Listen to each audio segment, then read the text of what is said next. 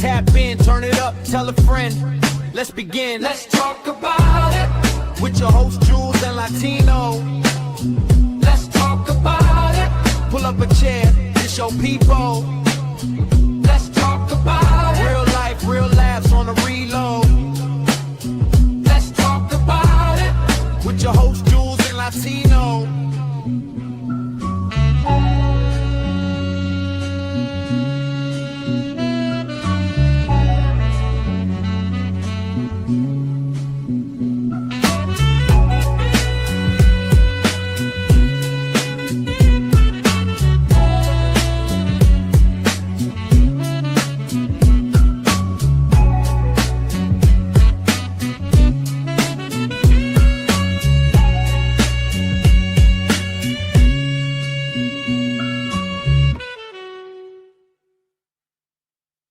Whatever the fuck you want to say don't mean I gotta listen to it and not stop talking because you want to talk.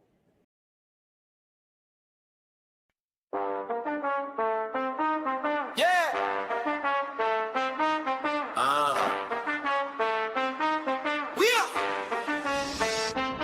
Let's talk about it. With your whole Jews and Latino. Talk about it. Pull up a chair, this your people. Talk about it. Real life, real laughs on the reload. Talk about it. With your host, Jews and Latino. Jews got the gems, big facts. Latino bring the spice. No cap, 2 mics, 1 vibe. Tap in, turn it up, tell a friend. Let's begin. Let's talk about it. With your host, Jews and Latino. Talk about it. Pull up a chair, this your people. Talk about it. Real life, real laughs on the reload. Talk about it. With your host, Jews and Latino. Jews and Latino. Jews and Latino. Come on, Latino, you gotta stop supporting this shit, OG.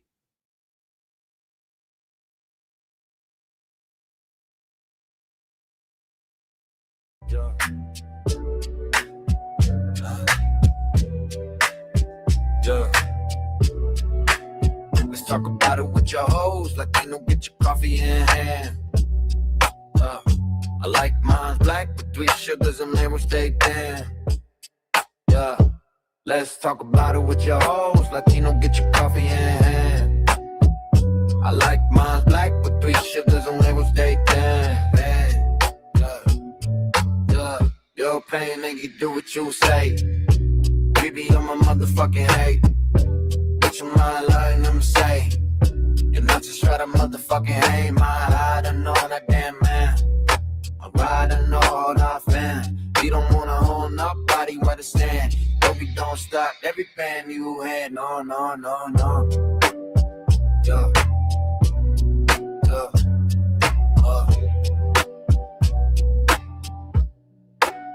Let's talk about it with your hoes. Latino, get your coffee in hand. Yeah.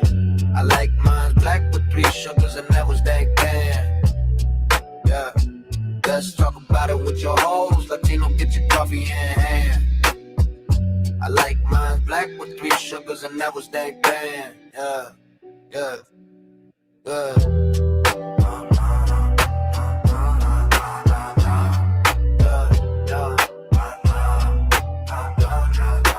Welcome. Let's talk about it. With your host, Latino. So we're gonna be getting into some things today. Give me a second. Bear with me. We're gonna be getting into a couple things today. We're gonna be talking about Tony Hinchcliffe and the Kevin Hart roast. I don't know if anybody has seen it. You should see it. It was good until the end, until Kevin Hart took the mic, of course. But I mean, he did have some good jokes, but it didn't land as much as Shane Gillis and Tony Hinchcliffe. I think they were the best 2 there, to be honest with you. But yeah, a lot of not controversy, but they always got to make things racial when in reality it's a roast. So you shouldn't take anything that these people say serious because it's a joke, But apparently not. We had Chelsea Handler there. I believe her name is.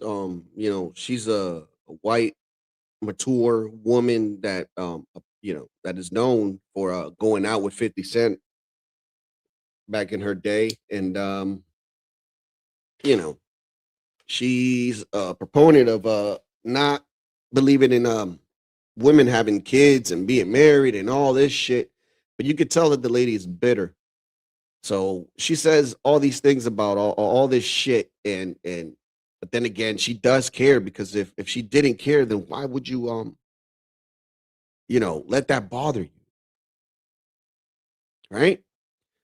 But anyways, I don't know if you guys know who Tony Hinchcliffe is, but Tony Hinchcliffe one time went into the podium on Donald Trump rally and started speaking about Puerto Ricans and how there was trash on the island. He wasn't necessarily, targeting Puerto Ricans or anything. He was just trying to make a joke out of a bad situation, because it is true they did have trash. I don't know now, but they did have trash everywhere. So I don't know about now. So, but at the time, he did state these things, and he tried to make a joke out of it, and then this whole thing here blew up in the media. It was like, oh, he's racist against Puerto Ricans. What he's saying is xenophobic and all this shit.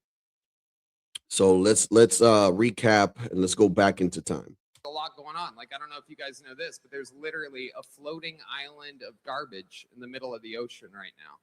Yeah. I think it's called Puerto Rico. Okay. See, that was a good joke. That was a good joke. Come on. Like you could have used that. Like, come on, man. You could have used that joke even with the Dominican Republic, and I wouldn't even be mad, because it's like, yeah, there's some truth to that. You get what I'm saying? Like even if he was to say, "Oh, I heard there's some trash in the middle of the ocean. It's India. I heard it was India." You know what I mean? Like, this joke could fit anywhere, bro. But at the time, Puerto Rico did have a trash problem, so that's why he mentioned Puerto Rico. I mean, why would he mention India? It ain't like India is part of the United States, is it? No. So why do we care? We shouldn't. That's why we said Puerto Rico, because it's like, for Puerto Rico to be a United States territory, and for it to have trash, at the time that he was speaking on this, it's kind of ridiculous. Like that's the whole point. Like, no, that's what I took out of the joke. It's like, this shit shouldn't even be a thing. You know what I mean? A lot going on. Like, I don't know if you guys know this, but there's literally a floating island of garbage in the middle of the ocean right now. Yeah. I think it's called Puerto Rico. That was Okay. funny. All right. That was funny. Okay. We're getting there. Again, normally I don't follow the national anthem, everybody. A lot going on. So he said that, and that became a whole fiasco. I don't know if you guys recall or remember.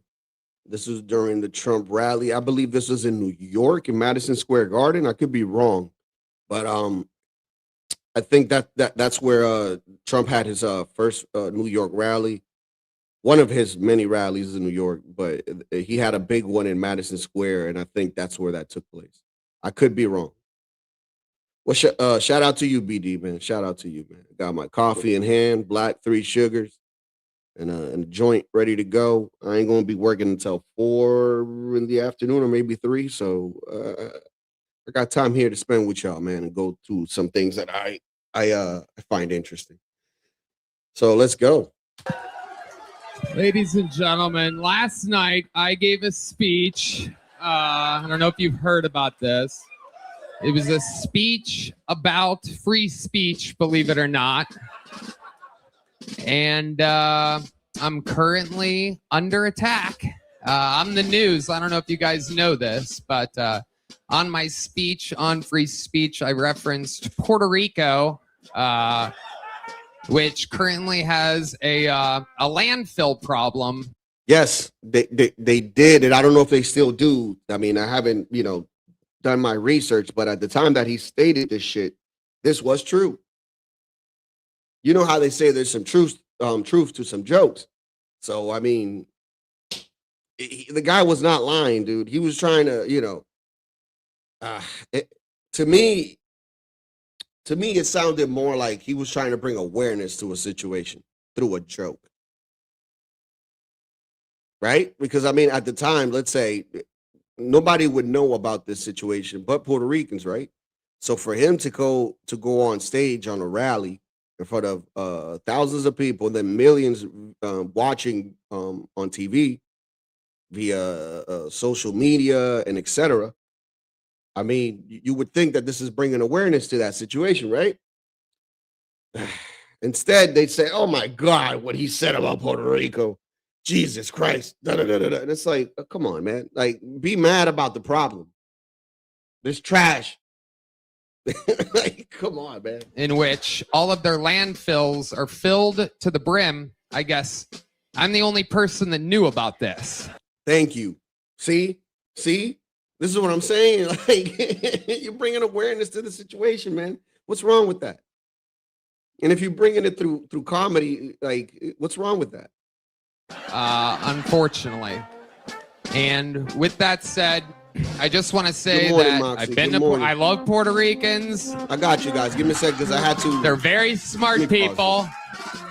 You know, I had to clean up shop, man, because there's a lot of crazy shit going on, a lot of threats and all that shit and doxing, and I just did not want to deal with that crap. So I got you guys right now. Give me a second. Let me go into my page real quick. Let me just take a real quick 5-minute break. I mean, 2-minute break. It's only gonna take 2 minutes. But yeah, you guys have the wrenches now, so you guys have the due diligence, bro. Of if you see something that you know that it ain't right for the channel, bro, y'all know what to do, man. You guys have the right and power to time out people and kick them out if you have to.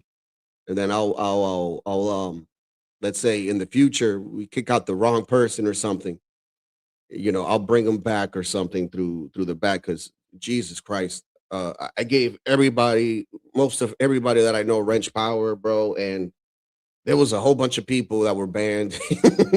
And I'm just like, what the fuck? I ain't even know people can ban people, bro, with the wrench. So I thought I was the only person that had that power, but apparently not. If you have a wrench, you could depending on the situation, you can ban somebody. I did not know that. Yeah, I had RLM, I had Moxie. Garion is the one that I actually blocked. I don't give a fuck. I'll say it out loud. But the other people that were blocked, and there was 2 other people that were blocked, can't remember, but RLM, Moxie, and can't fucking remember. But when I went back there, I was just like, what the fuck? I don't remember blocking any of these people, bro. Should be wild, man. So those wrenches and that power you have, use it wisely. They're smart. They're street smart. And they're smart enough to know when they're being used as political fodder. And right now, that is happening. And I mean, look, Moxie travels to Puerto Rico, so she would know more about Puerto Rico than I would, right? Was this true, Moxie? Like, I want to get your perspective since you've been there and I haven't, right? I was born there. I left at 5 years old. I never came back. I'm fucking 38, so you do the math. I'm just saying, like, is this true? When he stated that there was landfills of trash that it wasn't being picked up, was this true at the time that he said it? Because this is the thing. In DR, if somebody was to tell me, yeah, there's landfills or whatever, I would believe that shit in a heartbeat. And I wouldn't even take insult to that because it's just like I know how back home is. I mean, I've seen it. Like, and if it bothers me so goddamn much, right? Let's do something about it. Let's not bitch and complain and whine and moan. I apologize to absolutely nobody. Thank you. No. You don't need to apologize, brother. You don't. You don't, quite frankly. You don't. It's the same thing with Trump when he went out there and he started throwing toilet papers and shit and rolls of tissues and stuff. He's like, you get a tissue. You get a tissue. I'm here to help the Puerto Ricans.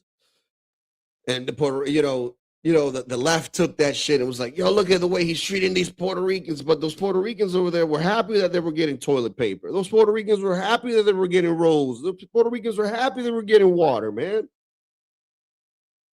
Completely from what I saw in that video when he was throwing the bounty and all that. And compared to what the media was saying, there was two different type of reactions here, man. So I don't know. Not to the Puerto Ricans, not to the whites, not to the blacks, not to the Palestinians, not to the Jews. But you think it was offensive though? Like, let's be honest, dude. Like, if he would have used the same joke in the context of India, right? We all know India's dirty as shit. We've seen the videos. I've never been there, but I mean, based off what I've seen, I could say that India's a dirty place, right? So if he was to say, you know, the same joke, which was like, oh, I heard that there's a whole bunch of trash in the middle of the ocean. And then he goes, it's India. Then he goes, it's Dominican Republic. Then he goes, it's Haiti. Then he goes, North Korea. Like, the joke still hits kind of the same. The only reason why I think people got offended is because it's like I said, it's an American territory. And I think that's the point that he's trying to bring across. It's an American territory. How in the hell is this happening over there? That's what I took from it. Even though it's a joke and it's funny, whatever, you laugh. But when you really start thinking about it, you're like, shit, this ain't happening in the Virgin Islands. But why is it happening here? I think that's what he was trying to say, but you know, people take the jokes out of context and want to be offensive and you know, take offense to shit. And not to my own mother, who I made fun of during the set. Nobody. Yeah, this guy makes fun of everybody, bro. He doesn't, dude. And you want to know the crazy part? This guy's gay. He's a butt lover. He loved the boosie.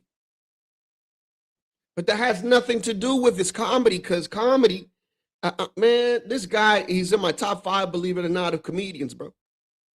He's so good. Like, if you watch Kill Tony, me and my wife watch Kill Tony, bro, and like, bro, we get our snacks going.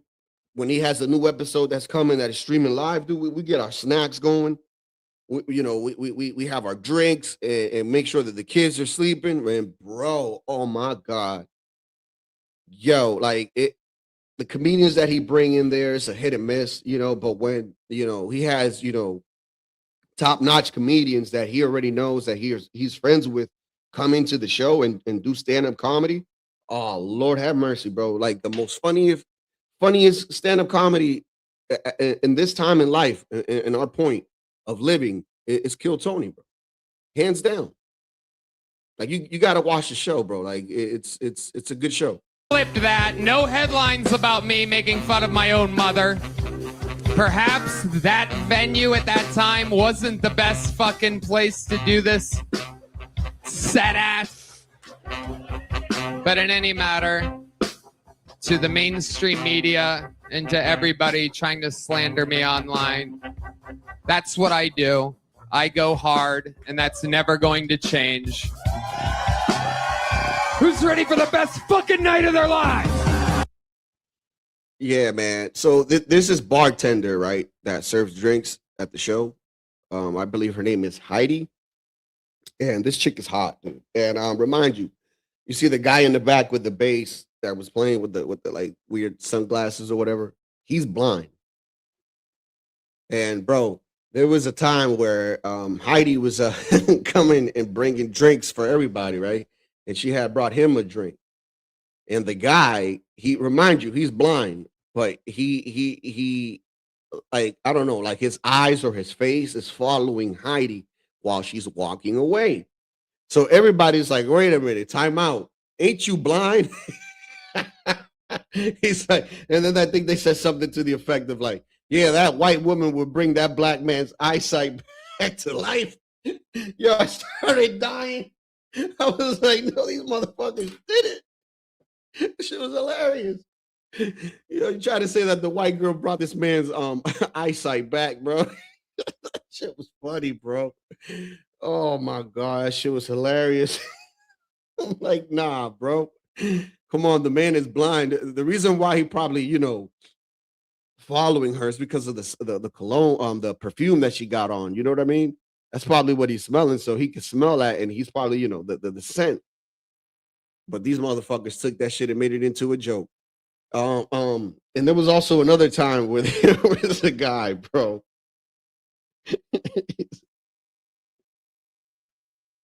Oh man, this is so fucked up. The guy's like, special needs or whatever. And I think Shane Gillis was there at the time, and he goes like, "Look at that, man." He's like, "Look, at least you got the worst part of it, but what is it he said? He said alcohol. What is that thing when you drink alcohol and the baby comes out, fucked up and shit? Alcohol something, right?" He's like, "At least that nicked me, but it got you worse." I'm like, damn, dog, don't do that. I'm like, come on, man. That motherfucker was born like that. He didn't have a choice, bro. Yo, he fucked up. Fucked up, man. But that's how they be roasting, bro. They go hard, bro. They go hard, man. They go hard, and it's so hard that it's fucked up. But you laugh because it's funny. But you don't mean nothing mean out of it. You just move on. That's it. So this is another show that he had. I don't recall where, but a white woman, out of all people, was offended that he was making Mexican jokes. Yes, a white woman was offended that he was making Mexican jokes. The irony.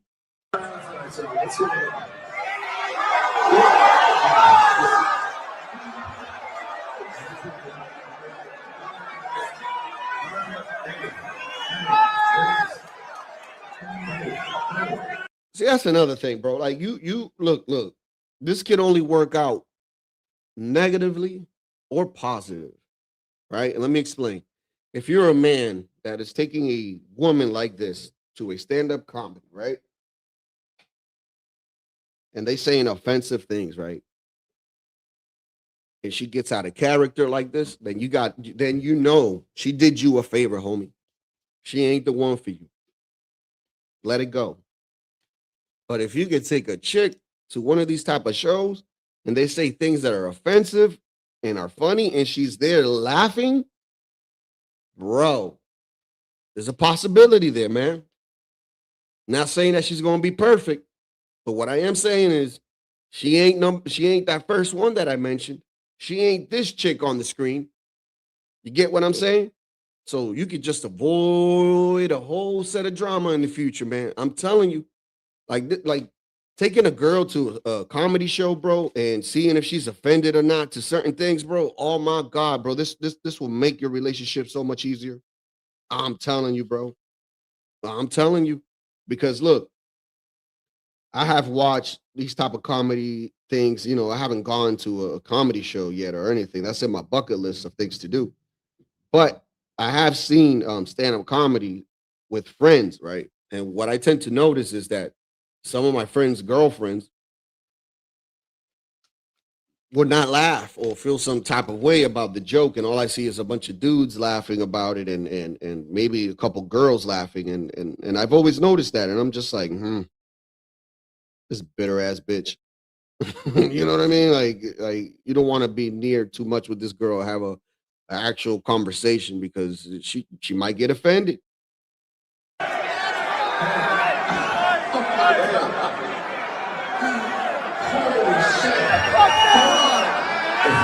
Everybody relax. Let's let these people, Dr. Phil. Ladies.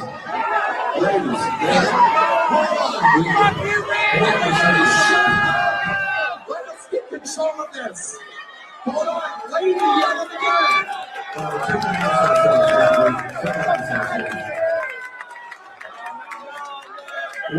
Is that a white woman saying that we're all racist? Seems about right. The white woman is telling you that you racist. The white woman that paid, or they probably paid for her to go to this show. The white woman that dedicated her time to shower, get her makeup ready, everything to go to this show. The white woman that wasted her time and effort to go to this show. Yes, that white woman.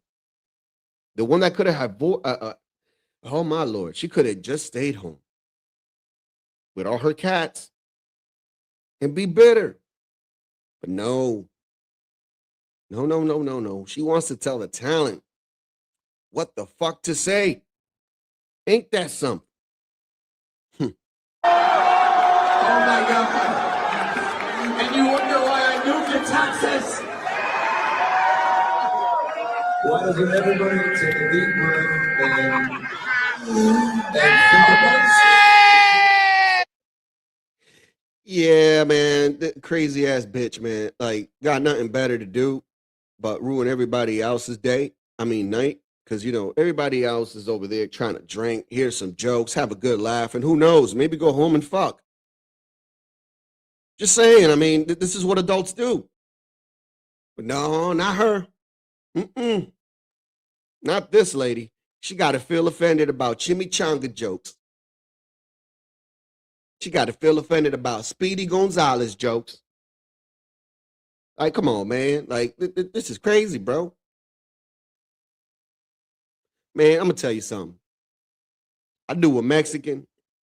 He worked so hard in his life. And he saved enough money, man. Listen to me. He saved enough money to go through under those tunnels to come to the greatest country in the world, America. Right? This guy had enough money to take, what was it? His 8 brothers and sisters and his mom. Okay? And him. It's like 10. All right? Everybody made it through. Everybody made it through. Except Carlos. Why did Carlos not make it through, people? Do anybody wonder why Carlos haven't made it through? Because guess what? Carlos was always a businessman, hardworking Mexican. So guess what Carlos decided to do? He decided to stay inside the tunnel and build a taco stand. So now every migrant that passes through there buys tacos. Yeah, man. He said, fuck the American dream, man. I'm living right in between. Shout out to Carlos. See, that was a joke. Might have been offensive, but it's funny. Like, you know what I'm saying? Like, it is what it is, bro. Like, all y'all make jokes here in the chat, right? And you guys be roasting each other. I be seeing it. Right? So it shouldn't be nothing offensive to you know what? Let me give you context first before I play, the clip that I actually wanted to play, the whole reason why I did this whole stream. Chelsea Handler couldn't handle the roast. And if you guys did not watch the Netflix roast of Kevin Hart, then let me give you a replay of what Tony Hinchcliffe said. And hopefully my channel doesn't get stroked because of this shit, because whoever did this edited well enough to, he made a small screen, put a title on it and put whatever on it. So hopefully, let's see, if it does, then it does. But if it doesn't, good for us, I guess. But this is what he said. So buckle up, guys, and grab a napkin because you are going to cry of laughter. This roast is so ghetto. I thought I heard a fire alarm chirp at one point during our set. Yo, you heard him.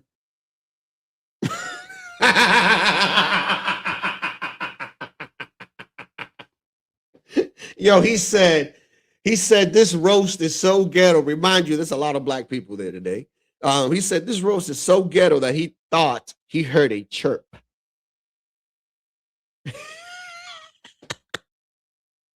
Come on, man. That's funny, man. This roast is so ghetto. I thought I heard a fire alarm chirp at one point during our set. Come on, man. That's comedy gold right there, man. Like, like even the people laughed. Like, come on. But that wasn't the offensive part. Can you guys guess what offended Chelsea Handler? Remind you who Chelsea Handler is. This is an old lady that's in her 50s, still fucking young black dudes, never had no kids.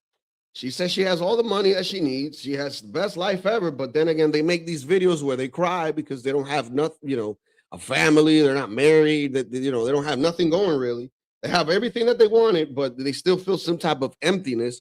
So these type of women go online and bastardize the women that do want to get married, the women that do want to have kids, and they give them names like "pick me" and stuff like that, right?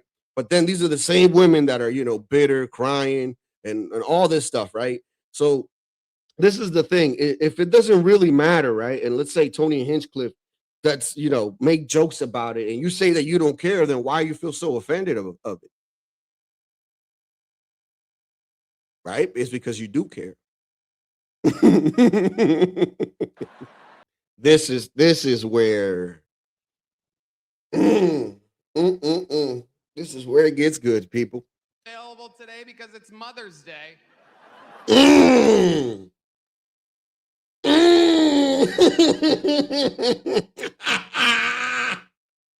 We knew Chelsea Handler would be available today because it's Mother's Day. Oof. Damn. God. Damn. Oof. Now, come on, man. Come on, man. Come on. Come on, man. Come on, man. Like, yo, that's a good joke. Like, it's not the first time you ever see a Jew bend over to pick up 50 cents. Like, remind you, she went out with 50 cents. So the joke is not even that she bent down to pick him up.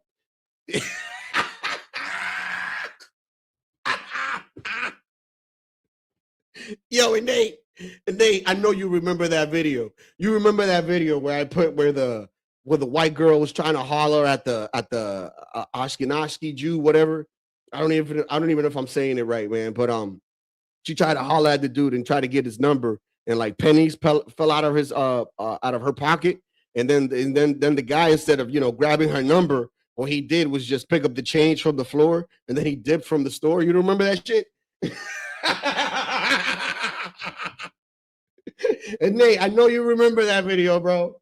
I know you remember that video, bro. I played that shit, man. I know you remember. Yeah. That's what he's talking about right there, man.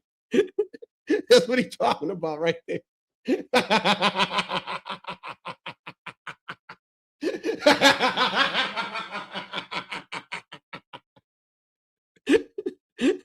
Yo, every penny matters to these people. Jesus Christ.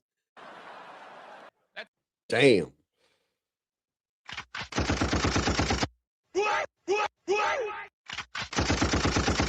God damn, bro. Like, see, but this is the thing, right? Me personally, I would not make jokes like that to a woman because I know that shit right there, bro, could hurt a woman, bro, right? So this is the thing. I don't joke with shit like that when it comes to kids and women having kids. I don't joke with shit like that. But I'm gonna tell you something. Like I said with Pete Davidson, right? He made jokes of his dad dying in 9/11. So at that point, he opens Pandora's box for everybody to make jokes about it. Do you understand what I'm trying to explain here, right? Like, so Chelsea Handler herself has made jokes about the same shit. Right? Okay. Yeah. Damn. God damn. Damn. Yeah, she did. She did. I'm gonna show you the clip right now after this. I'm trying to give you guys some context first, and then I'll play the clip. Damn. He said her eggs are frozen inside of a fucking cold bitch. Damn. God Damn, yo, yo, what? No, let me rewind that back because that shit kind of sound like I'm about to what? No. Time out. Just inside of a cold, frigid bitch. Wait. Eggs frozen, not on purpose. They're just inside of a cold, frigid bitch. Damn, man, that shit sound like I know most of y'all have seen this movie with Mr. Al Pacino called Scarface. There was a scene where yeah, the most fucked up scene, bro. But the first time I watched this movie, remind you, I was 13, so I kind of, you know, the thing about Dominicans, bro. If you go to DR, bro, like those little kids in DR, they don't have a mindset of little kids, bro. Like they have to adapt to, believe it or not, to become adults like quick. So we kind of have like certain understandings of certain things real quick compared to a young little kid here where they're naive. You know what I mean? So when I watched that movie, I had a different type of understanding than a regular child, right? So when he said we can have kids because your insides are so polluted, bro, I fucking busted in tears, bro, dying, crying. I said that's so fucked up, but the shit was so funny. It was funny to me. If that makes me a horrible person, then God damn it, then Jesus Christ. But that shit was fucking hilarious. You guys don't remember that part when he said, you know the reason why we can't have no kids is because your insides are so polluted. And I was like, oh my Lord. When he said that shit, I busted dying. I said, no fucking way. He just said that shit to this lady. I would have never said that, but they put that shit in that movie, man. And I was like, oh my Lord. Look, the movie wasn't even comical because it was a serious action movie showing you, the life of drugs and shit. But when he said that shit, it became comical to me. That was like the most funniest part in that whole movie, bro.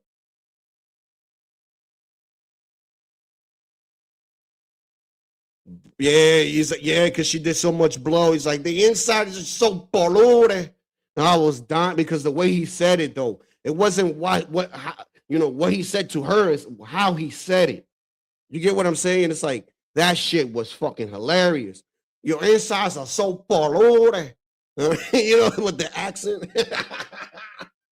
She was diabolical. I'm like, oh no, I would never say that shit to no women, bro. You crazy? Yeah. I call her Sterile Underwood. Yo, damn.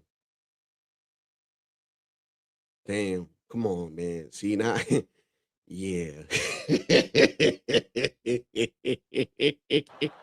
Yeah. I call her Sterile Underwood.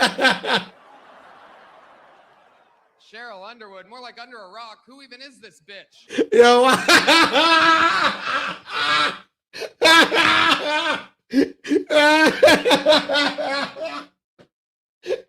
Nah, bro.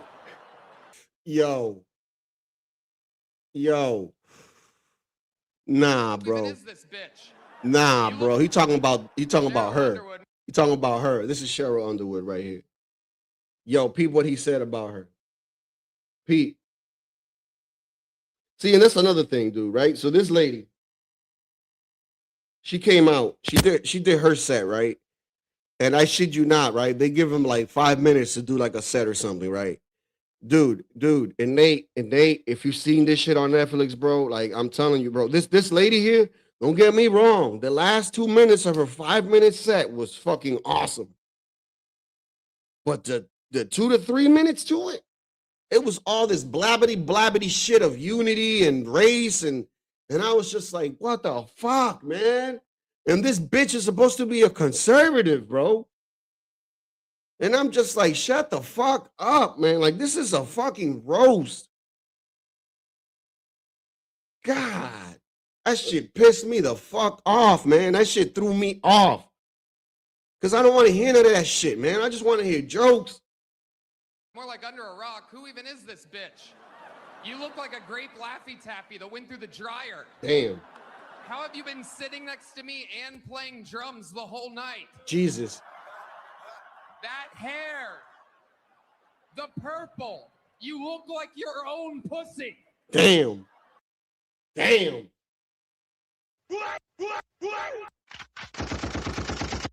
He said that hair, that purple, you look like your own pussy. Damn, that's diabolical. Damn. Yo.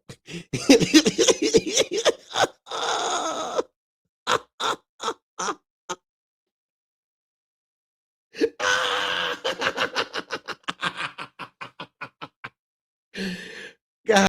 No bullshit. When me and my wife saw that shit, that part right there, we were fucking crying because, like, this is the thing. We never watched the talk, but when we had those days off during the week, right? Like, you know, there would be nothing to watch on TV. So like I would watch the over here is Fox 25, right? So I would watch Fox 25 news, and they would show the news for what, 4 hours or some shit, and then they would basically repeat every fucking hour the same shit. So we just leave it on there and just like fucking do things around the house and shit, like cleaning, cooking, and etc. Right? And then that show will come up, the talk, right? And it would be, what is it, like five chicks that are sitting there. I think one of the sisters chicks is there, Tamara, whatever her name is, and some other chick or whatever. And literally, bro, every time, like like sometimes we would sit, to rest or whatever, and I would smoke my joint or whatever, and we would just, watch these bitches, and it's literally what he just explained.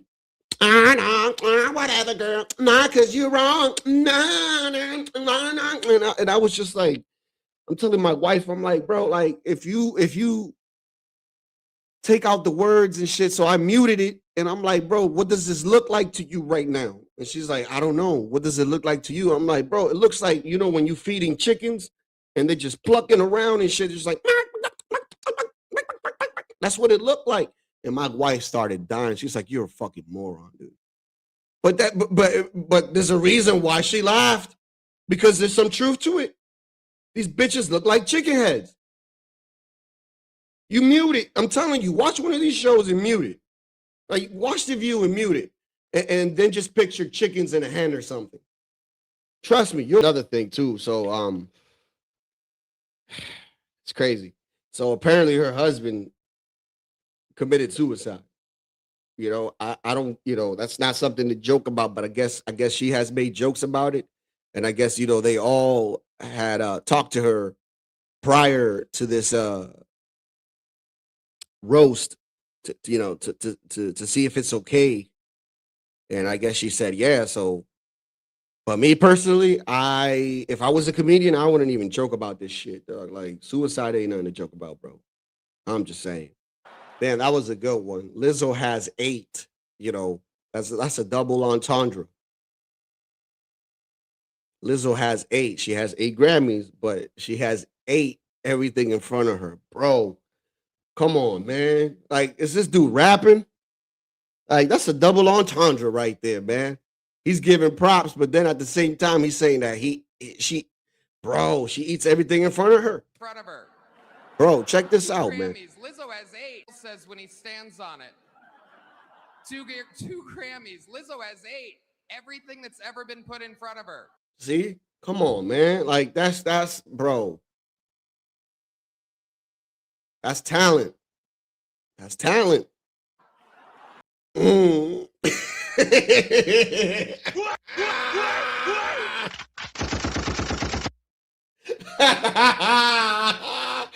No, bro. Ooh. Ooh. Ooh. And not only Chelsea Handler, you're going to get a lot of people mad. You're going to get a lot of who mad. Shout out to the FBAs.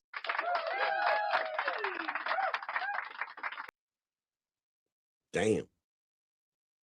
There you have it. God. Oof. Oof. Oof. That last one. That last one is going to trigger a lot of people, y'all. Like we know this, right? Like y'all can already hear it. Y'all can already feel it, right? You can feel it in the air. You know that song? I can feel it in the air. Oh my God. Damn. Oh my Lord. Yeah, I got videos on that too. Because it's not only Chelsea Handler.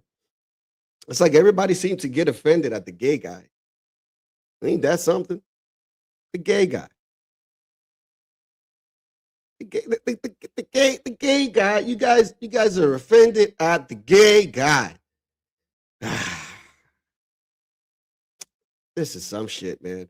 It's crazy. We're gonna take a little pause because I'm gonna go get some coffee real quick. But until then, we're gonna put the Palominos in.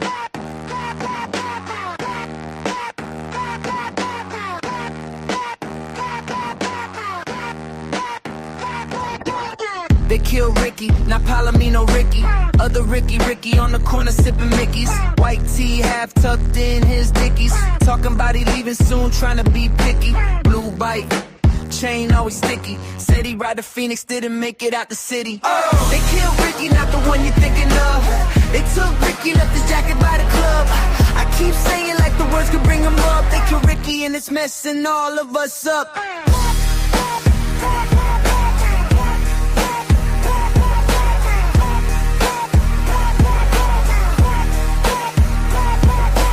Mama by the screen door, hands on the frame. Asking which one, we can't say the name. Not the cousin at the lake, not the fool who always jokes. It's the quiet one, eyes heavy with the smoke. News van outside, wrong face on the screen. Wrong nickname, running like this some small thing. They killed Ricky, not the one you're thinking of. They took Ricky, left his jacket by the club. I keep saying like the words could bring him up. They killed Ricky and it's messing all of us up.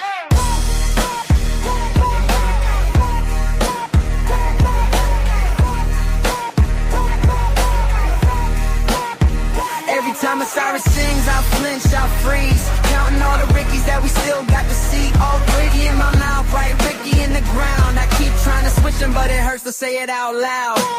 They killed Ricky, not the one you're thinking of. They took Ricky, left his jacket by the club.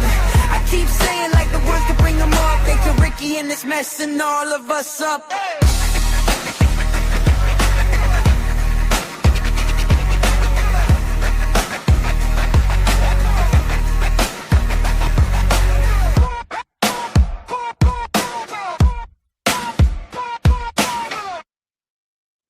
Yeah. So we're back here. So I wish I could have pulled up the Shane Gillis too, because he went hard, and I fuck with Shane Gillis.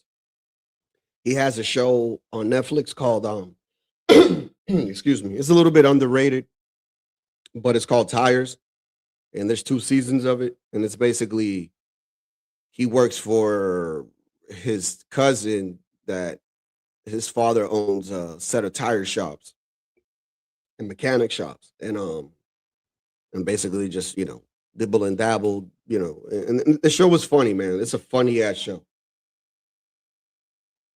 Highly recommend it. But yeah, so the Miss Chelsea Handler over here feels offended on the things that Mr. Shane Gillis and what's his face? Tony Hinchcliffe. Well, I wouldn't say offended, but she has some type of criticism towards the things that that they said. But it's funny because all these other comedians didn't come out and do any of this shit. Shane Gillis himself didn't come and talk about this. Tony Hinchcliffe didn't come out and talk about this. Who else? Kevin Hart or nobody else, bro. Even Dwayne Johnson was there. He even roasted her about Chelsea Handler and and her vagina and a whole bunch of other shit. So I don't know. I find it hilarious that these people selective outrage, if you will, because these people happen to be right leaning. If you think about it, right? And it's the same thing when this woman came up there. What was her name? The chick that he said that she looked like a burnt Laffy Taffy that came out the dryer.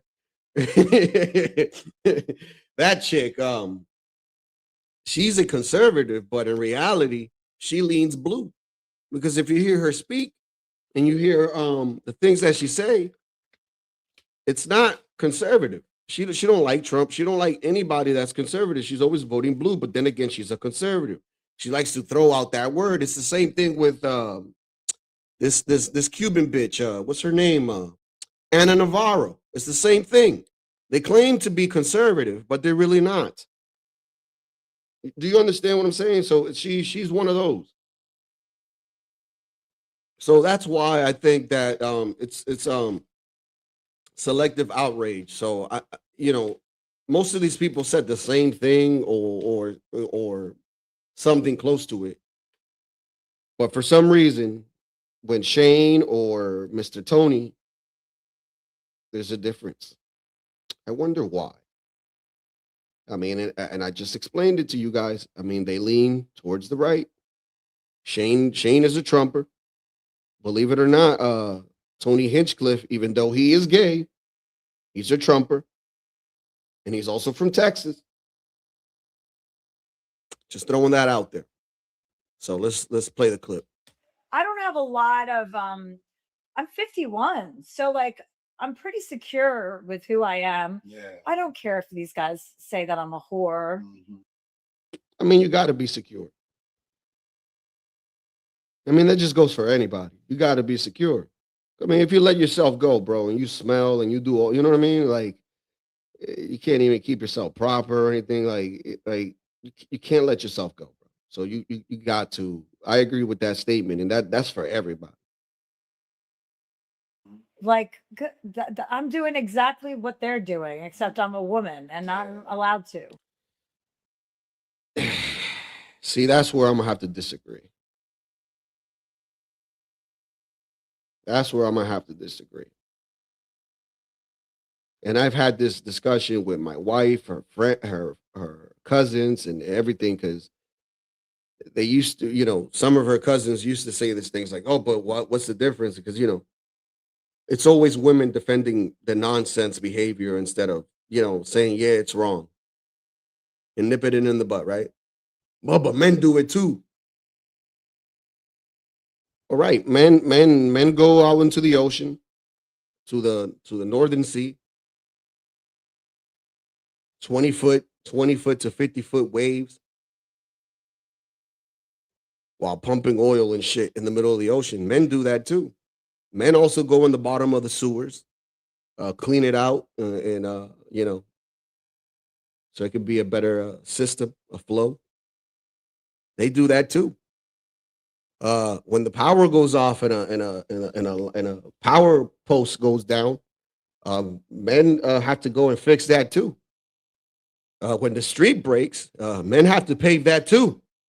So if you want to make that stupid ass argument that men do that too, that's not an argument. That's not an argument. And quite frankly, I'm sick and tired of that stupid ass statement. Men do that too. It's not the same thing, boo-boo. It's not. There's already studies on this shit that when men inseminate a woman unprotected, a little part of that man stays within that woman. And that's why there's times where there's kids that may look like, I don't know, a fucking ex of yours, even though the kid, it's not his and it is your partner's. Shit like this has happened. So when y'all sit here and say it's the same, it's not the same. It's not the same. Stop it. Like, oh my Lord. If it wasn't for the technology that we got today and DNA and all this, and you guys were saying this shit back then, let's say, it's the same, then how would we know if it's my kid or not? Like, you get what I'm saying? So for you to sit here and say it's the same, it's wild. But this is the mindset of stupid people, man. Like, I'm telling you. And that's real. Yeah, I'm rich, I'm famous, and I'm hot. So I'm fucking. Yeah, you're rich and you're famous, but the hot part, I don't know. I don't know. I'll tell you this. If I was single and desperate for cash, and you were offering, I don't know, 50 G's, like right there in the spot, maybe. But we have to go out and drink some, and like I gotta get intoxicated. You know what I mean? You don't have to buy me a lot of weed. You're gonna have to pamper me. And then like just then, like at the moment where I'm like super tired, that like my mind's just dazed out and shit, then only then you can take advantage of me. fucking people. You're Like supposed to. that's what I'm gonna do, and I'm gonna continue to keep doing that as long as I remain as fuckable as I am. So I don't really see the problem. Yeah, she's hilarious. And I think a lot of other women should feel the same way out there. Even for men, bro. Like if you're an old ass dude, not for nothing. Like if you're an old ass dude, like I don't know, like Denzel, still getting young chicks and shit. Like at some point, bro, like it may look cool for some dudes or whatever, but to be honest, bro, it's like a desperate need for a cry for help or something, bro. Because it's like, dog, what's wrong with you? Like, you got to take certain things to keep up with this bitch. All you're doing is hurting yourself to try to maintain something. You know what I mean? It's just dumb, dude. Like at that point, just stick with something your age or at least, maybe 10 years younger, but not fucking 20, 30, bro. Like that's just ridiculous. Especially women that I run into. Yeah, whether you're famous, oh yeah. And it's the same thing for an old lady, bro. Like if you're like 50, like what can you do that you used to do at 30? Like I might break a hip with your ass, bitch. Like if I try to fold you up like a pretzel or something like that, you know what I mean? The pretzel position, like you put the heads behind her back and then you grab her by her hands and you just, you know what I mean? Like what would happen? Like I think she would have to go to the hospital afterwards. It's like, damn, man, Latino, you broke my hip. I'm like, well, you wanted a young thing, huh? Like, let's be honest here. Like this bitch is probably one of those type of ladies that want the young dudes, just so all the other girls can be like, oh my God, look at the life of that I'm not living. It's like, like a little envy thing type of shit. But in reality, that shit don't last long because this is the thing. Look at Madonna with that young black dude that she with. You think that kid could take her however he want? No, because she probably like, I'm too old for that. You're gonna have to take me this way, baby boy. You're gonna have to, no, not like that. Oh no, you're going too hard right now. Oh no, I'm dried up right now. Get the lube. Like, nah, man, you don't, come on, man. Whether you're famous or rich, those don't apply, but like the idea that, like, what were they gonna say about me? They couldn't say anything other than that I'm a whore or my age. I think that was the other. No, and the fact that you don't want to say it because thing that they went in, and you're like, well, okay, those aren't jokes. That's not clever writing. And I knew they would be lazy because they do that for a living. And I knew enough about like Tony Hinchcliffe and Shane and their backgrounds. I had girls. See, the background, and she did her research on these people. She's like, oh, these people are conservative. I got a problem with the things that they saying about me. Excuse me. Ex-girlfriends blowing up my DMs that had dated Shane and were telling me stuff about him. So based on that, I was like, oh, these guys are pretty bad. So you had something on him that you could have. Tell us now. What shit, Shane? It's just everything we know. I don't know, Moxie. Like, this is the thing. The dress can make a woman look. Listen, a dress could take at least 5 to 10 years off a woman. But when you take that dress off, it's a whole different story. I mean, it's the same thing with men. You'd be like, oh, look at this dude. He got muscles and shit. But when you take off that shirt, he got a beer belly, bro. You just don't see it. He's all muscled in the arms and shit. You know what I mean? It's the same thing, man. But like, the reason why I say this is because, look, when she was in that show, she had that white dress on that had no straps, that was basically, It was just like a dress that just, you know, holds everything from the waist, I guess. Man, there was a part where she was leaning down on the mic and shit, and them titties did not look like how the dress made it look like when she was standing up. Them shits dripped. And ain't nothing wrong with drippy titties, man. Ain't nothing wrong with drippy titties, man. Shout out to tits. You know what I'm saying? But let's be honest. She ain't J-Lo. I'm just saying she ain't Megan Good. We gotta be honest here. This bitch is spoiling like milk. Oh, that they're racist, that they're bigots, that they're sexist, you know, that they think they're like invincible, that they've been canceled for being like, you know, Shane got fired from SNL, but then was on SNL years later. So he got fired. So what happened in between those two events? Man, not for nothing. Look, there's some Dominican women that age well, and then there's some that don't. And then in Mexico, it's the same fucking shit. There's way a lot of Mexican chicks that don't age well at all, bro. Like, it's just like, what the fuck, right? Then for some reason, like, not for nothing, like if they're petite though, like I'm talking about the petite African chicks, not them big African chicks with the big booties, not those. I'm talking about the petite chicks. For some reason, these chicks could be like 50, 60 years old and they still look the same the way they did when they were 30. I don't know what the fuck they taking, but I've seen this shit. The same thing with certain Philippine women. The same thing, man. And some Brazilian chicks too. I don't know, they got that. But not everybody, not Chelsea. So he believes, this is per one of his exes, that he's invincible. He's like, doesn't matter. I can say anything I want. Yeah. Do you think that now a lot of like white comics, they feel as though that they can say something racist and it's more?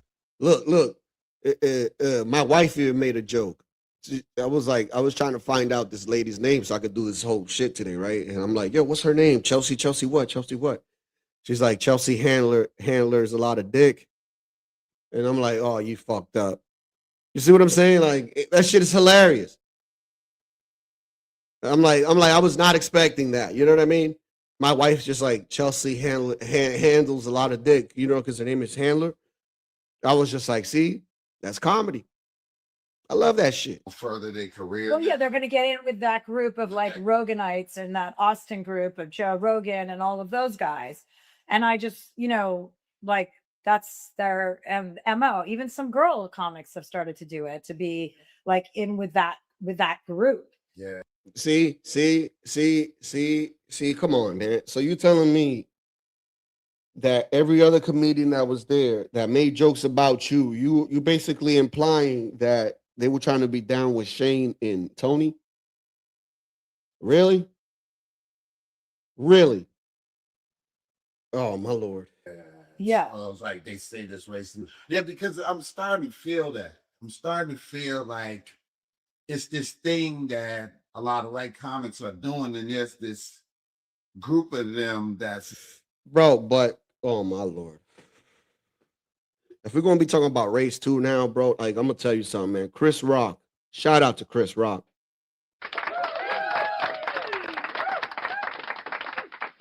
Great comedian, man. He had a stand-up comedy, man, on HBO one time, and he stated this. He said, "We the only type of..." I'm gonna do his voice. "We the only type of people. We the only type of people that only get offended when they make jokes about us. But we can make jokes about everybody." I mean, I tried. Right? That's what he said. He said, "Oh no, you try to make a joke about us? Oh no." And I'm like, yeah, see? So that's the thing. So it can't just be where it's okay for two classes of people to make fun of everybody else. And we already know which class of people we're talking about here. Laheim and the FBA. So it's not cool then. If that's the case, then y'all can't talk about nobody else either. Because it goes both ways. Like they saying things and people they get famous, and then people get on their ass. But then there's another group going, "Hey, well, you're cool with us for saying what you say." Yeah, Thank yeah. And now they become super rich and famous, and they sell out all over. And Yeah. it's like, I don't think anybody should be paying attention to that, because it's not happening like that on the other end. But they're becoming famous over this shit. Right? Yeah. What you mean they becoming famous over this shit? Oh my lord! So you saying? Oh god damn it! I'm gonna give you guys my top 3 categories, right? You could say of jokes, right? Fart jokes are fucking hilarious. Racist jokes are fucking hilarious. Okay? I think racist jokes are probably number 1. Fart jokes are probably number 3, and number 2 would probably be like sexual jokes, depending on the context. You get what I'm saying? Yeah, for sure. So that's crazy. So with this whole, so did you feel? I mean, did you like the shit they were saying up there? Though? Like, No, I mean, It's a roast. Nobody gonna like what they saying. Everybody gonna have to pretend that they do like it and just move on. That's the whole point of a fucking roast. A roast is a comedic kind of an intervention, you could say, in a way, but it's for entertainment purposes, if that makes sense, right? So I don't know, bro. Like this lady, man. Just look at her face. She does look like the Joker, bro. When he did say she looked like the Joker, she does look like the Joker. She looks like fucking Jack Nicholson and fucking Batman. Like, come on, man. Like, is this lady serious? ick. It was gross. I don't find those jokes to be funny. Jokes about lynching black people or Moxie should lynching do is not stand a up. joke. It's not. Moxie should do stand up. She got good roast, bro. Like, if we ever, bro, that would be. See, I'm gonna keep my ideas to myself. But I got an idea for the future, bro. And I know all y'all gonna like it since y'all like drama and all that shit. But ooh, I think I got something in the works, man. I gotta talk to Jules first about this to see if she likes it. If she approves, then we're gonna do it. But I think I just got an idea. Oh, I got an idea. That's worse than rape. Like, you're not joking about rape, are you? Are you saying I'm going to go rape you? You know you can't do that, but you can say lynching. Like, I find that to be, I don't know. Oh, apparently you can't do jokes about rape. I mean grape. I what? That's not true. That's not true, is it? Am I couldn't have sworn I've heard jokes about this shit. No? And it's usually from the small, na na na na na na na. They usually are the ones to make these type of jokes because I've heard it. I know I'm not crazy. People are like, it's a roast, you go for it. I'm like, you can go for it without being gross. yeah. Like, I find that to be gross. I found with them making fun of Cheryl Underwood's like dead husband who committed suicide.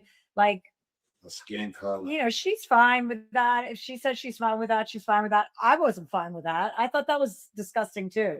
But there was so much disgustingness that I knew it was going to be such a like gross vibe that I would be able to elevate it, no problem.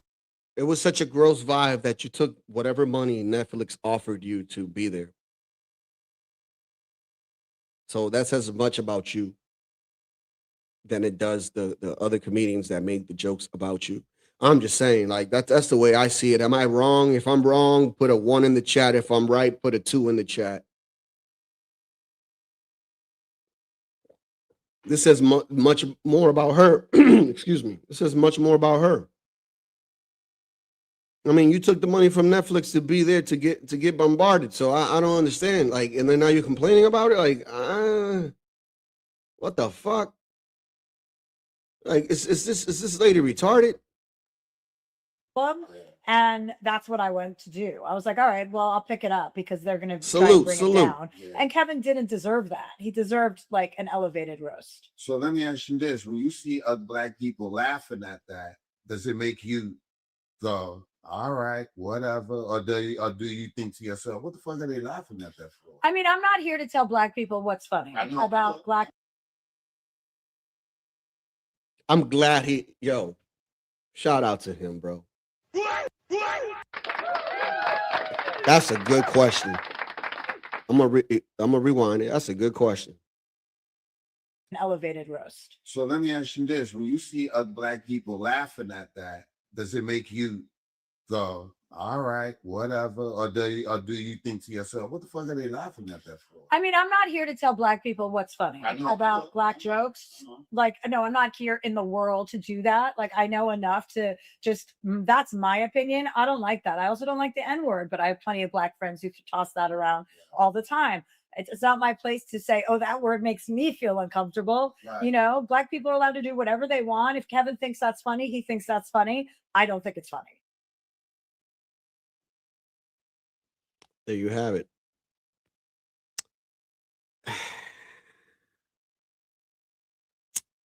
Yeah, man. And I don't want to say what I want because, dude, like there's female comedians that I think that are funny, right?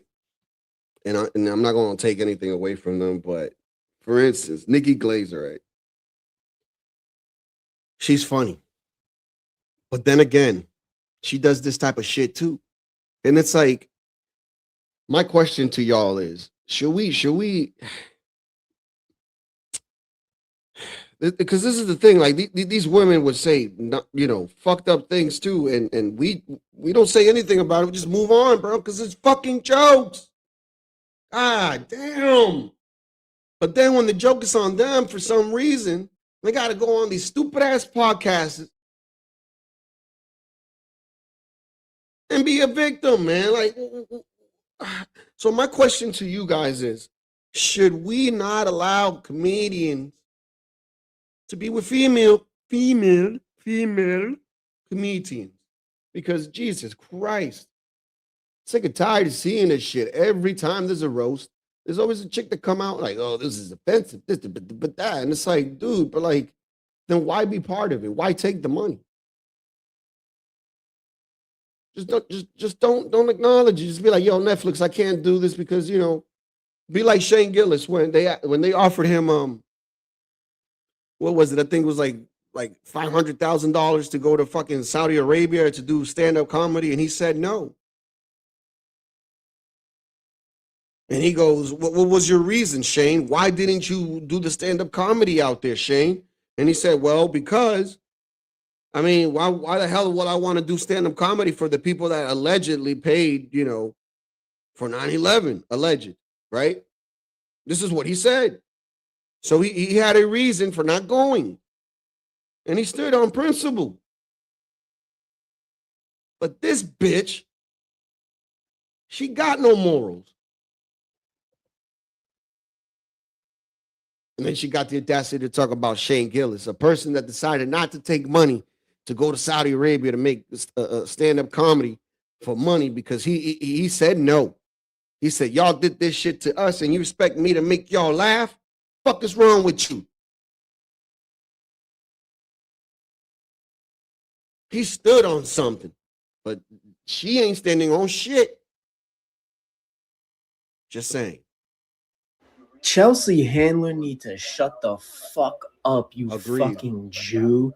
We can't make jokes now. Making jokes about black people is the equivalent to somebody being raped. Do you hear yourself, you insufferable fucking whore?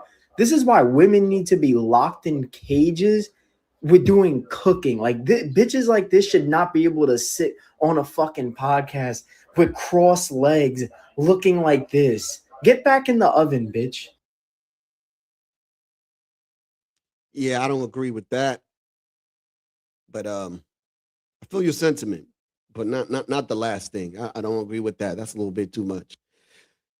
But yeah, man. Yeah, people need to stop taking offense to this type of shit because when what was his face? Dave Chappelle said what he said about the trans community, there was a lot of black people that was standing up for him and saying, yo, like, I don't know why y'all getting out of pocket with this shit. Bah, bah, bah, bah, bah, bah, bah. I stood with Dave Chappelle. I said, this is comedy. What's wrong with this? There's nothing wrong with this. This is comedy. So this is the thing, man. To me, like, even if they made fun of Hispanic people, bro,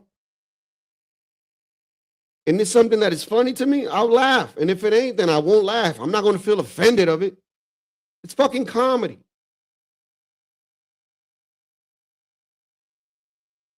Like somebody made the joke.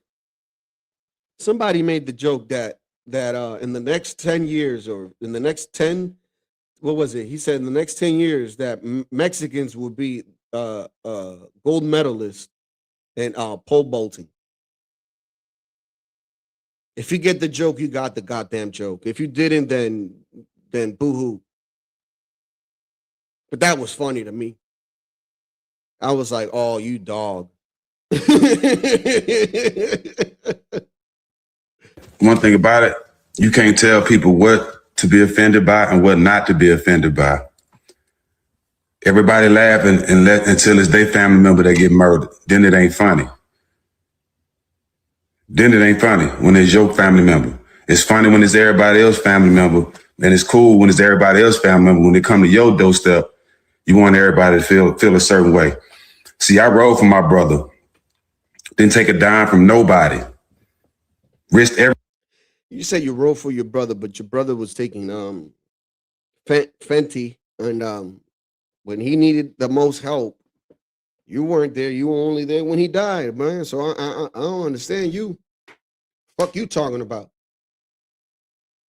Well, all the money that you had and all the connections that you have, you could have gotten this brother some help. I mean, that's all I'm saying. Everything I had going on in real time. No cap, no lies. Man, I'm gonna tell you something, man. Yesterday I should have saved this damn video, but this kid, I always forget his name, but this guy, this white kid, and he has like a group of friends, and they just do like crazy random shit. It's like he has curly hair, I think they live in Florida or something. And well, anyways, long story short, like they were doing IRL content, and they basically tried to find somebody that was in prison for over 2 weeks, right? And basically bailed the person out. So it was this young kid. He was 19 years old, white kid. And they bailed him out, and they took him to McDonald's and stuff. They talked to the kid, and it's like, yo, what's going on? He's like, yeah, like I'm going through, shit, and this and that. I'm like, I'm taking drugs. He's like, what kind of drugs you on, man? This kid was on fucking what is it? Angel dust, bro. Okay. And 19. And they're asking him the questions like, yo, what's your mom and your parents? It's like, yeah, they don't want to deal with me because of this shit and this, that. So I tried my best not to, associate myself with my family because I made a choice and yada, yada, yada. So the kid ends up getting locked up another 2 times. And every time that the kid gets locked up, the kids that do the content, right, go and release this kid. And there was one part, right, that got me. He goes like, oh, he already knows that it's you that's going to release him. He's like, yo, but how the hell he knows it's me?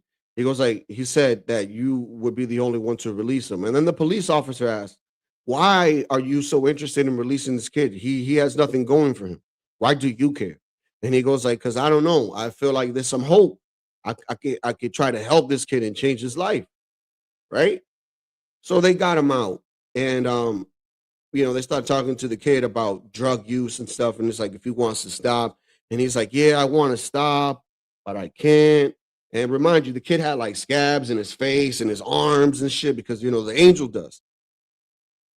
Bro, they took him to a center, bro. And 6 months later, the kid looked completely different. He's sober and he's doing good now. And he called his mom. He's reunited with his family because that's the way he would want, his family to see him. It's a beautiful story. But the whole point of the story is that this random white kid went and released a prisoner and helped him out.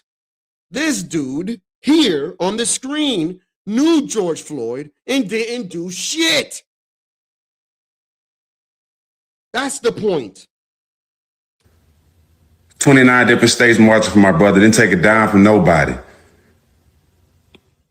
Every dime they tried to pay me, me and Q gave back to the community. Wherever we went, we gave it back.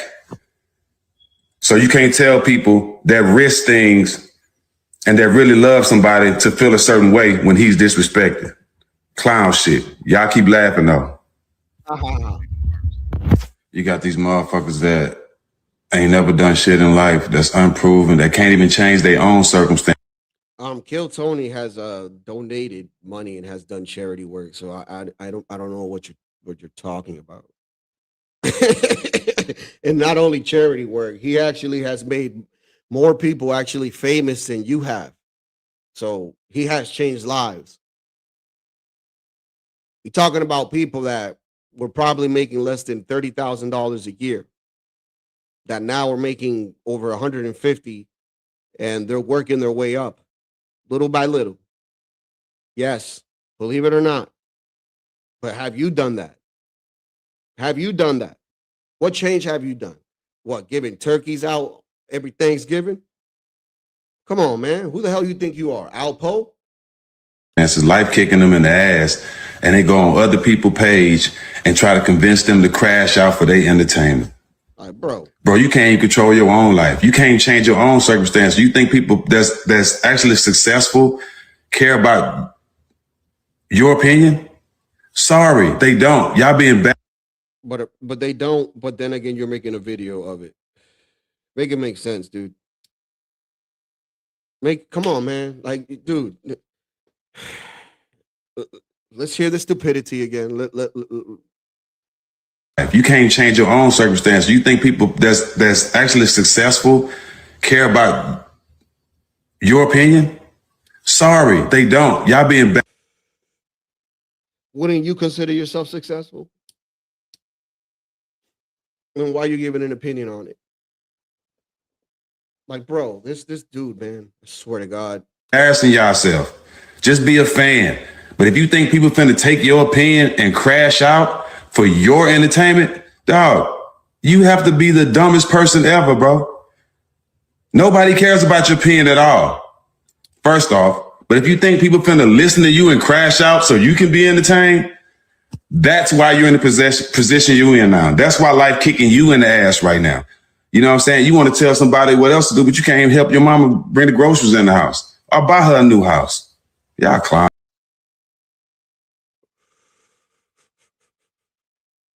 This dude, bro. I swear to God, man. I'm telling you, these people are so. Oh, this shit's weak, bro. Shit's weak, man. It's just comedy, bro. It's just comedy. It's not that serious. It's really not. But let's see what the Wayne brothers have to say about this shit. This is the first time I'm watching this, so let's see.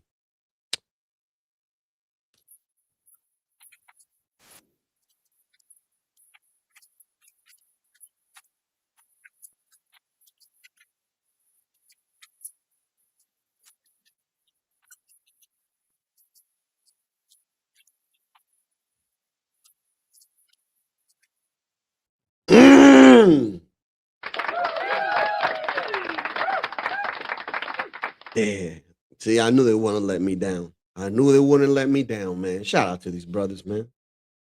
Shout out to these brothers, man. That you know, there's a set of comedy families, right? And I think I would have to put the Wayne brothers on the number one spot of that, bro. Like, that's generational wealth right there, man. That's foundational black right there, man. That's excellence right there, bro. And I'm explaining to you why I say all this. To start with one, and then all of them end up in kind of similar, same positions, bro. Like, that is beautiful.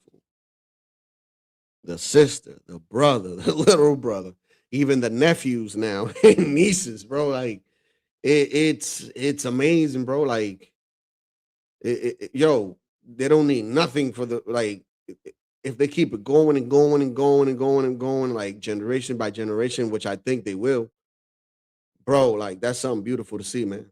I ain't even gonna hate. I gotta give their flowers, man.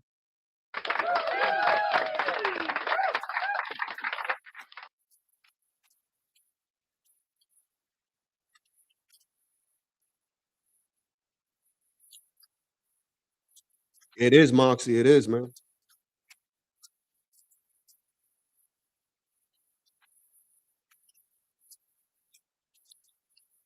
Mm-hmm. There you go. That's what I said. That's what I said. That should be the bottom side, the bottom of it all. Like either the joke is funny or it ain't. If it ain't funny to you and you find it, whatever, you just keep your mouth shut and move on, bro. But like, don't let it fester, bro. Like, don't let it ruin your day. Don't let it fucking just linger in your mind. Like, it's just crazy, bro. It's just a fucking joke. And the worst part is, imagine you working your ass off, right, to go to a comedy show just to feel offended. Like, you know what I mean? Like, at some point, you got to look at yourself and be like, I'm the dumbass. You know what I mean? Salute, salute. Damn right.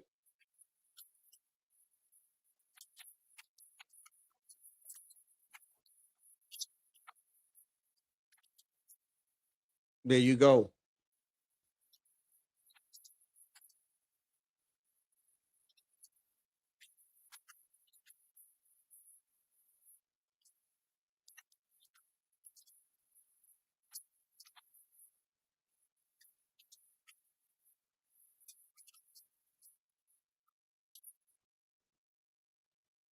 See, that's valid. That is valid. That is valid. That is valid. Let me take a quick commercial break real quick. When you can't do the activities you love, you can't be you. 3 out of 5 young adults experience early onset arthritis. Negro can help. Negro increases cartilage and strengthens muscle tissue in the knees so you can feel like you again. Don't be a slave to joint pain. Free yourself, and the results will be noticeable. Hey, that guy's using Negro. Hey, Negro. Negro. Hey, Negro. Negro. Look at him go. Negro, get back to what you do best. Get back to you. Negro, please. Negro is available only by prescription. Consult your doctor to see if Negro is right for you. Negro, please.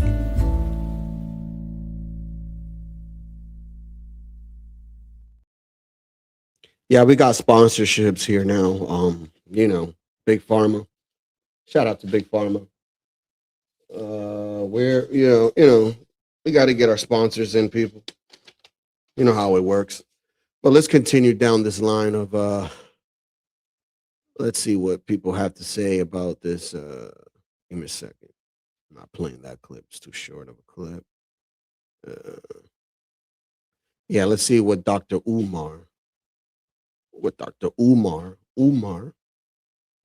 Mr. Johnson has to say. Dozens of disrespectful, insulting comedic material. It starts off with Shane Gillis. He's the host. I never heard of the devil. Then Shane said, they told me to be racist. He said this. They told me to be racist. He said it on the mic. And listen to this joke from Shane Neanderthal Gillis.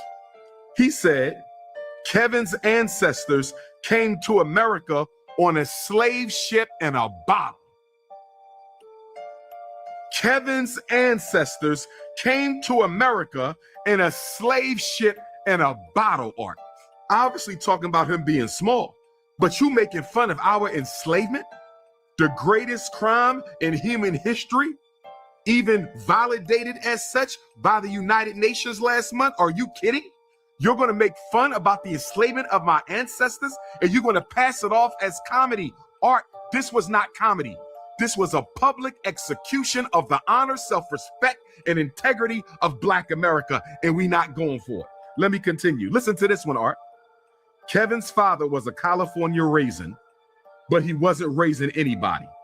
His dad was addicted to crack, and he abandoned him. But I guess that's better than being there for the filming of Jumanji 3. I'm telling you, Art, if I didn't see it myself, if I didn't see this myself, you couldn't have told me that these were the jokes that came out of white people's mouths on international television while we were sitting right in front of their face. Let's continue. Here's another one. Now, Shane Gillis didn't say all these jokes, Art. Some of the other white comedians said them too when they got up to the podium. But most of them came from Shane's Neanderthal Gillis. Listen to this one. Kevin did well in Saudi Arabia because they thought he was the monkey from Aladdin. How is that funny? Because I just explained to you why it might have been funny to Shane, because I explained to you guys earlier that he wasn't going to go over there because apparently, you know, alleged they funded, you know, 9/11. So Shane didn't take the money. Kevin Hart did, and a whole bunch of other comedians did, like Bill Burr from here. I believe he's from here, from Boston. They all took the money, so they all performed over there. But Shane Gillis didn't because he stood on principle. He's like, no, I'm not gonna fucking dance around and parade like a like a monkey. He said this in one of his podcasts where I can't remember where he was, but he said, I'm not gonna dance and parade like a monkey for these people. So he used that same joke in the stand-up comedy and basically, you know, put Kevin Hart in it. And you could take it as you want. You could say, oh, it's racist or whatever. But like I said, it's a double entendre. It could be, you know, racist, but also stating that, you know, I'm not going to dance like a chimpanzee, like Aladdin, because, you know, remind you, what was the monkey? A performing monkey, right? I mean, so you take it as you will. It ain't funny, Art. It ain't funny. This was not comedy, bro. This was a get back for Drewski portraying Erica Kirk. Kevin did so well in Saudi Arabia. I think it was more than that, bro. I think that if he was a liberal, let's say out loud, I think that it would be all right. But the fact that, you know, he's out there saying that he is a conservative. You understand what I'm saying, bro? Like, that just changes. Because most of these people, bro, you got to understand how Hollywood works, bro. Like, it's like CM says, you know, you got to sell your liking. And that comes with it, bro. That's why it's like, that's why when you would hear the protests with the whole ICE thing, they were all saying the same words, bro. They were all saying the same words at the award show. I'm like, yo, what the fuck? That's because they pay all these people to say the same shit. These people don't got a soul, bro. They don't believe in nothing. Yeah, because they thought he was the monkey from Aladdin. Here's another one. Listen to this one, Art. Kevin is so short, they will have to lynch him from a bonsai tree. Kevin is so short, they will have to lynch him from a bonsai tree. I got something I want to say. Somebody said that Pastor Jamal Bryant came out, as he should, shout out to Pastor Jamal Bryant, and he rebuked Netflix for this comedy special. Several black people did. If Netflix ever disrespects black people like this again, you will pay with. Yo, but Netflix has disrespected everybody at this point. Netflix doesn't care, yo. Netflix plays. Yo, you want to know what's crazy about Netflix? Netflix used to be so liberal that now they trying to kind of meet in the middle. You know what I'm saying? Because they know that shit from the left is not going to last long, bro. People are fed up and tired of that shit. So the pendulum is swinging. You get what I'm saying? It's the same thing with what's his face? Jeff Bezos the other day. He had an interview and he was giving his flowers to Donald Trump on certain things. And back then you would not hear that shit from him. You know what I'm saying? So it's like the pendulum is swinging, bro, towards a certain direction because they know, man. Your pocketbook. I need the black pastors to send Netflix a letter, Art. I need the Congressional Black Caucus to send Netflix a letter. Jesus Christ, this guy wants to start a whole fucking Selma to Netflix. Think we're gonna march all the way to Netflix, man. Netflix. Netflix. And then at the end of the marching song, you hear "Kung-kung." And then Netflix will grab that and flip it and turn it into a whole documentary series. And they keep milking it, bro. Oh, Netflix, bro. I'm telling you, I'm giving you ideas for free. Letter. I need the Divine Nine, black fraternities and sororities to send Netflix a letter. I need the Urban League, the NAACP, and every grassroots black organization, the Black Masons included. Send Netflix a letter and tell them. If he said the Black Masons, you think the Black Masons got time for this shit? Man. Oh, come on, dog. You serious? Come on, dog. What's wrong with you? This dude. No wonder why you broke. If this ever happens again, Netflix will be canceled by the black African race. You are not going to play in our face. Man, that's what they said about Target. And I went to Target the other day and I saw like 3 black families in there.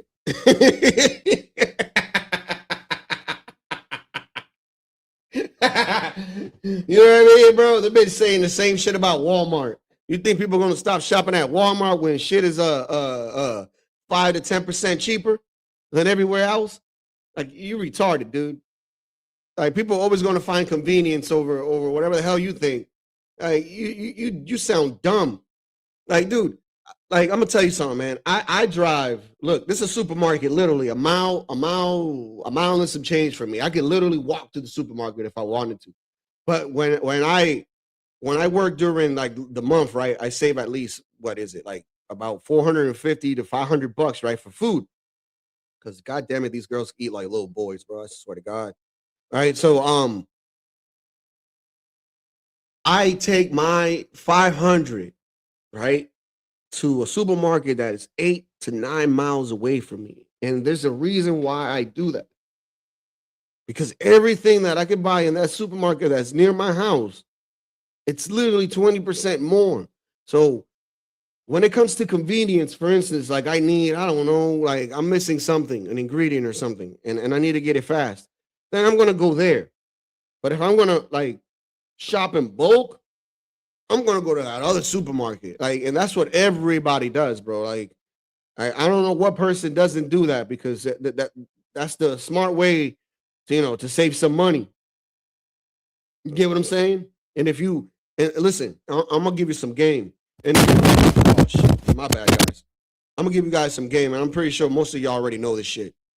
So if you have a card, right? If you have a card, for instance, like my card, right? When I use it, I get a 1.5% back, right? So when I go shopping, I get 1.5% back.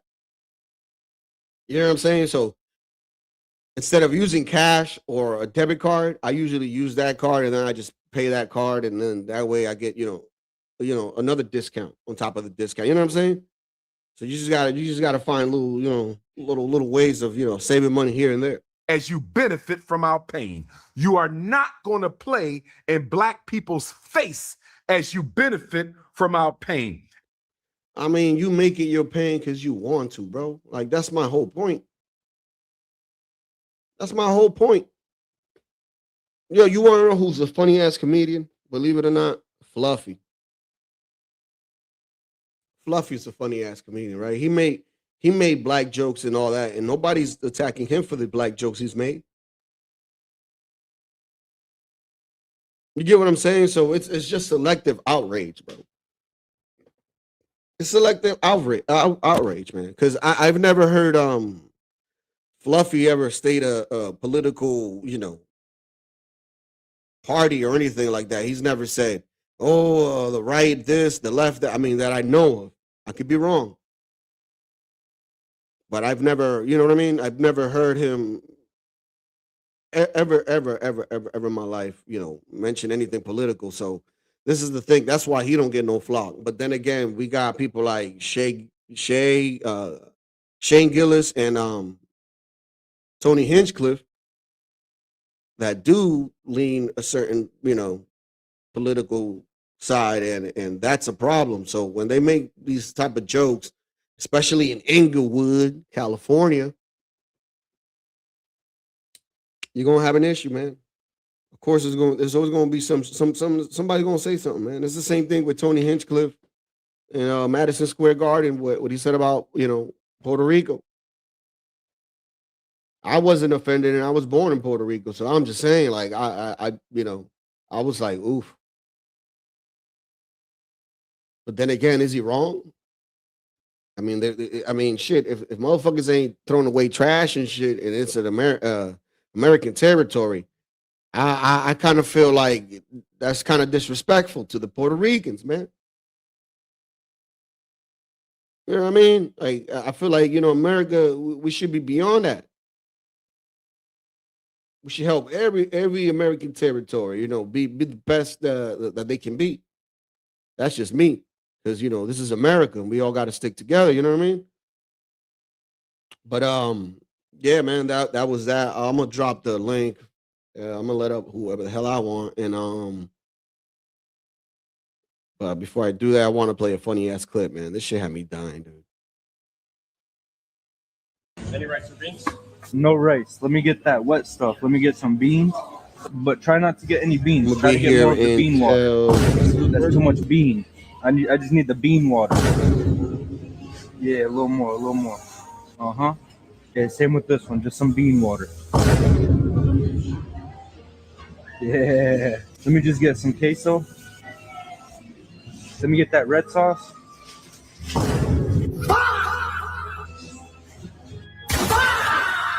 Hey, what's wrong? Why y'all looking at my burrito like that? Okay. Yeah. Let me get some of this. Fuck with me right now? Nah, hell no. All right, let me get some sour cream. This is a fucking joke. Nah. Let me get a full scoop of it. Why you smacking it down? Yeah. Perfect. Yeah, bro. Alright, if I get another tortilla, because this piece isn't fucking possible. Nah, too much carbs. You already roll it with that one? Oh yeah. Yup, just like that. Yup. Yup. This is like what you get all the time? Yeah, all the time. Perfect. Nah, it's okay. Too much foil. Too much foil. Yo, y'all want a free burrito? Yeah, they gave it to me for free. Yeah, it's all you. Yeah. No problem, man. Y'all take care, of course. Yo, there's no shot.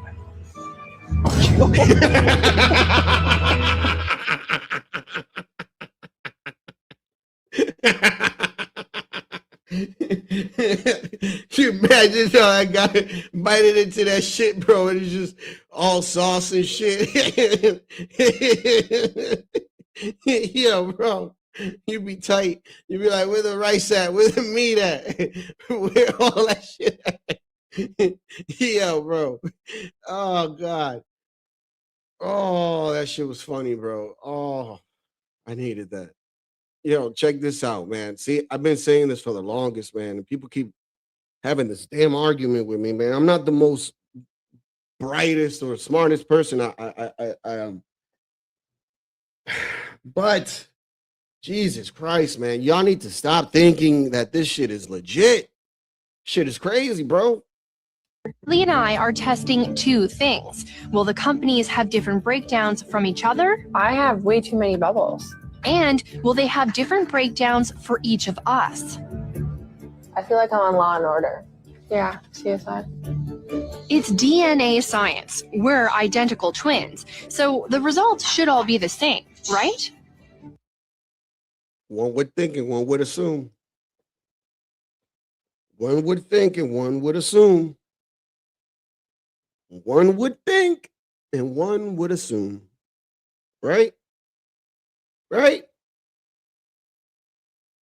I've been telling y'all this for the longest time, dude. Like, no, because DNA shows us that I'm South Saharian and I'm Chinese. Okay. Cheers. Don't touch it though. Wow. So if we look at that chip, will my spit on this chip tell me that definitively I am Italian or definitively I'm from wherever? No. Definitively I am Italian or definitively I'm from wherever? No.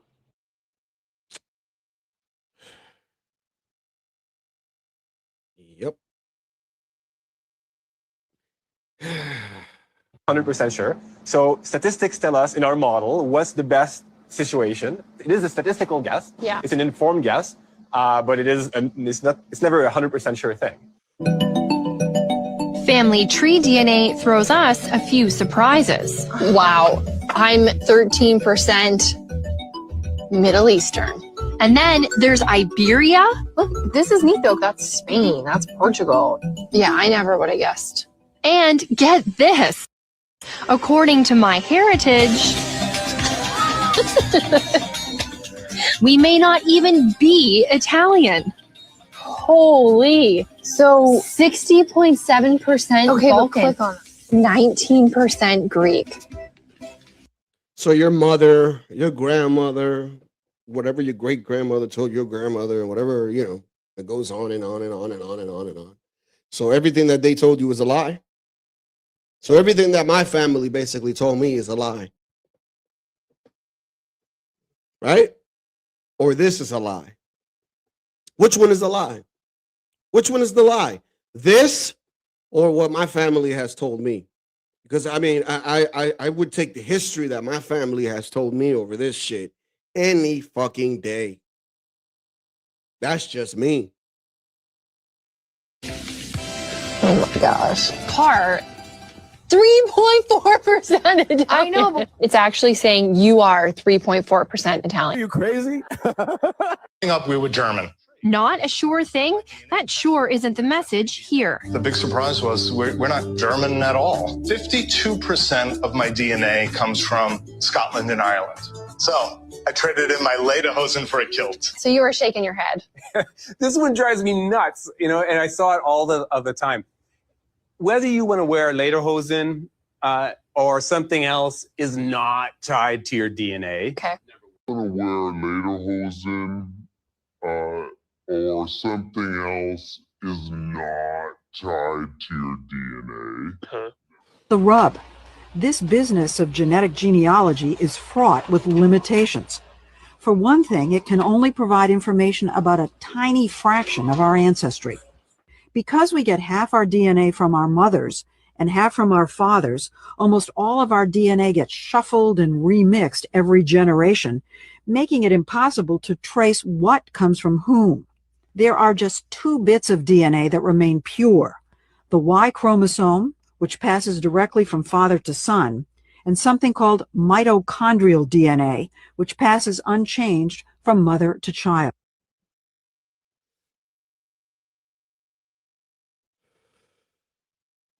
There you have it, folks.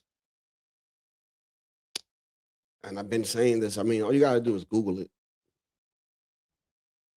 All you got to do is Google it. That's it. Put on Google, yo, does DNA give you an accurate reading on your genetic? And it'll say, no, it doesn't.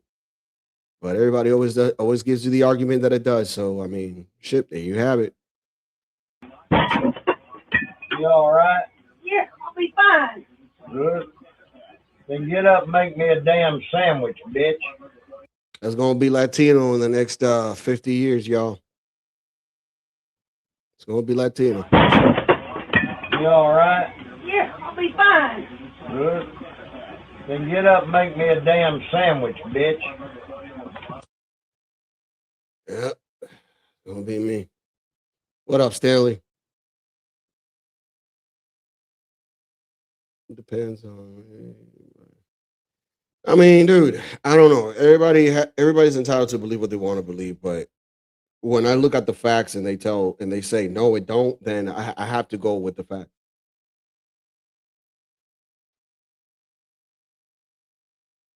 I mean, they just told you. Check this out.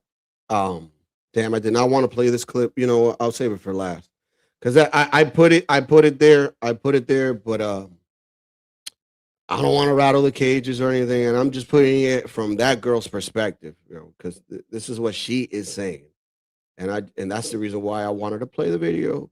So I don't want to get people cages rattled up and say, "Oh, you trying to be racist? You trying to da da da?" Nah, none of that. I don't want to hear none of that shit. So peep this.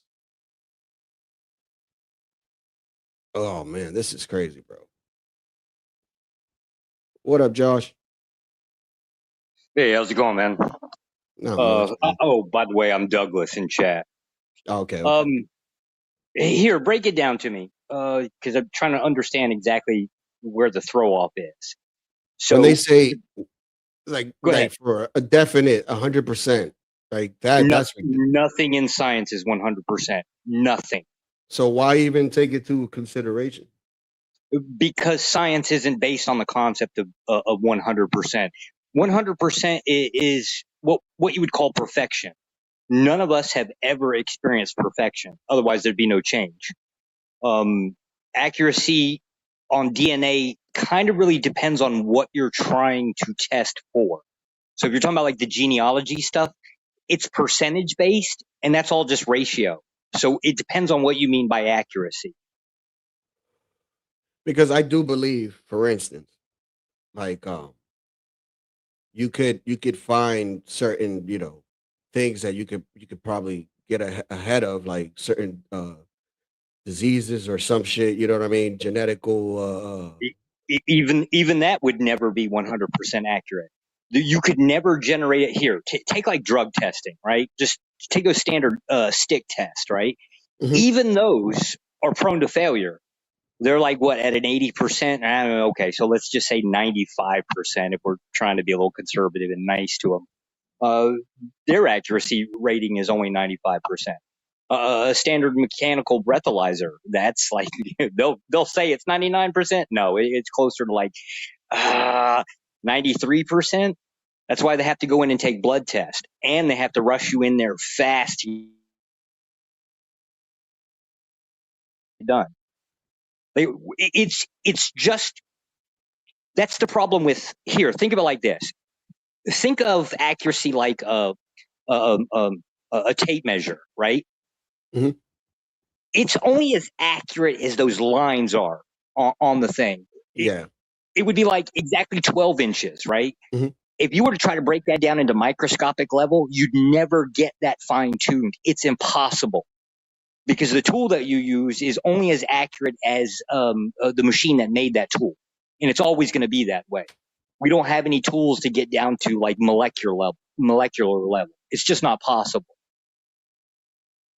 So it's just kind of why I really hate conspiracy theorists, but there's always a little bit of truth in there. It has to be based on some type of fundamental truth that's in there. Yes, nothing is 100% accurate, but it's also not based on the concept of belief. It is based on a metric. Whether you believe that metric is useful enough to achieve your goal is really what they're talking about. So like if you're trying to, here would be an example. If you're in Europe, including Italy, right, and you're mapping out, let's just hypothetically say the Italians, you're not going to get to much accuracy on your genealogy because the Roman Empire pretty much ruined that. Like as they were basically expanding, right, they collected everybody. Everybody ended up becoming a citizen at some point, right? And so they started interbreeding with each other. So they're all mutts. I mean, effectively, if you want to call it anything. And it's probably always been that way. I say the same thing about Dominicans. Yeah.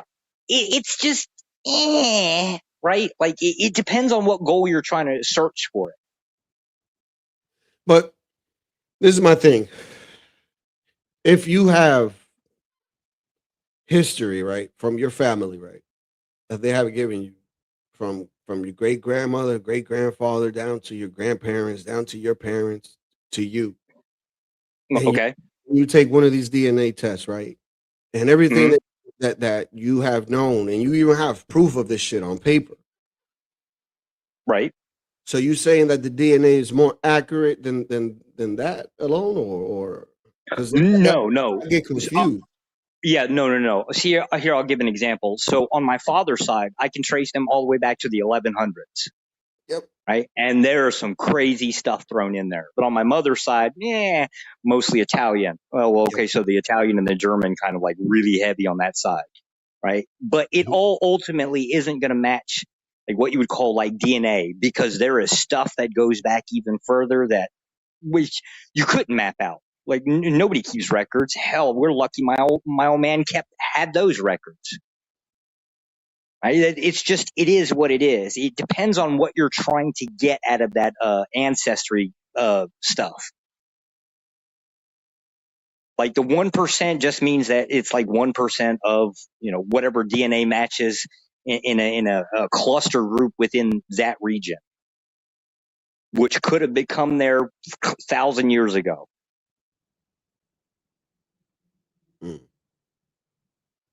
Like I said, it's not that the tool it's the expectation of the tool. Let's put it that way, right? Like, when Ancestry.com or whatever the hell that thing was that was offering genealogy bullshit, 23 right? on me. Yeah, I think that's what it was, right? They were going around doing testing and pushing it quite much because they were trying to build an internal database. To them, you were the customer. You just happened to pay for your own testing for it, right? So they made a little bit of money off of that. Plus, they got the database behind it, and they made a killing off the database, right? But now, what you got out of it was you got to say, oh, I got like the 2% of this or 5% of that. You got all that crap out of it.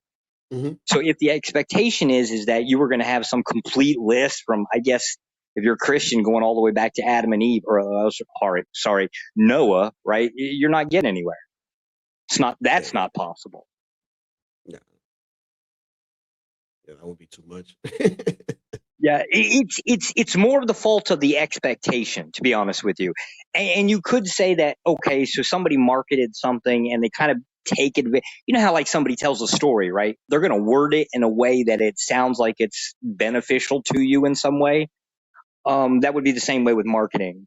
Yeah, I'm sure that's got some play in it. But now bald-faced lying, they can't do that because, well, then they're liable for, false advertising.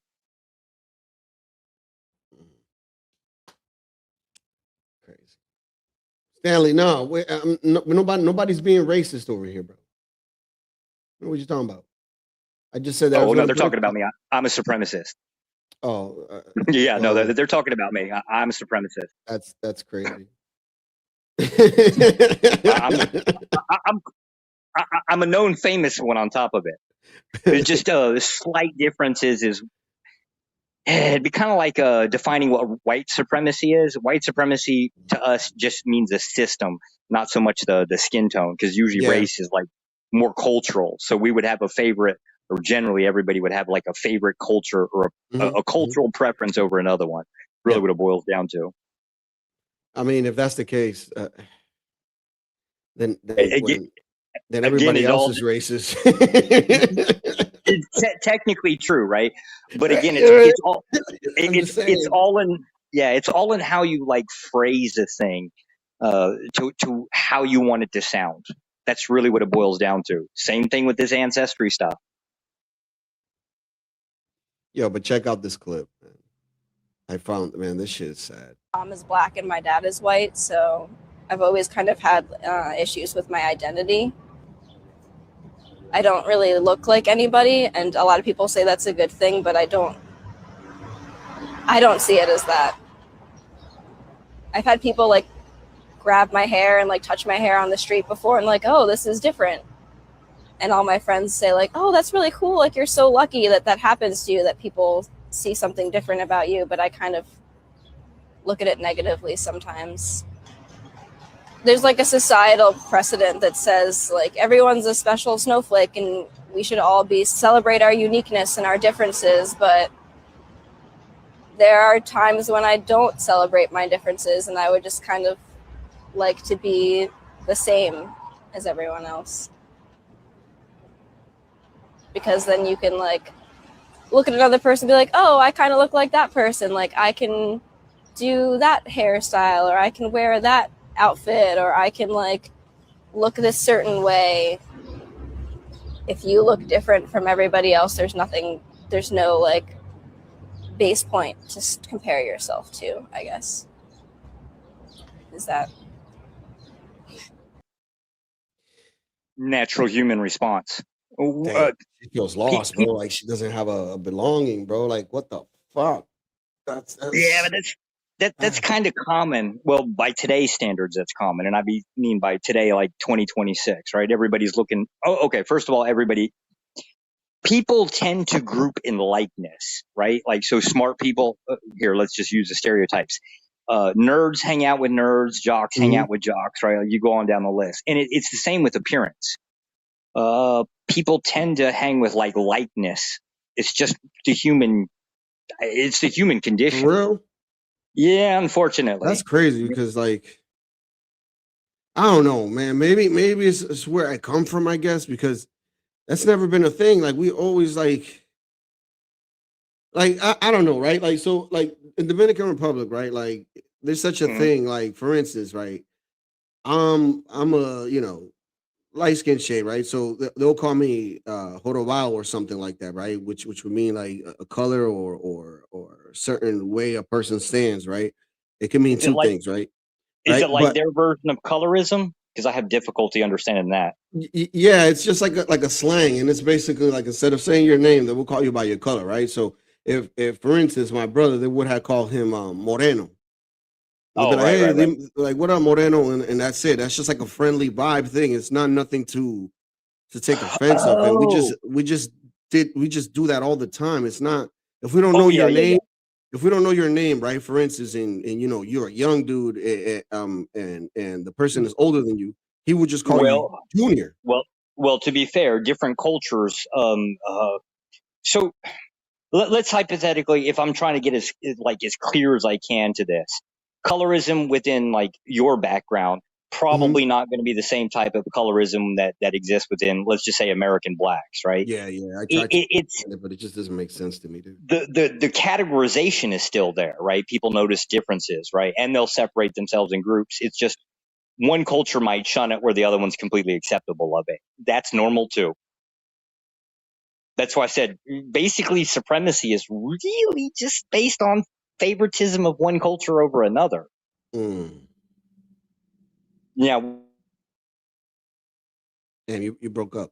You might get called like a jerk because you favorite like your own or somebody else's over another one. It just also depends on what people use it for. If you want to weaponize it, you can. At least in our culture, you can. Whereas in other cultures, I don't know. You might get shunned for, I guess, weaponizing it. It is what it is. But now, what I feel bad for is the concept that people feel, I guess, like they're lost, like they're alone, just them. That's a little bit weird to me because I don't know, man. I'm 42. I didn't think we grew up completely isolated, right? Even the nerds or the geeks had at least one or two friends, right? But bro, they had their own table at high school. Yeah. Like, come on. That might be going a little bit far. I don't know how true it is for her, but that's where she might get some empathy from me. But I also don't understand it either. Like we're in 2026, right? Let's say this girl right now is probably the age of 26 years old, right? So we could take away, I don't know, a good 10 years, right? And this is her in school, middle school, high school, whatever. I don't think that would have been so much of an issue for her because there's so many mixed kids nowadays where I just don't understand where she's coming from, bro. Oh, sure, and that population is growing. Like that's what I'm saying. So I don't. What you mean where you guys belong? At this point, you guys can make your own little your own little group, your own little culture, man. At this point, Well, now that's kind of what we did in the 90s. I guess they called us the generation, what do they call it? The grouping generation. Like, for some odd reason, we went into this weird thing where we were like, all of the social cliques got named and labeled, like the jocks, the nerds, the geeks, the groupies. There was all rednecks. I'm in a redneck group, by the way.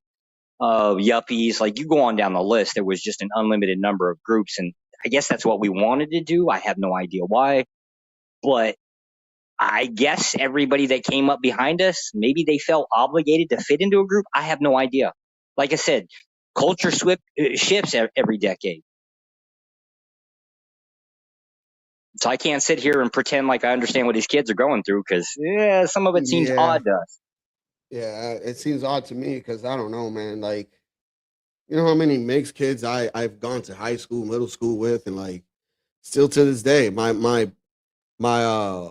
black friend, right? He had a kid not too long ago. I think his kid is like 3 years old with a Puerto Rican, so his first kid. And I'm like, that's what's up with you, man. Like, I'm finally fucking happy that he had a kid because he's fucking like my age. And I'm like, damn, dude, it took you so long. You know what I mean? And it's like finally, bro. That was my sentiment. My sentiment wasn't, oh, you put a Puerto Rican chick. Like, nah, man. Like, are you serious? It's just fucking retarded.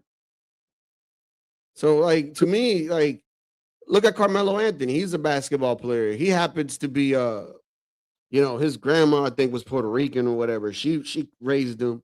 And a lot of people took flock that, you know, when he did the Hall of Fame speech, he gave a shout out to Puerto Rico. Yeah. And you know, the FBAs were like, yo, what the fuck you talking about, bro? You from Baltimore and all this. And I'm just like, bro, but that's his heritage too, bro. Like, if he wants to give a shout out to them, what's wrong? That's unfortunately the political agenda we're dealing with right now. You have to be 100% American and nobody else. This is what it is, which is weird to me because Department of State literally defines full assimilation at third generation. Mm-hmm. So it would be grandparents, parents, and then grandchildren. By the time the grandchildren have arrived and became, like, let's just say middle age, they're considered to be fully assimilated into whatever we define as U.S. You know, like as a American my first culture. generation simulated quick. It is what it is, but like that's like we struggle. Don't get me wrong, but like if I ask my parents today, remind you, my parents are Dominican. They always would say Dominican first. But if I ask my mom today, I'm like, "What are you?" She's like, "Oh, I'm American. Like I'm dying here." Yeah. What? You know? Unfortunately, immigration, even if it's like, I guess, up to this third generation, right? This is an entirely new political like we're just shunning the shit out of people for whatever reason. That's a little bit harsh because generally speaking, if you're born on U.S. soil, that's the line. Like, yeah, okay, so if you naturalize, technically speaking, depending on a felony conviction, you might have that revoked. But generally speaking, if you're born on U.S. soil, you're one of us. Yeah, that is it's a thin line right there. Yeah, it's the guaranteed one of us part of it that comes down to it. Yeah, but I don't think it should be that way. I think like even if you are a resident, like for instance, like my parents, right? When they were residents and I was born in Puerto Rico, which is a territory of the United States, right? I don't think that I should have been a citizen. I think that I should have been a citizen once my parents became citizens.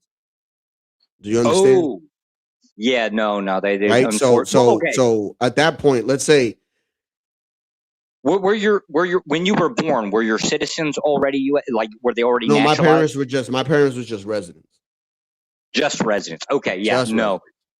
See, at that point, I don't think that I should have been a citizen. You get what I'm saying? Well, so that's a different. No. Once you're on U.S. soil, once you're born on U.S. soil, we're going to claim you. And there's a different reasoning for it. I'm going to claim that. Like, don't you think like that's kind of dangerous though? Like, if you think about it, like there could be Chinese nationals that come in here and just, you know what I mean, and then have sleeper cells. You know what I mean? In the future, It I has think always shit been like that way. But it's always been that way. And that is what the status quo is being like questioned now. I don't know if the Supreme Court's ruled on that yet or not. That was the birthright citizenship. I don't know if that ruling has come out yet. But yeah, this is what the political debate's about. Yeah, I get that, Moxie, but like, shouldn't it be that it's like, damn, at least assimilate yourself here to the point where it's like, you know what I mean? Like, you live here. It's not like you just had a kid and then left. You know what I mean? Because there's people that do that shit. Well, the assimilation standard is a weird line to draw because I say I don't think we can. As a supremacist, I would love to draw that line. It just would be very unfair for everybody that I disagree with. And that would be the problem with it. And see, that's why I can't draw that line, because then you have to define like what American culture is. And I'm not going to lie. I could be an asshole and just say, oh, well, if you're white and you're like basically came from one specific culture, right? And nobody else outside of that gets to be accepted. It's unfair to everybody else. And I would just be like a minority group anyways. Yeah, man, but I don't know. Therein lies the problem, is because we can't draw that line. And so this is all we have is basically born on U.S. soil. Like, I say these things and people are like, oh, you sound like a coon. And it's like, dude, what you mean, bro? I'm telling you, because like I would want the same thing back home too. So what would be the difference from having it here? Like, you know what I'm saying? Like, and I'm pretty sure there's a lot of countries around the world that do this type of shit. So like, it's not far-fetched. Watch, I'm gonna go piss off Moxie. There we go. There we go. My wife is Vietnamese, by the way, so she's right. I make a horrible racist.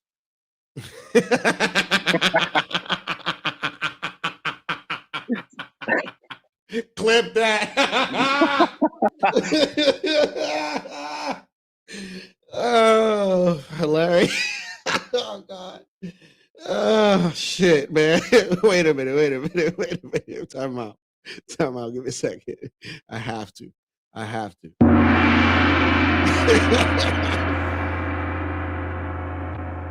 Oh, I love it. Yeah. Every once in a while, you'll get every once in a while. My wife will panel up somewhere, and it gets horrible. Yeah. Her English she's not really confident in English. We live in Vietnam, by the way. Oh, nice. How's that? Fucking shitty. This is a horrible fucking country. At least you're honest, dude. At least you're honest. Fucking rock with you, man. Here, let me give just a slight. Let me give a slight example. Hot water is not a standard within a home here. Yeah, but can't you buy like they have these things in DR where like they put them on a wall outside the bathroom, I guess, and like it kind of heats it up. Yeah, but that onus is on you to provide that or generate it, not as a standard in a home. So imagine like you like buying a house and moving in. The first thing you got to do is bring in a hot water heater. Damn. So that's what they mean by a lack of a standard for it. Do you guys have those those tanks of water on the top of the roof and shit, right? Yes, and that's but because this is the thing. Like, if you get a black one, right? If you get a black one, the sun will heat up that water all day, bro.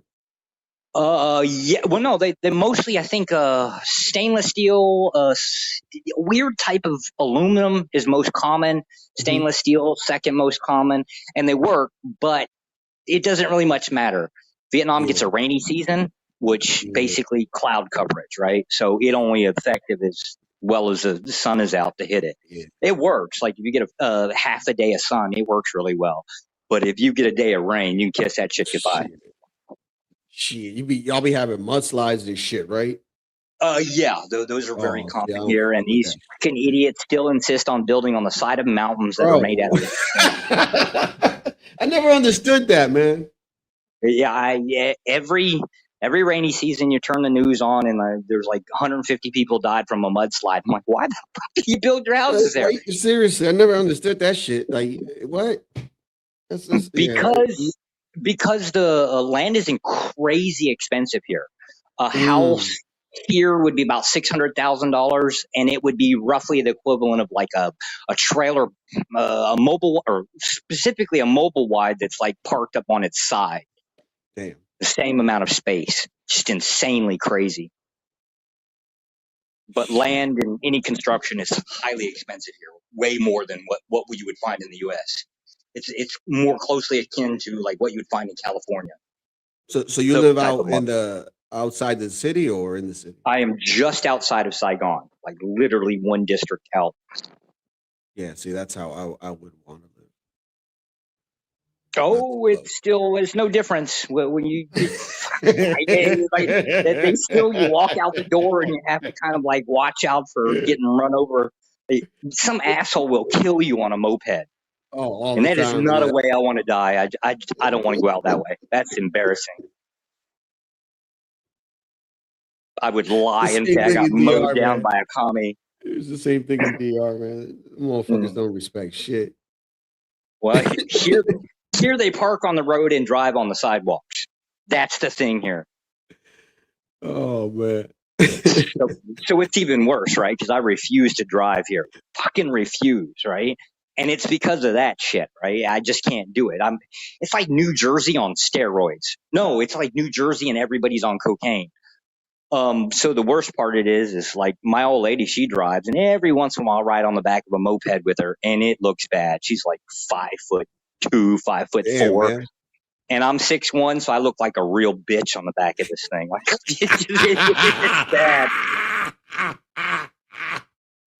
I'm still waiting for a photograph to leak of me on this thing. Yo, Moxie, Moxie went out with the 1% of the smartest people in the world. Check her out. She knows how to pick them. Yeah. Don't let me. I mean, I looked at the list. I looked at the list of like the top earners here and the reasons why, and apparently they were like number 1 or some shit. Yeah, but Moxie, she was unsatisfied in the nether regions. The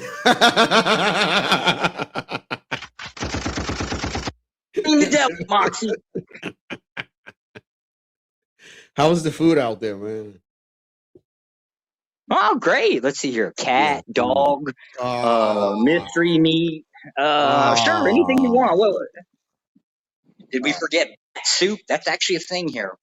Bird nest is, I guess, swallow. I call it swallow vomit. Swallow is the name of the bird. We have swallows, but it's like the same shit, right? And to them, that's health food. I love how this conversation came about, and I had a video. Oh yeah, I had a video. This is organic, yo. I didn't look for this. I had this saved in the back. So peep this, man.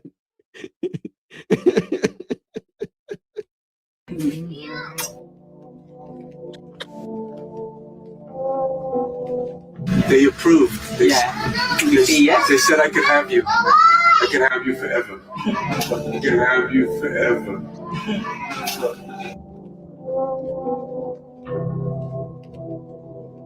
Yep, that's my old lady. She's about 14. I think my wife's about 14 years younger than me. Now, give or take. Yo, the father's face. Shout out to the old retired passport bros. Oh shit! Oh, yeah, man. they're common here.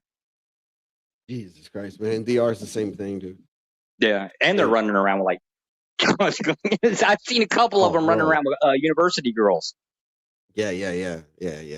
Mm-hmm. It's a thing here. The father was like, damn. Rather that than this, though. Rather that than this. This is wild. This right here, bro. Oh my God. This is, bro. Oh.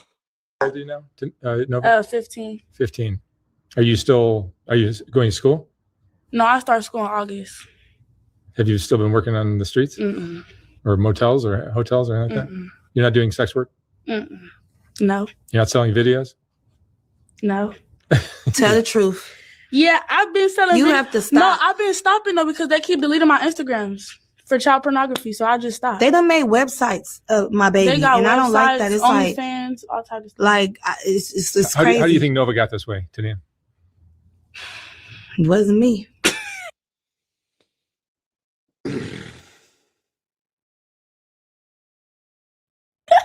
I'm gonna take accountability. This is what I feel like I motivated her to be. The hell does that even mean? No idea. I'm not gonna take accountability, but I motivated her to be what? The days of OnlyFans are actually kind of outnumbered, or they're numbered. Oh, dude, it's over. Yeah, AI porn is the new thing and widely available. I mean, you get it for free. Like, and have a chick do whatever you want via AI. Mm-hmm. Yeah, and she can't, like, if you decide you're not going to get fucking doxxed for it. Oh. So, safer, too. I can't wait for 25 years old. This shit's like, I'd like to see what all gets replaced, industrially speaking, anyway. What do you think it ends up happening to these girls that they have to go back to the Amish roots? No. I believe that sexual exploitation. And when I say exploitation, I don't mean the illegal kind of. I mean just the dynamics that exist between a guy and a girl. I think it will fundamentally change. It would almost have to. Oh, of course it will. I don't think us men are going to get the advantage, but I think there'll be a fundamental change in some weird way. It would be something like say prostitution itself, like just straight up prostitution, will actually become a lot more common than it is now. It's like, yeah, you find me attractive, and you're like, what? You talking to me? Yeah, you find me attractive? I'm like, sure. All right, $150. I'm like, what? Is this a thing? It ain't gonna be no $150. I don't care how much anybody cries about inflation. At least without most of Southeast Asia, like here in Vietnam, a hooker costs it's 70,000 dong, which is like a little bit over almost $3 for about 30 minutes. To the people here. So like that movie Full Metal Jacket, that's almost accurate. $5. Almost. No, you black.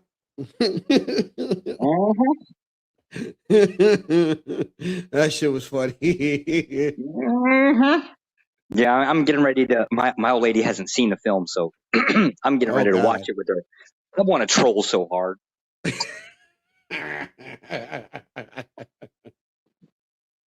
Unfortunately, I'm trouble, so I like to shit talk. Oh, I can tell. I can tell. Damn, man, $3. Yeah, it's wild, man. It's wild. The R is like what, 20. I mean, since the passport bros have been going over there, prices have gone up. So bitches out there now want American prices. They ruined the market. Oh yeah, well, to be fair, U.S. prices have always been on the rise. When I wasn't quite a teenager. Gas was like just changing over to a dollar a gallon. And gas prices have just always steadily been gone up. Right, like it'll spike up every war, but generally speaking, it's always been increasing. Because I imagine everything else is the same too. How is gas over there? It's gone up too. Stupid ass war. Right now, just as shitty as everybody else. Like here, they have the gas prices went up. Everybody's screaming about petrol. Although to be fair, it's shittier gas. I imagine. Whatever standard, I guess apparently those little shitty ass mopeds don't really require decent fuel. I don't know. This is not my area of expertise. So I don't know anything about it. Them shits is going at 4:30 in the morning, man. When you trying to get sleep. It's just so annoying. Bro, like, oh man, that should remind me of DR, bro. Every fucking morning hearing that shit outside my house, man. I'm just like, fuck. Like, it's so annoying, dude. Same thing here, and it's probably worse out in the country. Strangely enough, out in the country is almost as noisy as the city. And it's just generally because they'll drive those fucking mopeds for like 1,000 years, and they'll drive them to the little mufflers fall off, right? And that's where you hear them little bastards, right? Me. Pretty much. Shit's so annoying, dog. Oh man. Oh, yeah, I'm like, what the fuck? Instead of turn signals, they use horns. That adds to noise pollution. It's just I ain't got nothing nice to say about Vietnam. We'll put it that way. Yeah, I got nothing nice to say about the art too. When I go over there, it's only like I said, I only like the countryside where it's peaceful and quiet. And even then, now there's too many damn tourists. Yeah, I can't even say that here about the countryside. Because the currency has like 5-6 zeros on it, right? The ATM machines can only hold so much cash, and so the ATM machines are less likely to get filled out in like small towns. And so you as a tourist or you as a foreigner, right? You really can't go too far from the main cities unless you want to carry like a backpack full of cash, like which is just hell. You're gonna get robbed anyways. Let somebody catch you slipping. Like they won't strong arm rob you, right? You'll just wait till you're not looking and your shit goes missing. It's usually how it works. Yeah. So I mean, if you're foreign, you ain't gonna do so well outside the larger cities. It's just the infrastructure doesn't really exist. Not for us, anyways. For them, yes. Us, no. Fucking wild, bro. Vietnam. Don't come here. Not even for the women.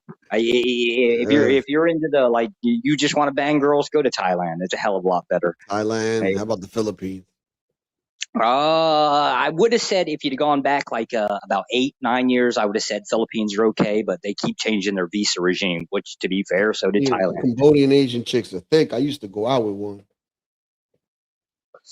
Wait, was it like the American kind or the ones like over here? American kind. They're a different breed once they become Americanized.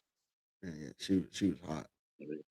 See, over here, like all of the women, they're pretty much they're hard to tell the difference between there's hard to tell a difference between like say my wife and a 10-year-old boy, same body style.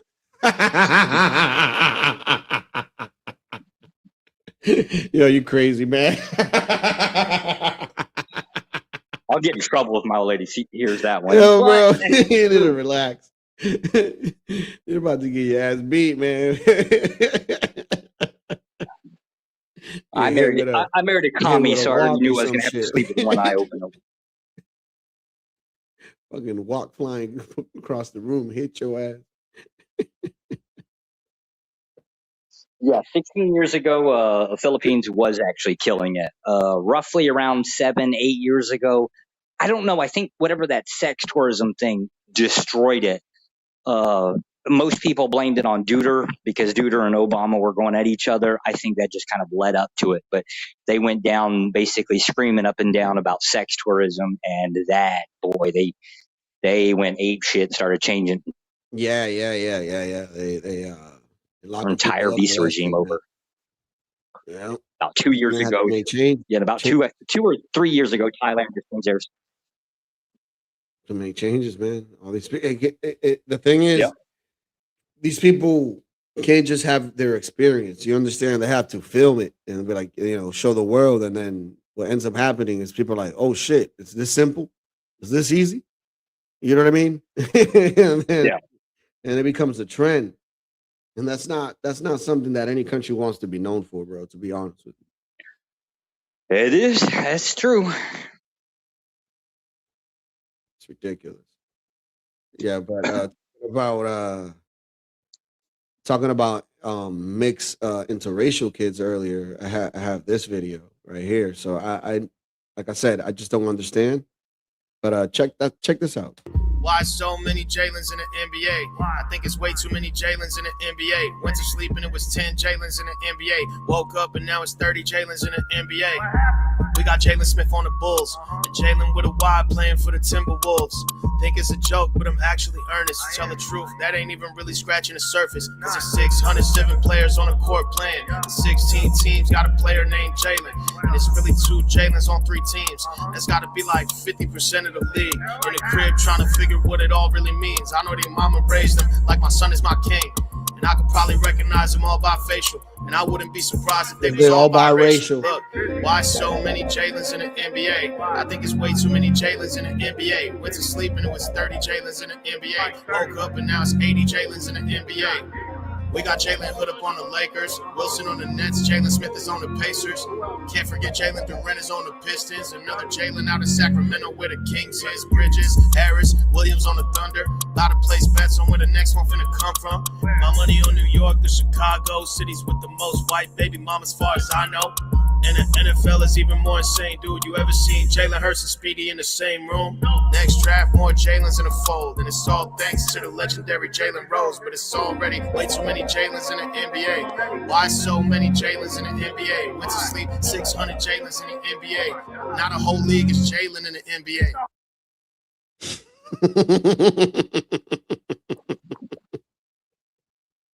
Really much cared one way or the other about mixed breeds.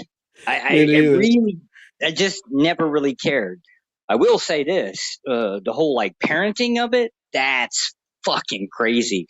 Me and my old lady almost never fight over anything unless it deals with like, I guess what culture will apply to the kid. Oh God, that's a never ending battle right there. Bro. I wanted to ask you that. Like, that is something that is interesting to me. Like how you, you know, like, because I don't have that issue in my house, right? So I'm, you know, even though I was born in Puerto Rico, my parents are Dominican. My wife is Dominican, and it's funny because her grandmother's Puerto Rican. but long story short, it's like there's no issues where my kids, you know, don't know where they're from or not. You know what I mean? First of all, they're American, of course, but when it comes to like, you know, our background and our culture, they know what they are. So, you know, when it comes to your kids, like how is that an issue, or do you have? Yeah, it's because there's a stark difference. So one, when I say my old lady's communist, I do mean that literally. I mean like the whole, like all the way down. I'm sitting here looking at her over some shit like, oh, we should do this and we should do that. I'm like, why? She's like, because we have to care about people. Why? Just like, why? Right? And so I kind of drag my ass a little bit. I give in a little bit, right? But not much.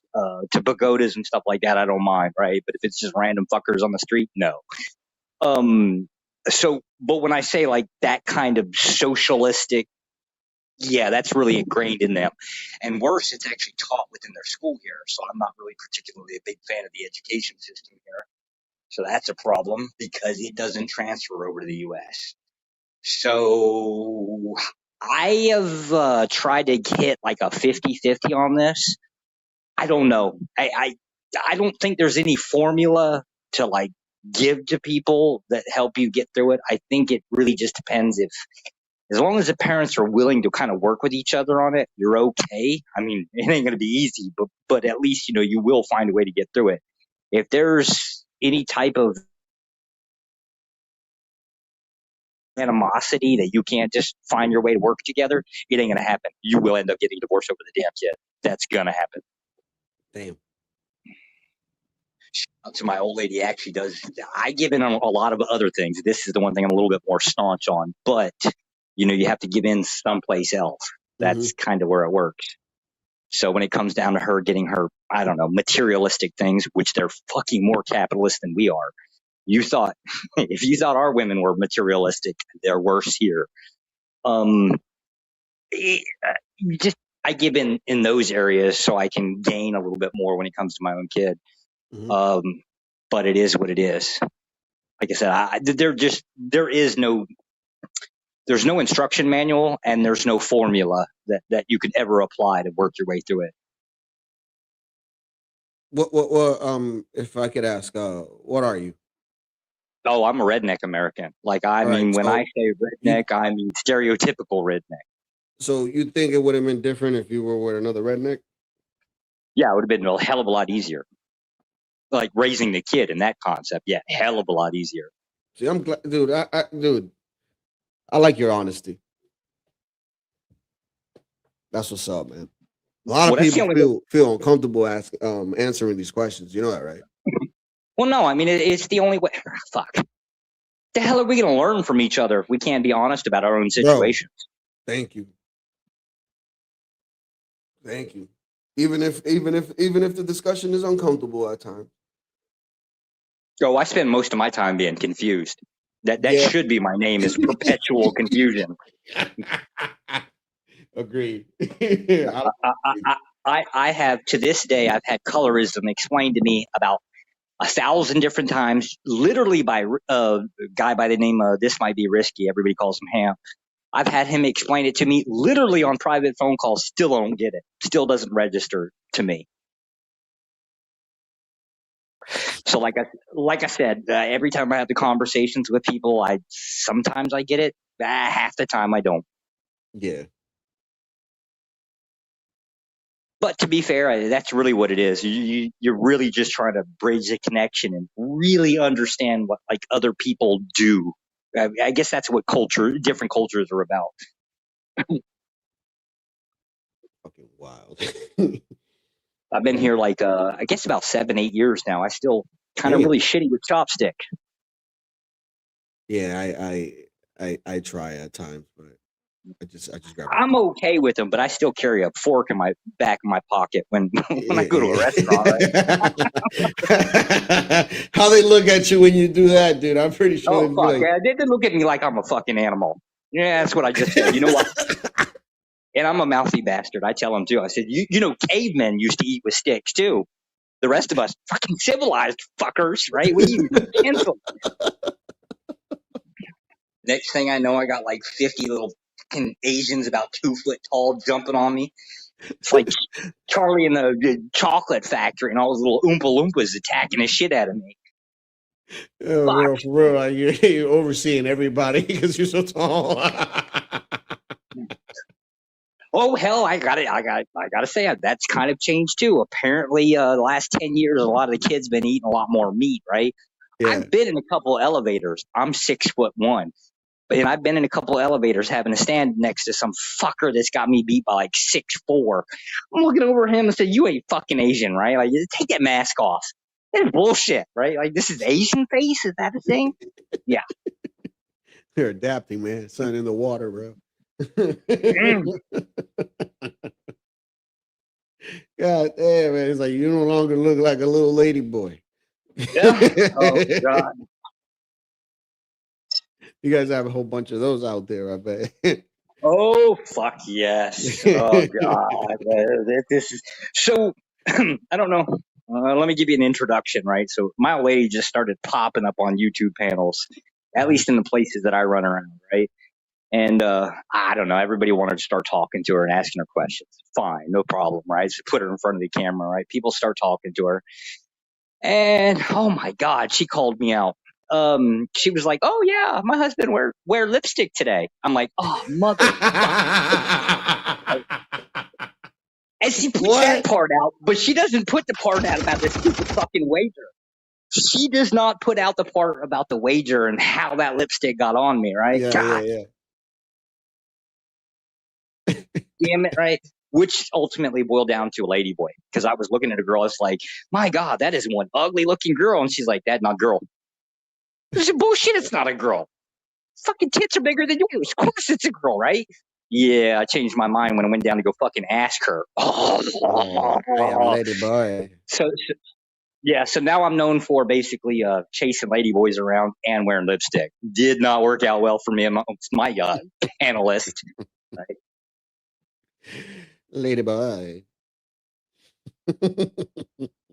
Pretty much. So my reputation's now ruined. It's Moxie's fault. I just blame her for everything. Yeah, she said something about lipstick. Yep. Yeah, she can throw me under the bus real fucking fast. What? How many kids you got? Just one. I got His two, man. Two his girls. official name is Cock Blocker. Top block. What? Nah, that's not his name.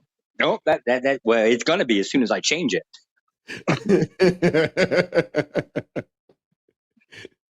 Oh man. This is part of the whole. Does he give you lip just like the mom probably does, or?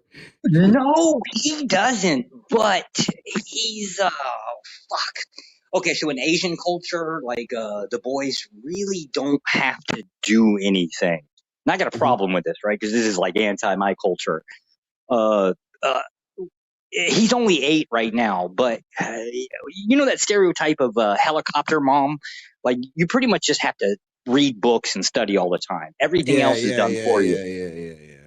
Washing the clothes, cleaning up your room, like this is all done by the parents, never by the kid, right? And I'm freaking fucked out. I'm not with that. Yeah, I walk in the room. Fold their clothes. Yeah, I walk in the room, step on a Lego, that's it. Like, while I'm screaming and cursing and like, and trying to like stand up, just stay in the upright position, right? Crying like a little girl, screaming at him it's time to clean his room kind of thing. Yep, nope, mom goes in there, right? I'm like, motherfucker, let him clean his own room. No, he busy studying. Fuck this shit, right? Because he busy studying. And see, I don't even like that excuse because he has to go to school 6 days a week. Damn, they go to school on Saturday? Yes. And when I say wild. go to school, I mean you're at school at 7:30 and I think they get out about 5 o'clock. Damn. Yes. So and that's 6 days a week. Nah, fuck off, right? Like this is just too much school when you got time to do anything. So we play hooky a lot. Every once in a while, you'll see me disappear for a day, and I'll just pull them out of school and say, "Fuck it, we're going to go down to the theme park. We'll go do something, tear something, put something together, break stuff, like whatever the hell guys can get her, whatever trouble we can manage to find around here." That's awesome. Of course, then I get in trouble for that because the attendance card comes. Well, it's digitally transferred, so my old lady's like the first one to see it. She's like, how he missed so much school? He go to school every day. Oops. Shit. Now I'm busted, right? Yeah, I would too. Damn, if they go in 6 days a fucking week, bro. And Yeah. how long? Like in the year? Oh, this is so like summer school you can enroll. I don't. It goes into different stuff. So like you don't have like sports in school. They have PE, but it's more like exercises out in the schoolyard, like jumping jacks and this and that. And it's very, I don't know, wonky. It's more like yoga for kids that can't stand the shit, right? So I try to get involved in whatever I can. And I can't seem to find much. I stuck them in Taekwondo.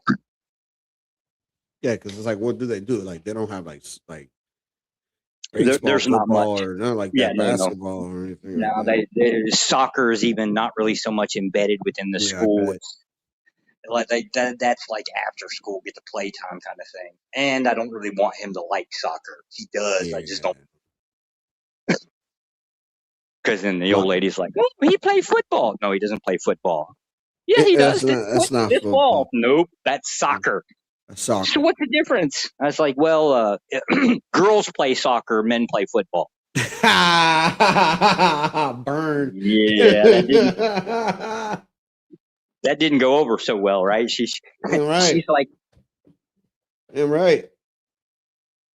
I don't understand what this American football. So like, I pull up like NFL's hardest hits, right? And I'm showing her. I was like, this is manly shit, right? She's like, oh, him never play. I'm not allowed. Fuck off. It's like him die. Well, I mean, it's rare. Same thing with my mom. She didn't allow any of us to play, but my brother, he decided on his own. He said, fuck that. And he filled the application out himself.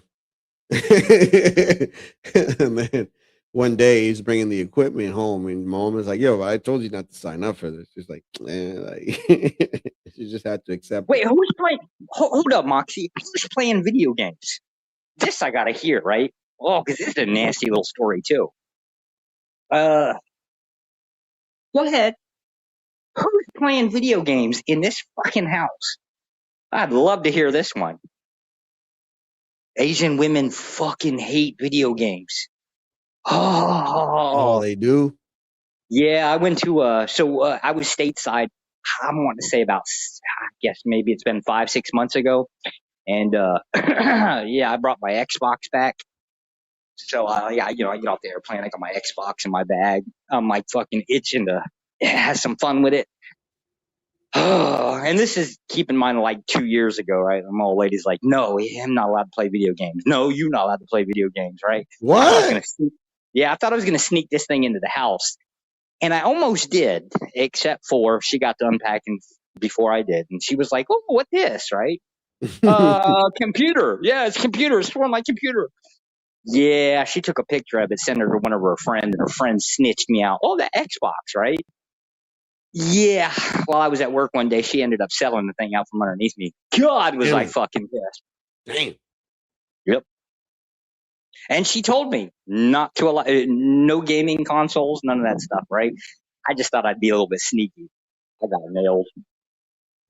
You want to know what's interesting about that, Moxie? I play video games, but I get easily bored. I'm like, I don't know. I could only like play 15 minutes, and I'm just like, and like, let me find something else to do. I don't know. I'm just like not very entertaining unless the game is like, it has a good storyline and you want to continue it and figure out what's about to happen.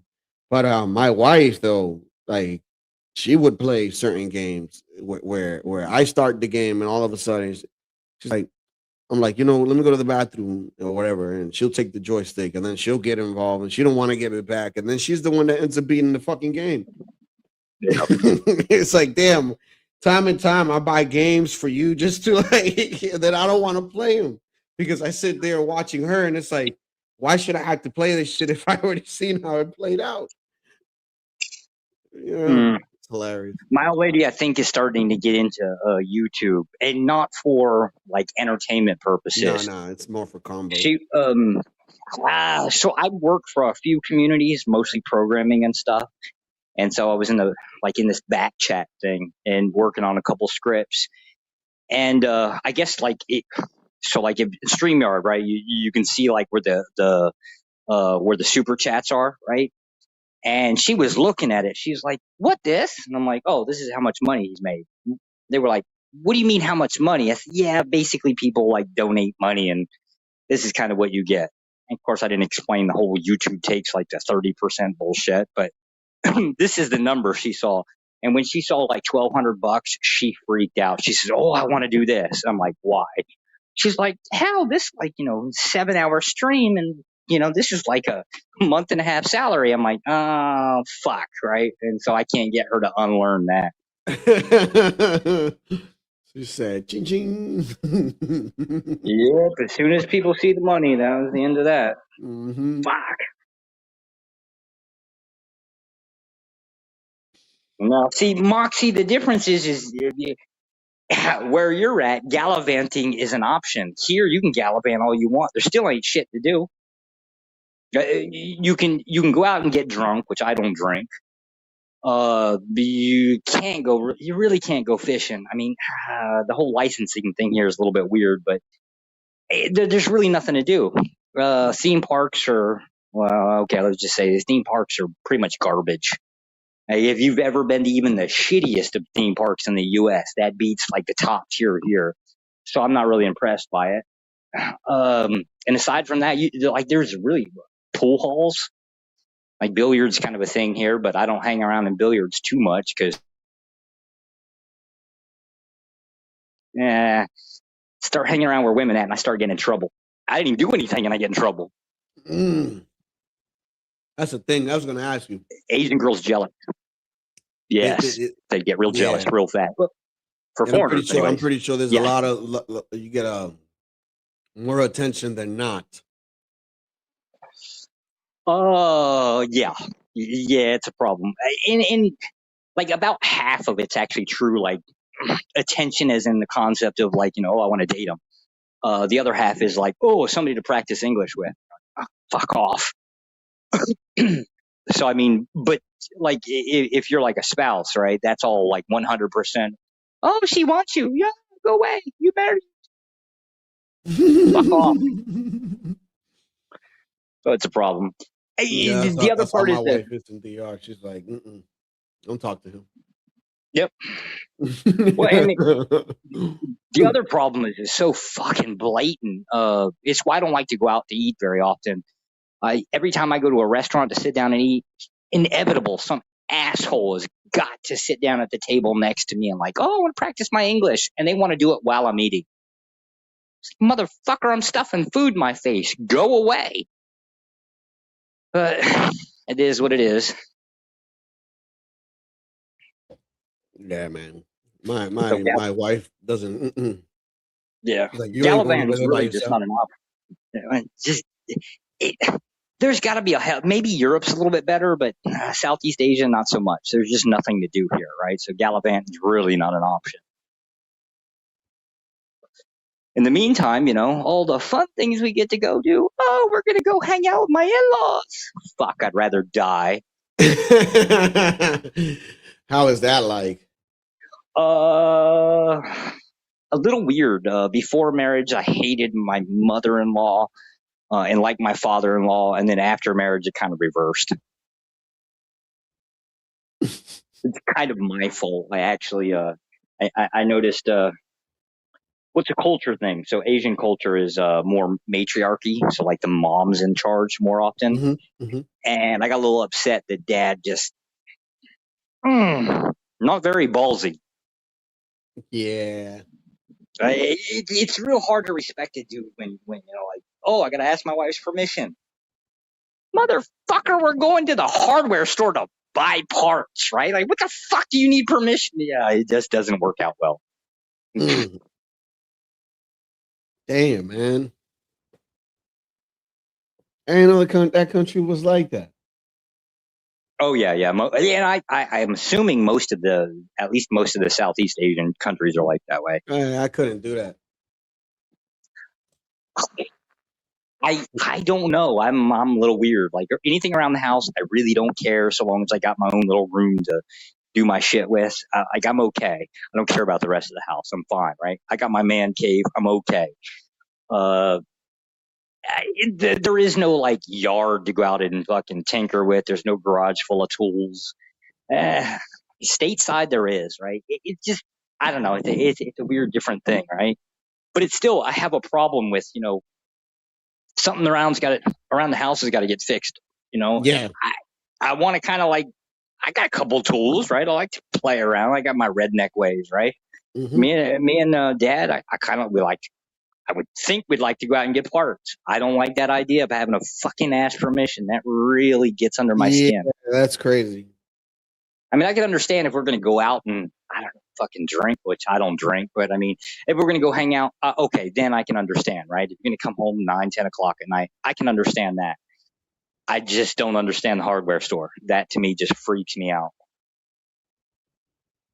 It's like, or at least it's like, hey, we're gonna go out. We'll be right back. Like you don't gotta explain yourself. Where you going? Which, to be fair, like my old lady, I don't care, right? If she wants to go out, hang out. Like I think tonight she went to go play badminton. I fucking hate badminton, right? And she's like, oh, I want to go play badminton. You want to go? I'm like, no, I don't want to go fucking play badminton with a bunch of girls. I really don't want. One, y'all hit the fucking birdie or whatever the hell that tunnel thing is, whatever that thing is called, right? Y'all hit the damn thing over in like next door neighbor's place, right? Like they'll put some power to it, but it goes in the wrong direction. And I'm the asshole that has to go run and get it. I don't want to do that all. Not my idea of fun for fucking 4 hours. But I can't fucking tell her that, right? So I just yeah. You're like, nah, I'm good. I'm tired. like, nope, honey, I don't want to go, right? So she doesn't ask permission. She just goes and does her thing, right? I just don't want to be involved with it. So if I don't ask where she's going, right? Oh, you love me. Yeah. I finally said, you know what? You're right. I don't love you, right? Because that actually is better than having to explain to her, look, I don't like hanging out with your friends. They're all fucking assholes. I swear to God, I think they intentionally hit that thing the fucking next door neighbor for. And I don't like any of y'all bastards for it because you treat me like a slave. So go fuck off and hang out by yourself. I don't care. Yeah. So I don't love you. It's a lot easier. Oh This shit! is what I said. As a man, you get to pick and choose your battles, and I'm always losing. So I'm gonna lose in my little That's the corner. number one rule. It's even when Pretty you're much. right, you're wrong. Yep. How that works. Yep, that's marriage. I That's had how I to learn managed that to. the hard way. Yeah, that's how I've managed to stay married this fucking long. Jesus Christ. So, anyways, what's up with the channel?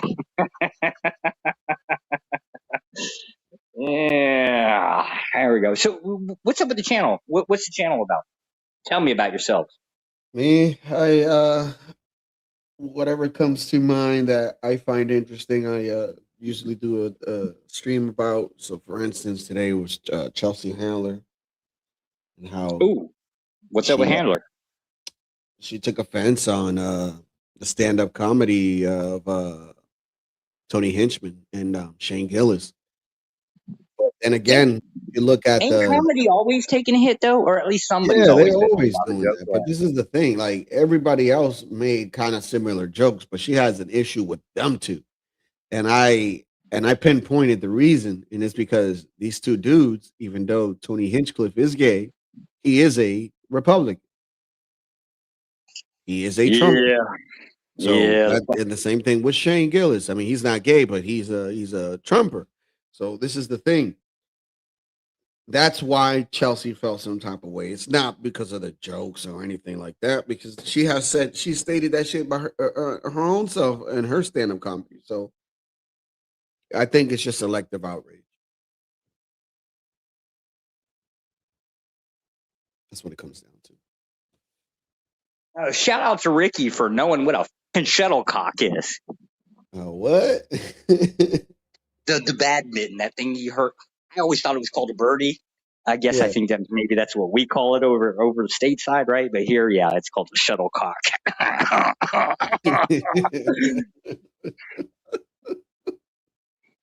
Which I'm not really comfortable calling that, at least in public. Right? I'm like, yeah, the thing.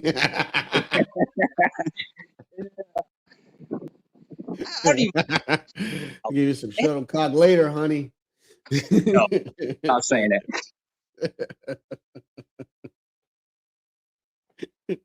I got enough problems without that reputation. Right? Like I'm not going to live down the lipstick thing. Shuttlecock, I'm definitely not going to fucking live down.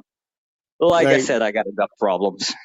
Bro, man, like it must be awful when there's a certain thing that happens, right, with you and your lady, and you try to bring in sarcasm, and she's not getting it. Often than not. Oh yeah. We haven't gotten. Let's see here. We've been married, I think 8, maybe 9 years, somewhere in there. I'll get in trouble for not remembering that. I'll get punished later, but so we've just now started getting into sarcasm, and the reason why is because she's just now catching on to slang. Yeah. And that's a problem because American English is much, much different than all of the other, like say the Canadians, the British, and all that, right? Their slang is at least, well, it's mild. Ours is just crude. Yes, correct. Yeah, my old lady is prudish as fuck. I would say the word like, I would say words that are like damn. To her, that was just, I might as well have said the word, I might as well have said the CUNT word, right? Like to her, just the worst thing imaginable that could come out of somebody's mouth, right? I'm like, what are you talking about? Damn, this is like nothing to us. I think I said the word damn like as a teenager and nobody blinked an eye at it. And it hits different. So now, and again, this is why I hate YouTube, right? So she hangs out at, she watches some of the panels that I'm on, right? And now again, most of them, like 99% of them are Americans, or they're throwing out slangs. And I have to stop every 10 minutes and explain to her what one slang means, right? And oh God, I didn't realize that we use so much slang. So now you're having to stop the video every 5 seconds to explain the term to her, right? I'll never get to anything. Oh man. I fucking hate English now. Like I honestly hate English. I didn't want to learn Vietnamese. I'm going to start having to just because I don't want to. I just don't want to have to explain English anymore. Yeah, for real. It's like because you feel it's like damn, like oh shit, we're so degrading. You know what I mean? Like it's funny to us, but after you know you have to explain it to somebody else. It's like at some point you're just like, damn, man, like we do sound awful.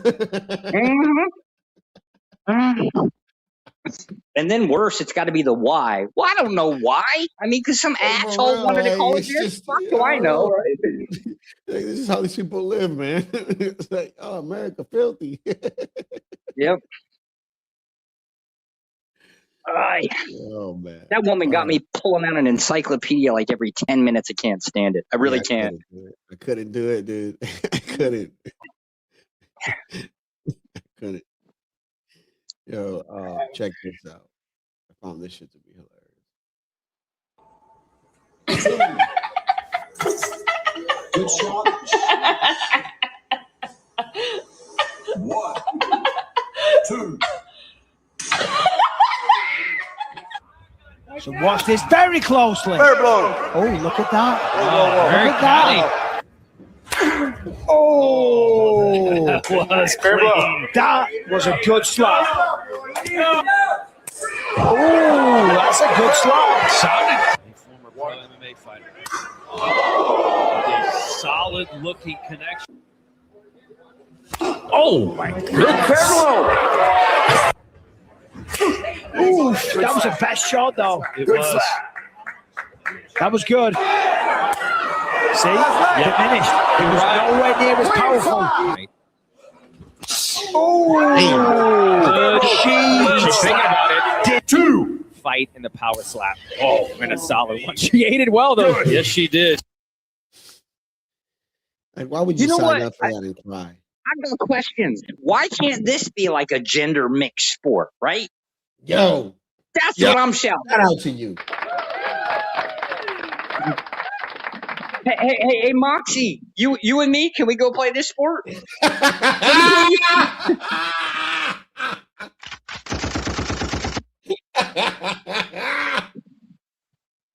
Nah, man. I'll even let you have the first go.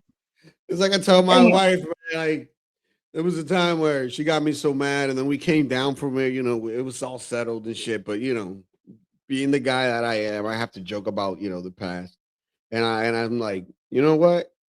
I could tell that you're still angry about what happened last week. Like we could go to the octagon, I'll tie my hand, and I use my weak hand against you. Like, and you can take your frustrations out on me. But the rule is I can also protect myself and defend myself. No,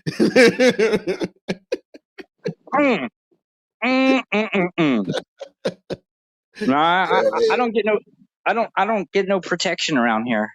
I think it was about 6 months ago. My old lady learned what a cup check was.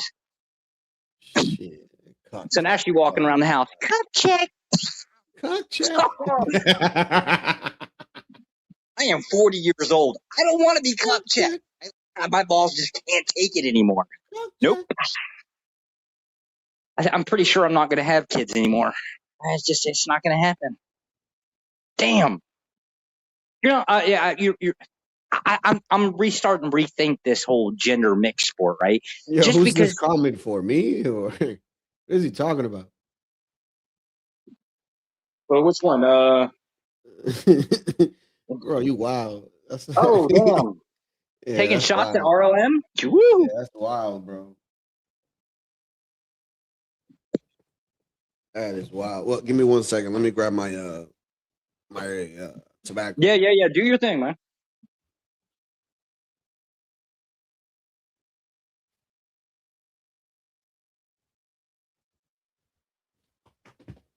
Yeah. I don't know anything about that, man. But it I don't is know what it do. it is graduation season. RL. Ooh. It is graduation Ooh. season. And as it is graduation season, I got beautiful moments to share with you guys.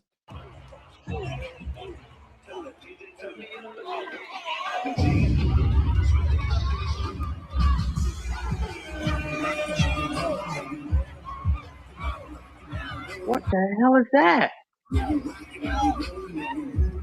Those are your future doctors, future scientists.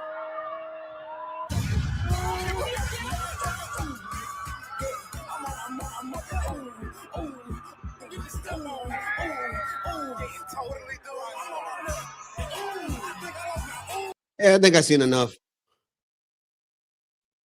Well, shout out to the new freshman girls going into university. We call that fresh meat. Yeah, man, they're celebrating because you know, they're gonna go in, you know, to their careers, man, and you know, change the world. Is that what that's called? Human centipede? Damn, I gotta look this stuff up. Oh, wait. Nope, I changed my mind. I am not looking that up. What the hell is that?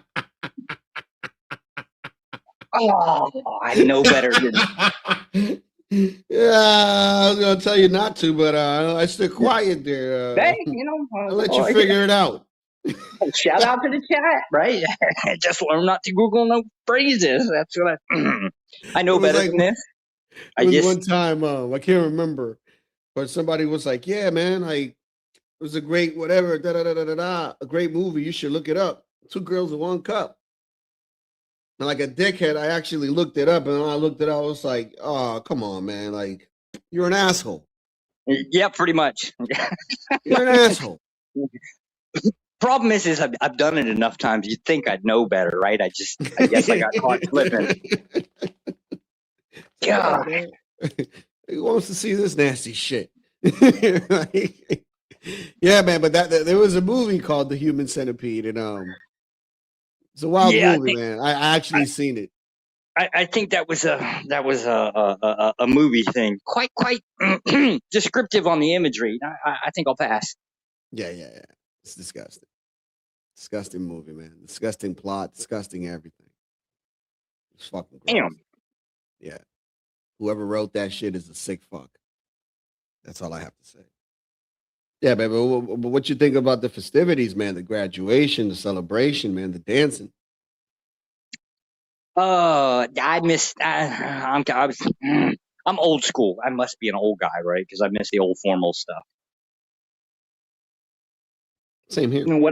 Whatever the kids do now, I don't want nothing to do with. Just don't want any part of it. Just mention your name, grab your shit, sit the fuck down. Yeah, pretty much. I'm grabbing my coffee, go sit in the corner, and ignore everybody. And wait for the commencement to end, and stay there for 15 minutes after. You know, chat a little bit, and then get the fuck out of there. Go out to eat or something, or go home. Yeah. Yeah, I mean that's how it was with me and my family and everybody else. So I don't know. This is new to me, but I seen this shit last year though, and I'm like, I thought it was just like a one-time thing, but apparently not. I graduated from a Christian academy. I guarantee you, we weren't doing anything like that. That just was not going to happen. It's crazy. Like the most that we did, because it was like 8 of us, right?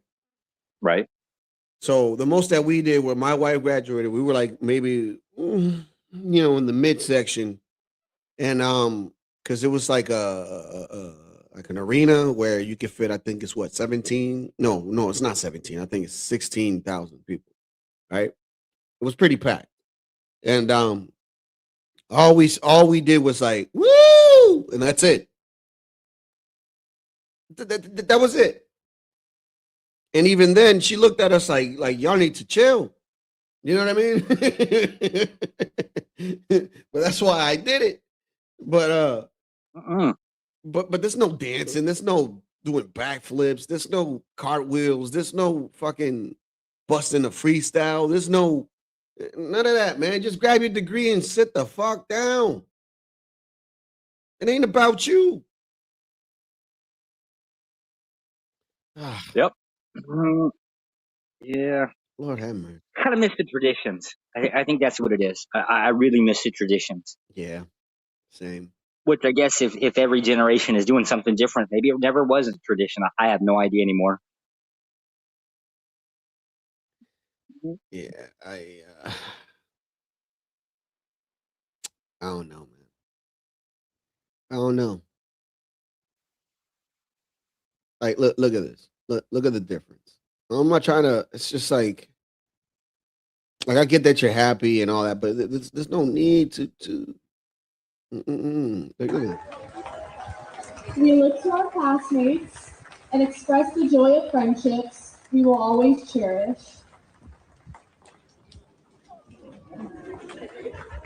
And finally, we face the statue of the Sacred Heart of Jesus and bid farewell to Ursuline Academy.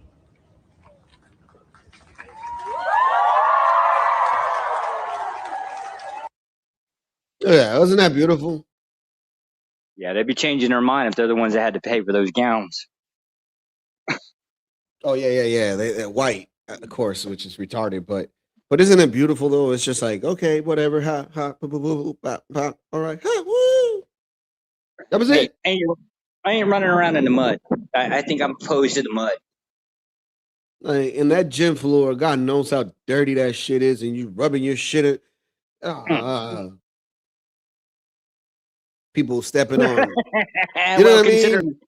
Well, considering the sexual promiscuity, I'm pretty sure that the gym floor is probably the least nastiest thing to touch their crotches. Yeah.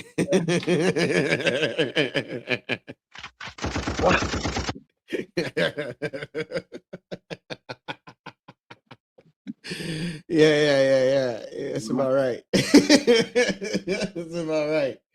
God damn, man. I just don't get it, dude. Like, all right, celebrate. I agree. Like, you accomplished something that most people haven't. Kudos. But damn, man, like, really? Well, it depends. Are we talking high school? Are we talking about university? I'm Oh, pretty that's a sure university. Oh, university. I don't know. I got a different take on university. I got a problem with the whole student loans. I got a major issue with this. Oh, 70%. go ahead. I would love to hear what you have to say because I have an issue too. So basically 70% of women are the ones that graduate from university versus I guess about 30% are males. Preach. So you have this basically let's just call it the government bailouts for university university assistants, right? To pay this bill. Why the fuck are my tax dollars going to pay for somebody else's university? I really got a problem with that, right? Why? Yeah, because right? I stated the same thing. I want a Ferrari, so shouldn't everybody else pay for my Ferrari? But this is where we're at. We're this weird argument, and I almost agree with him if the U.S. was any other economy. If you go to Europe, you go to Central America, pretty much almost everywhere else in the world, universities generally obligated to even get a job at McDonald's, pretty much. But in the U.S., our economy is very different. You don't really need a university degree to, generate wealth. Matter of fact, it seems like business ownership is kind of the direction you would go for it. However, for some odd reason, we basically keep promoting this education. I don't mind people doing it. I just don't see why I'm supposed to pay for it. Yeah, same here. You want to go, you go, but I shouldn't have to pay for it. Yeah, I'm kind of having qualms with this. And I don't think it's everybody, right? It's not sales tax that's covering these fees. It's actually generally property taxes. So now I got issues, right? How far does that go? If I'm paying my property tax, why the hell am I paying for everybody else to do everything that I don't want to carry other people?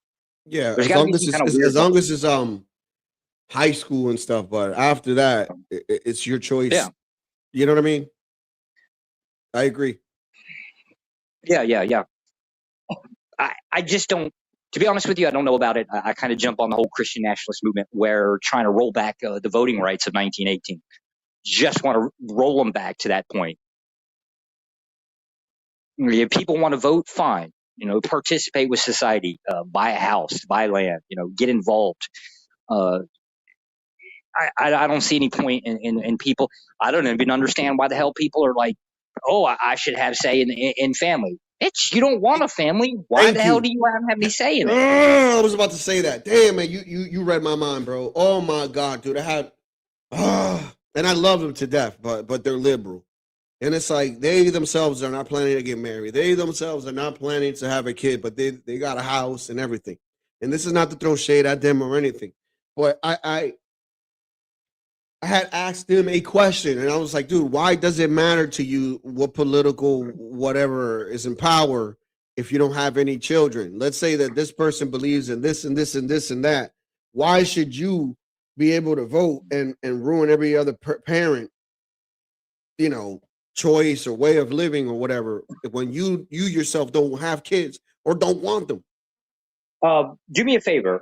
Go down to the chat, the third one from the bottom with Stanley. Let's address this one. Okay, so here's how you can get around this, right? Tax deductions are kind of a big way where you can actually rob the federal government of taxes.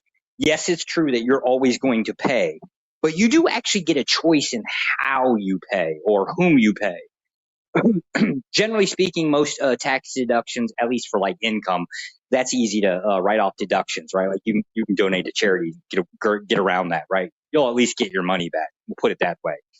When it comes down to property taxes, you get a little bit more colorful on it. There are ways to outskirt from underneath of it to generally rob your county. Now it comes with a nasty little cost because if a vast majority, let's just say 60% of a population within a county does it, you're pretty much going to tank your own school district, right? Like, so generally schools are going to be the first one that gets cut. There are ways, a 101 different ways to get out from underneath property tax, at least to where that taxable value does not go to the county, at least property taxes, and then ultimately to the state and ultimately to the Fed. There are generally ways around it. So when I say yours, yes, you actually get a little bit more say. A popular one is to become an ordained minister. Really requires logging into a website, again, different states, but logging into a website, filling out some paperwork, and boom, you become an ordained minister. Of course, you do have to go to court, pay a small fee, blah, blah, blah. Now you can register your property as a religious institution. You just have to meet the requirement. And again, every county is a little bit different. My county, pretty much specifically, you have to hold, I think, 3 gatherings per year. Let's just call it a barbecue. Not very difficult to meet. There are colorful ways to get out from underneath it. You just have to start getting involved with your county and start looking this shit up. Is it true that like I don't know if this is true, but is it true like if you're like, I don't know, I've seen this with like rich people where they bury their relatives on the property, and now it becomes something like burial grounds or some shit like that. And they don't have to pay taxes or something on it. Yeah, but it becomes regulated in a different format too. Generally speaking, if you're going to keep dead bodies on your property, which you can do it, right? And again, per county changes, right? You have to meet the requirements are you can build like the little mausoleums and things like that. There's all kinds of weird stuff you can do, but you also lose what you can do with that property. So yeah, but you kind of lock yourself into it. Keep in mind, if you ever change any of the zoning, right now you have to deal with dead bodies, and that is incredibly expensive. Okay. Once they go in, getting them out, whole different nightmare to have to tend with. So you have to be very sure that that's what you want to do for like generations. Yeah, because I actually Googled that for that. I don't think that's getting bodies into the ground or again a mausoleum, right? That's actually not that difficult. Getting them out is very difficult. Welcome, Stanley. Hey, what's Like up, Latino? What's up, dog? like very Good difficult. Or good Josh? afternoon now. So, Oh, yeah. You know, oh I shit, just that's woke up daylight. about an hour ago. Yeah. How you doing? I'm good. Good. Wanted to talk right quick about the student loan forgiveness and tax dollars. Go ahead. I think a lot of people don't realize that once you put the stamp on and drop it in the mailbox like we did back in the old days, it is our tax money. Now, our representatives pretty much decide, hopefully with some input from the voters, how to spend money.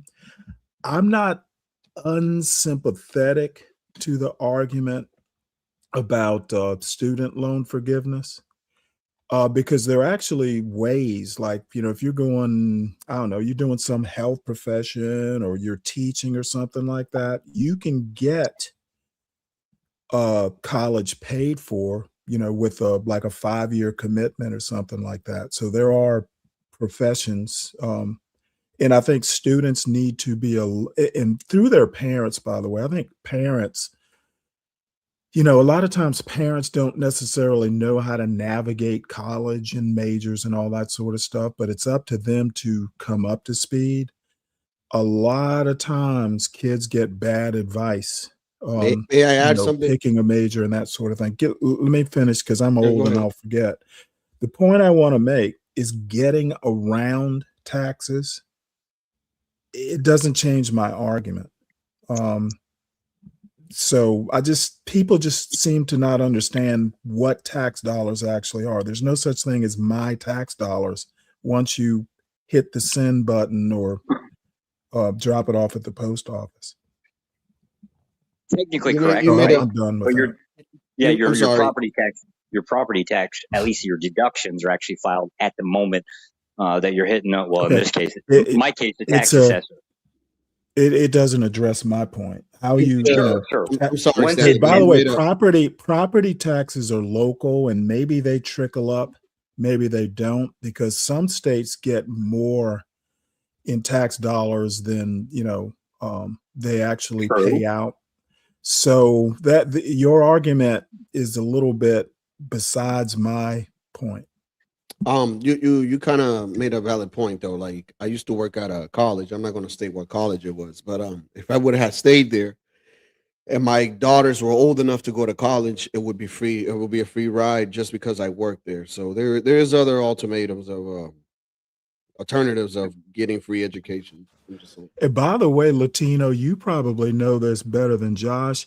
I am quote very far right when it comes to education. It's just kind of the way I was raised in school. The education should be taken extremely seriously. So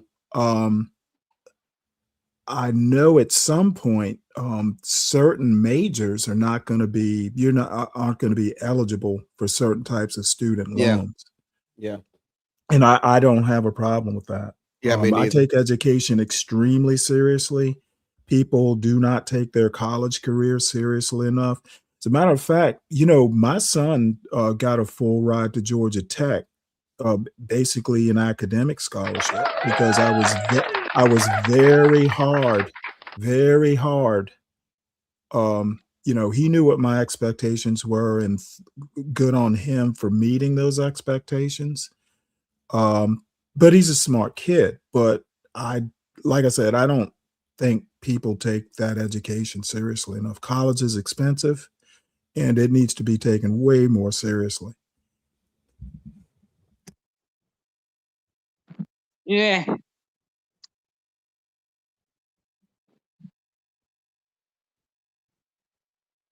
Yeah, but there's other ways around it. Like for instance, like I said, you can work for a college, and if you work there long enough, they'll give you a discount, or it can be a free ride. Well, yeah, but that's taking college seriously. There are ways to get college paid for. Okay, my goal is like you need to get out of college without student loans. And if you have to get student loans, say to go to some expensive college, the degree you get from that expensive college, and you're so far in debt you can't buy a home for 10 years. The degree that you get from a community college or, a less expensive college, it's still a degree. So I think it is an abomination to come out of school with all this debt, and you don't have to take student loans. That's voluntary. If you can't pay for college without going deep into debt, you should not be going to college. You should find another route. Military, get it paid for that way, etc. Or forgive me, a GI Bill is a lot different back when I was young. Or something too. Well, I was in the Navy. Yeah, how much does the GI Bill cover now in like 2026? Does it cover the same rate as it did like I guess 20 years ago? I don't know, but it does pay quite a bit. But let me tell you, even if you go into the military, my roommate, I went to Navy OCS. My roommate at Navy OCS was prior enlisted, and he wound up getting his college paid for. It was basically he went TAD to an ROTC unit. So he wound up coming back into the Navy. He was a nuclear, a nuke, an enlisted nuke. He did well enough at whatever to get University of Texas paid for, where he majored in like engineering science or something like that. Then came back out. He didn't go back into the nuclear program, but he got his commission. So there are other ways via the military besides the GI Bill. I knew another guy who was enlisted, and he wound up going to the Naval Academy Prep School, wound up graduating from the Naval Academy. So he's prior enlisted as well. There are ways even besides the GI Bill. Oh yeah. There's always God. There's a billion and one ways. Yeah, if they want you, they will help you figure out a way. Got no disagreement there. I even got no disagreement with the concept. It's the onus is on the parents to actually kind of like, and I will have to say, I agree more so that it's on the parents to kind of like educate themselves. I guess because like every couple of years, shit changes so much with funding. Oh, dude. Right. So I agree. It really has got to be a lot of effort probably to get into it. But damn, right? Why the hell is it constantly a college funding political debate? That's what I don't get over. Well, I mean, whether we like it or not, and one of these days you ought to come to my show and we can get deep into the politics of it, or the political philosophy, if you will, of it. This is a government of elites, even on the right. Donald Trump is a graduate of the University of Pennsylvania. He's an Ivy Leaguer. A lot of people may not know that. So we are a government of elites, and college is, generally seen as, kind of a way, an avenue, a way to, kind of leap into, say, the middle class or even upper middle class or beyond. And, the numbers don't lie. College graduates tend to make more on average in their lifetime in income. So I think that's why it's a political debate. Can I ask a question? Do you think that college should have a gap on pay? I mean, on the price of college and tuition on the You mean a cap? Yeah, a cap. That's what I meant. I'm sorry. Ooh. I don't think you can get away with that. Probably. I don't think you can get away with it because then you start. It's a business, and the moment you start capping absolutely right, absolutely right. You're going to bump up against the Constitution with that. It's unfortunately, I like the idea, but the moment that you do that, right, you're going to start going into that whole controlling the prices of other products within other businesses. And that most people are not it's just a door that you'll never get shut. And you got to think, Whether we like it or not, money is considered speech. So they will, you'll never be able to cap it. And again, it's up to parents. I'm a parent absolutist. It is up to parents if your goal is your kid goes to college. Now, look, my son did real well in school. He made 1B in 12 years, and that was in band, and it was my fault that he made the B. I won't get into details, so I had to eat that B. But, you know, if he was a C student, we would have discussed a different avenue. I would like to be a parent elitist. I just don't see how. Yeah, we lost that we lost that option. Well, I should say I should say a parent supremacist. Maybe elitist is the wrong word. I would agree with that one too. It just still same applies. We lost that option generations ago. How so? We signed the concept of your limitation of parenting. And I don't mean like corporal punishment. I mean, here, be an example, right? Let's just say you have a 16-year-old kid. 16-year-old kid goes out and gets in trouble, right? Outside of civil liability, that's it. That's all the I guess accountability you're going to have on the parents is maybe civil liability. Then that. Oh, you mean if the kids commit a crime or something? A crime, any type of debt that gets incurred. Yeah, I'm not. I absolutely would love the idea of children paying for the sins of their fathers and the fathers paying the sins of their children. Well, I don't think kids should pay for the sins of their fathers, but let me give you two cases. One in Georgia where I live and one in Michigan where there were school shooters. The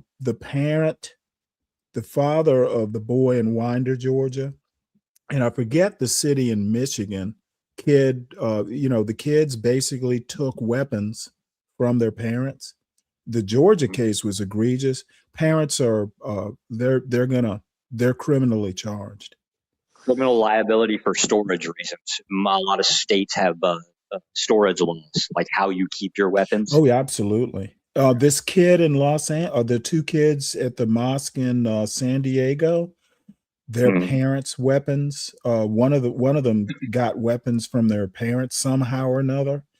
That's going to be a problem for that parent. In Detroit too, I think, right? With that kid that shot up his. Yeah. It was in Detroit. I couldn't remember what city in Michigan. Yeah, that. Yep. Those laws have now the kid and. Let me tell you about that kid in Winder, Georgia. The FBI had interviewed him and his father a year before because there was rumors that, I remember that the kid was going to do something. Yep. And it was bad enough that the FBI said, questioned the two of them. And, the father basically said, nope, he's not going to get weapons. He won't have access for me. Well, the very next Christmas, the guy gives the kid a pistol for a Christmas gift. What's the name of that movie where they give the kid the little BB gun? I don't. Oh, you're talking A Christmas Story? Yeah, Christmas Story. Like, what the fuck he thought it was? Like, come on, man, this guy's a retard. I'm sorry, I interrupted you. No, I'm saying that that the father's a retard for giving him that, thinking that it was going to be a Christmas story. You know what I mean? Except it was like a Glock or something. But check this out. I want to get you guys' opinion on this video. If Britain was an American state, how wealthy do you think it would be? How many American states do you think are wealthier than us in terms of GDP per capita? Blimey, that me. You're asking the wrong person. Let's say. Oh, 30. I know the answer to this question. I have genuinely no idea. Yeah. Yeah, it's a difficult one. I think depending on the area as well. If we're talking like different areas of the UK. So this is the UK as a whole. Okay. Versus all the each individual American state. So in comparison, is that the question? Yes. What state? Yeah. So what state will we be most like? How many states are poorer than us? How many states are richer than us? Again, I have no idea. Yeah, this is not a you question. Talking. Is there a right answer? Yeah. So, okay, I'll give you the answer. Yeah. Have it. So how many are richer than the UK? Yeah, so it's 50 states. Yeah. If we were a state, how rich would we be? I reckon we are in the lower 25%. I'm saying like a quarter. That's definitely true. Is it? Extremely true. Actually, so we would actually be the 51st state, the poorest state. Every single American state, we've been overtaken by Mississippi, which was the poorest American state. And there was a survey done for 3,000 British voters were polled, and most British voters thought we would be about 7th. Which is 7th out of 50, whereas we're actually 51. Oh my god. So why do you think we're so much poorer than the Americans? Because everything here is so expensive. So the housing market, for example, the houses you could get in the US versus the house in the UK, you're talking like triple the size. Yeah. So it's like everyone's money is spent on rent, mortgages. It's just so much more expensive here. I also think that the job market, the amount that people get paid for the same jobs in America is significantly more. So it's just not giving people fair opportunities because of the amount of money and tax. Most of people's wages go to tax as well. So the actual take home is very, very limited. Go ahead. Yeah, that's a point of pride in my opinion. Damn. So if UK was a state, it'll be the 51st in our GDP. Oh, we haven't even talked about the territories. I bet Puerto Rico's richer.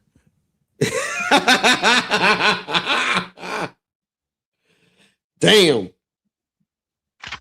I don't have anything.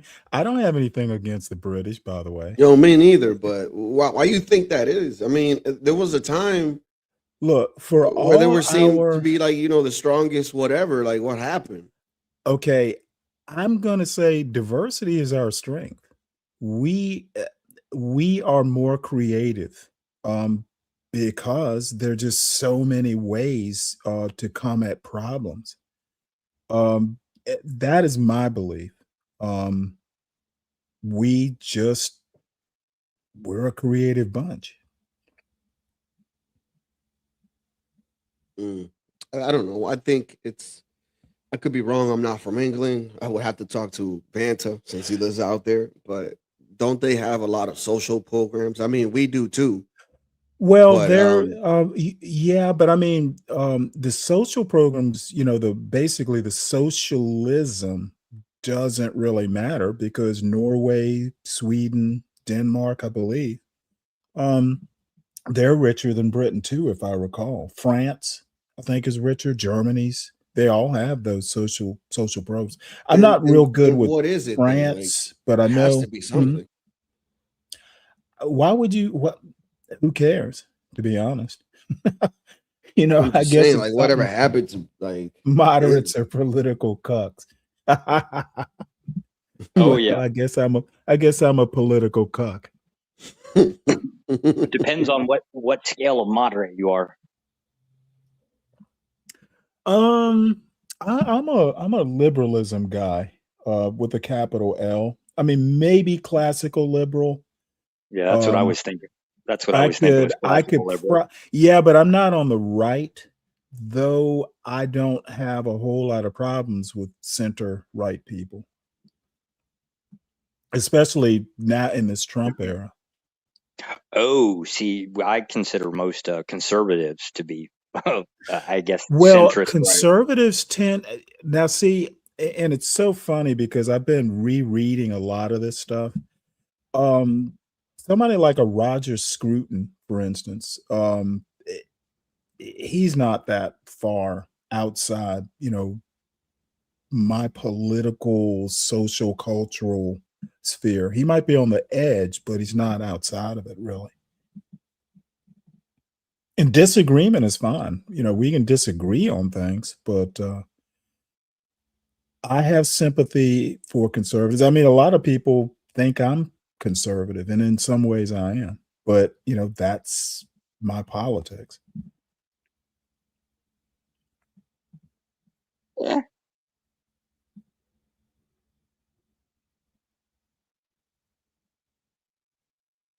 Interesting. Shit, man. Give me a second. But one thing I do want to say, and I'm going to sound like a geek when I say this, I think people should, not too many people are as into politics as I am, or maybe Josh or Latino. You should read about your positions. The people that you admire, you should read about them. You should read what they wrote. Maybe you will agree more with them, or maybe you'll change your mind. People just kind of. I'm a far right. I'm Are a you far really? right extremist. Yeah. Well, if you're the kind of supremacist that I've heard you say you are, I accept what people say they are.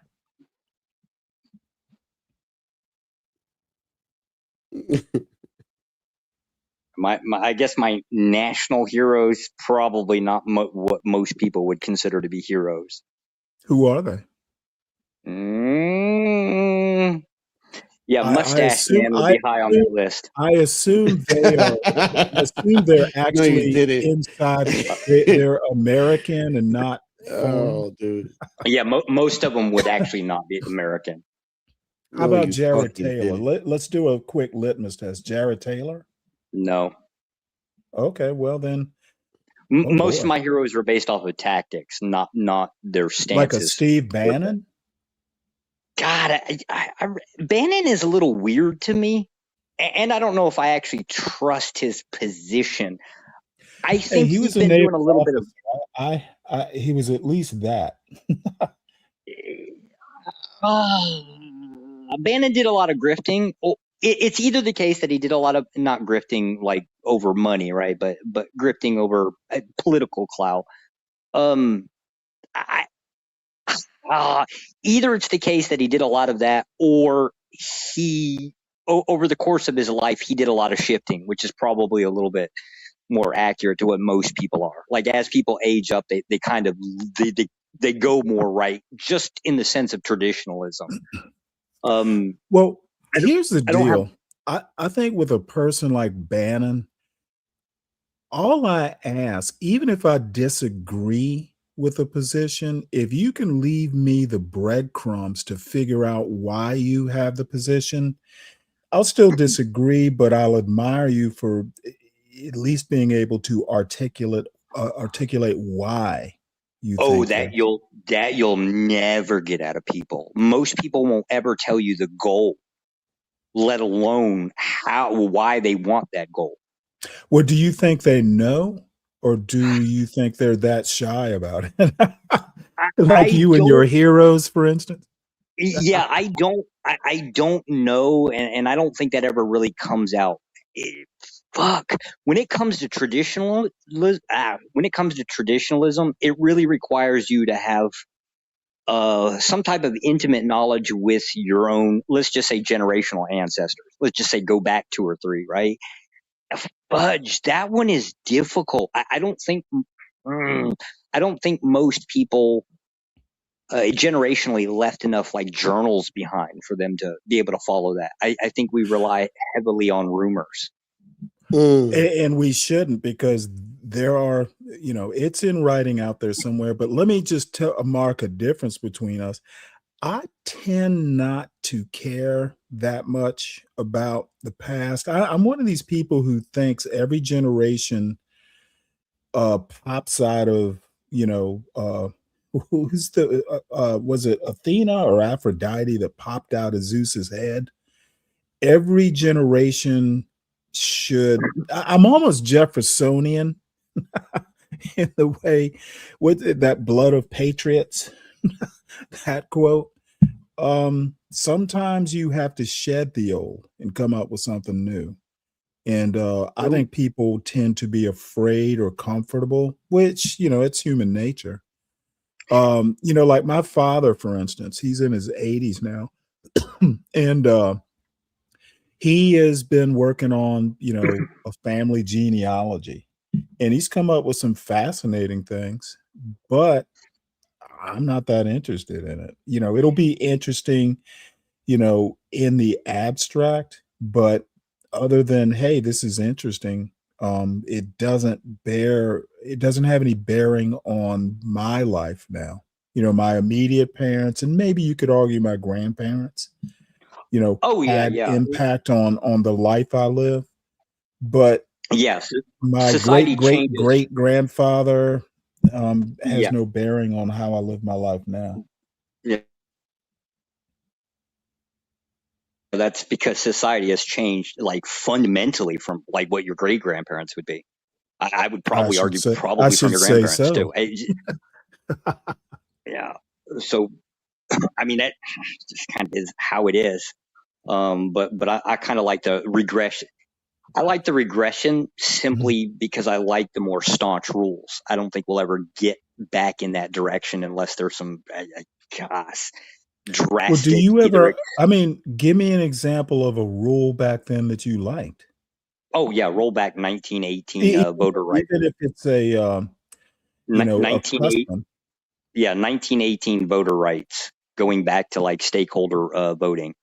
That you would mean be was the women's vote in 1919 or 1920? I can't remember. I thought it was the early 20s. And it kind of like it's kind of like a misnomer. We didn't really get I'll say we, like the general populace didn't get the right to vote till 1918 anyways. Prior to that, it was like landowners, things like that. Yeah. I would love to roll back to that, to do something like that.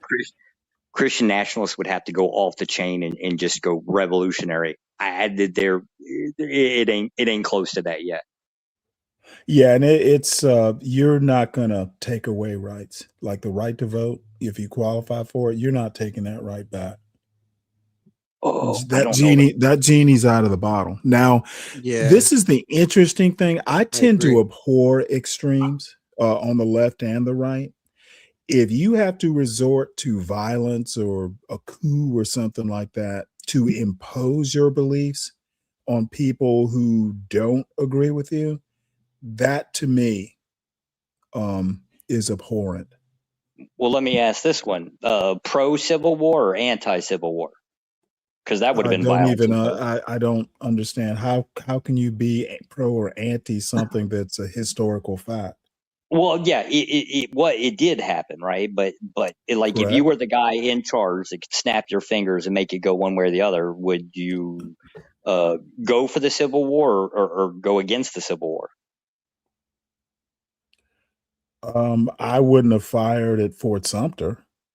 Oh, okay. Okay. Well, I mean, why? I guess I don't. Well, at least you're consistent, right? But what do you think? I mean, don't be shy. Oh no. I think the Civil War is way more complicated than hell yeah. people. Yeah, It is real life. Dude, there were so many linchpins. 16 hours here or 16 hours there. I was listening to something last night. That when Lee went into Pennsylvania, it was literally what was it? The story I've heard is, they got a hold of Lee's field order by accident. Somebody dropped it in a field and some Union private found it. So was it McClellan? I can't remember who was in charge at the time. Had advanced notice of what Lee was going to do. What if it hadn't been found? I can't be pro. It's hard for me to go pro or con with a historical event. Well, no, it's basically violence used to impose on, in this case, states, right? So it was the northern states, technically speaking. I understand, but the way it started was just so almost innocent in a way. Oh, it was violent at least 60 years prior. I mean, there was Oh yeah, definitely. yeah. Well, dude, Jefferson knew what was going to happen. If you go back and Oh, the sure. wolf by the ears, he knew something was going to have to give. And one of the problems I have with the framers is they kick the can down the road, which it's like endemic in legislatures. They will kick the can down the road as long as they can. And Agreed. so, Yeah, I fundamentally agreed. To be fair, right? Yeah, it's not enough time in a politician's lifetime to be able to do half the shit that they need or want to do, or at least political career lifetime. It's actually asking a lot from a system that wasn't designed that way. well, I honestly think that look, I tend to blame Trump, for instance. I think Trump is a symptom, not he's caused a lot, but he is a symptom. I always put the onus on the voters. You are who you vote for, at least Agree politically. again. Agree again. Yeah, there's no getting around this, right? Like the idea that a mouthy politician got elected, right? That's kind of like out of order from our common status quo, right? Yeah, that's We people said we really want want. to change. And no, I'm not a Trump fan, but the people who voted for him want to change. And let me tell you something. There's always a silver lining. And I'm not that much of an optimist, but I think we know what we don't want. I think Trump has taught us some things. Yeah. I don't like the lack of civility. I'll agree absolutely. to that. I just don't know. We open the door to lack of civility. The only thing left is for conflict. I'm pretty sure that's got to be the next step. What if Marx is right? In that concept, probably. But I think I was saying this yesterday. I think Democrats right now don't have a spine. You don't necessarily have to create a left version of Donald Trump, but I think Trump has exposed some things we didn't know could happen, like with this $1.776 billion what is it? Lawfare, something like that, an anti-lawfare fund, which is just like even the Republicans are going, he did what? Yeah, I'm not. You're not gonna see. This is the problem. I would like to bash leftists if I could. The problem is once we start getting into the conversation of spending, fuck. I just can't. I can't, because I know what we do on the right generally drives weird taxes up. Sure, we can get a couple tax incentives here and there, right? And then boast about it on the news like it's this thing, right? But it always inevitably comes to a higher cost down the road, right? This is why I said, fuck, I want to bash leftists. I can't when it comes down to spending. Because there's let me always tell you, that's why I don't think I constantly say MAGA is not even remotely conservative. There's some conservative values mixed into it. But it's not a conservative movement. MAGA, I don't disagree with Venus's assessment of MAGA being a cult. At the end of the day, if you're if you're backing a guy just because you like the guy, fuck off. That's just personality cult. It's kind of. I don't give MAGA MAGA nuts much. to me. I've heard a little bit of you and Venus go back and forth. That is an interesting. I state the same thing, man. I may have voted for the guy. But I don't agree with everything he has done. I can tell you that. To be fair, me and Venus go back quite a few years. That's really? Why. Interesting. Yeah, man. I can tell you that for a fact. I came across Venus because of Hamp. I actually used to work for Hamp. Mm-hmm. That's how I ended up direct interactions with Venus. I don't know why she gets pegged as like strong-willed. I mean, she is, but it's just a different conversation. I guess it's something to Well, learn how to talk to. I'm gonna tell you honestly, I personally don't have a problem with people like Venus. Strong-willed women don't bother me much. You just, if and this is going theoretical here. I'm not talking specifically about Venus, but if you're a young man and you meet a woman you like who has a strong will, just you better up your game and be a bigger Well, man. yeah, to be fair, I think most people that go after Venus are kind of like, what do they call them? I want to say like red pill, right? Where it's the whole battle of the sexes, Yeah, and they just want to clash with her it's based on the black talking points, right? manosphere, red pill sort of thing. Yeah. Yeah, I it's occasionally watch. I don't watch Hamp unless he's on Nightish's show. Like Nightish is reviewing it. I'm not interested in the relationship shows and stuff like I'll be that. right back. Venus. I'll listen to 15 minutes just to see where she's going. But that relationship stuff. You should check out Hamps on it. He tries, and to be fair, it's not exactly his fault, but he tries to get into the whole I guess the moral stances. It's a hard sales pitch that he's slowly trying to work with it. I've noticed over the Well, last. I'm gonna be honest, and please don't be offended. I was raised Catholic, like I'm a cradle Catholic, and I think the one thing What's I a got cradle Catholic?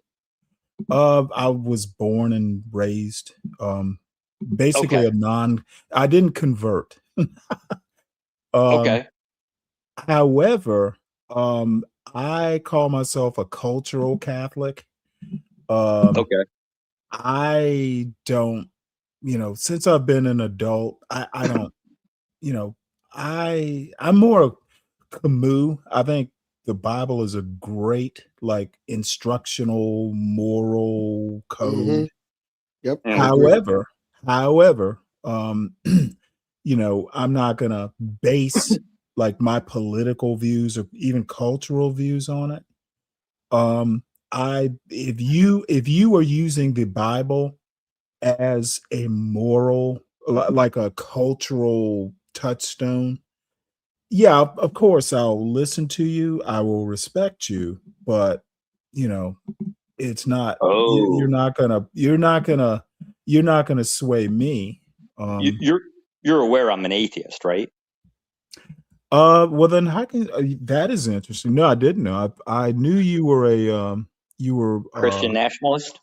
Yeah. Is it Yeah. a cultural thing? No, Christian nationalism is a political movement. The problem with it being is like what rule set you want to apply. Ultimately, if Christian nationalism were to, let's say, gain power within the United States, currently they have executive power, or they have a monopoly on most of the executive powers. But that's only because of appointment. Whether it sticks or not, we'll know after Trump's out. But you're looking for like a rule book to apply. Now, this comes down to, I would call it inner fighting amongst the different denominations. I would say that Catholics kind of have I'm thinking that they would have the majority of population within the United States. Really? No. Yeah, I hate to say this, right? Like I really and I don't know. See, now I don't know if the numbers are correct, right? Because I don't think there's any way of fact checking it, right?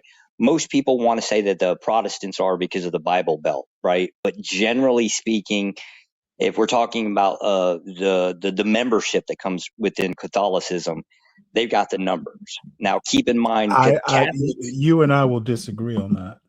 Oh, I've got some numbers for it. Now, I just don't know if the numbers are accurate that the Catholics are reporting. Right? There's no way to verify it, put it that way, right? Because you can be like, oh, here. Let's say you signed up as a member of a church within a Catholic church, right? They're going to probably maintain that number for the rest of, life, basically. Oh, I see what you're saying. Right. Well, I mean, are you saying, hey, people who may convert to another religion will stay on the books of the Catholic Yes, parish or whatever? I think the Catholics are doing that, but I can't prove that one way or the other. I can, That's actually plausible. yeah, I can't point to like I But the can point thing to couples. is that you know they stay on the Catholic rolls, but they get added to whatever religion they convert to. So that kind of Correct. cancels each other out. Correct. Well, see now canceling out. Right now we're going to start adding. Well, it's a one population for into it. one. One here, one on the books here, and then you add one to the next religion's books. Now add the population growth to it. You have to roll everything back like 10 years to Okay, get yeah. maybe a. Gotcha. And that's the problem, right? That's why I said I can't prove it one way or the other. Mm-hmm. I can pull up cases, but I don't know. It's like voter fraud, right? I can pull up cases of voter fraud. I can never pull up enough cases to actually say that it's definitive enough to mean anything at the end of the day. But on the books, that's kind of where we're at. Maybe you can get the Protestants up there if they keep fucking better records, right? God, they're horrible at it. Well, the Mormons and then have all the Orthodoxy is they're going that way again. And then, but anyways, the point is once you get to a rule book, like let's just say Christian nationalism dominates, then you have to have this, I'm going to call it inter-Christian conflict, and they're going to have to hammer out which rule set they want to abide by. Well, and I agree with that. You know, if you've read Patrick Deneen, and I forget the law professor at Harvard's name, so Christian nationalism isn't the threat isn't from society. The threat is ultimately they have that fight before they gain power. If they have any of that conflict beforehand, they're going to fail. There's just no way. And I don't know how to get them to fucking, I don't know how to get them to hold hands long enough to take power. Because taking power suggests violence. Or you mean people are going to vote? People are going to vote for it?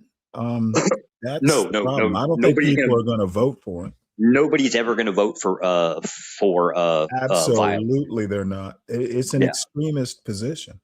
Correct. But if they can get power, then the violence just comes inherently. I guess I don't even know if they'll actually. I don't know if they're willing to enact violence on each other to even settle that rule book. Basically, I don't know how far that would go, but no, society is never going to vote for violence. That has rarely ever happened in history. That's usually been coups, which I don't think they ever really voted for it one way or the other. They might have voted and it led up to it, but voting directly for violence, that's really not, that's really rare. But anyways, you know, the rule book, I don't know if you saw Clarence Thomas's speech at the University of Texas where he's talking about natural rights. The problem is if you believe this current government historically is basically God-given. So how do you justify doing a coup on a government that is based on natural rights, according to Clarence Thomas? You know, basically it's ordained by God. Yeah, that's just asserting that it's okay. It's kind of a weird. Oh, you got to hear Clarence Thomas's speech. If I were weak-minded, he would have inspired me. Yeah, he'd drive me back to the church. No, and here's why. One, Christian nationalism in itself would be fundamentally anti-democracy, which would imply that it's also very anti-republic. Thus, Christian nationalism cannot, in our framework of government, it can't exist. So something's got to give. And the only reason that I'm for Christian nationalism is because of the extreme rule set. No, I understand what you're saying, and I agree with that. If you're a Christian nationalist, now what are you saying, Chris? Are we going back to a monarchy? Christian. Oh, so this is where the most popular request for Christian nationalism is a return to monarchy. I oppose that simply because it was a monarchy that took it out in the first place. I mean, that was like the whole Protestant movement came about by fucking King Henry. I'm opposed to that and more for theocracy.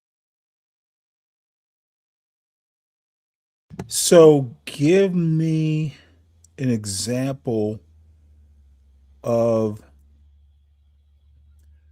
a government that, I guess Iran didn't technically have a king. They had a supreme ruler there. Iran is currently a theocracy. Before the I guess the 79 thing, it was a monarchy, and it was very anti-Islamic, and that's probably why they had the coup. It's also why I agree with that. Yeah. Yeah, I mean, it's a fact that Islam the Iranian people are deal with secularism. Secular and Islamic.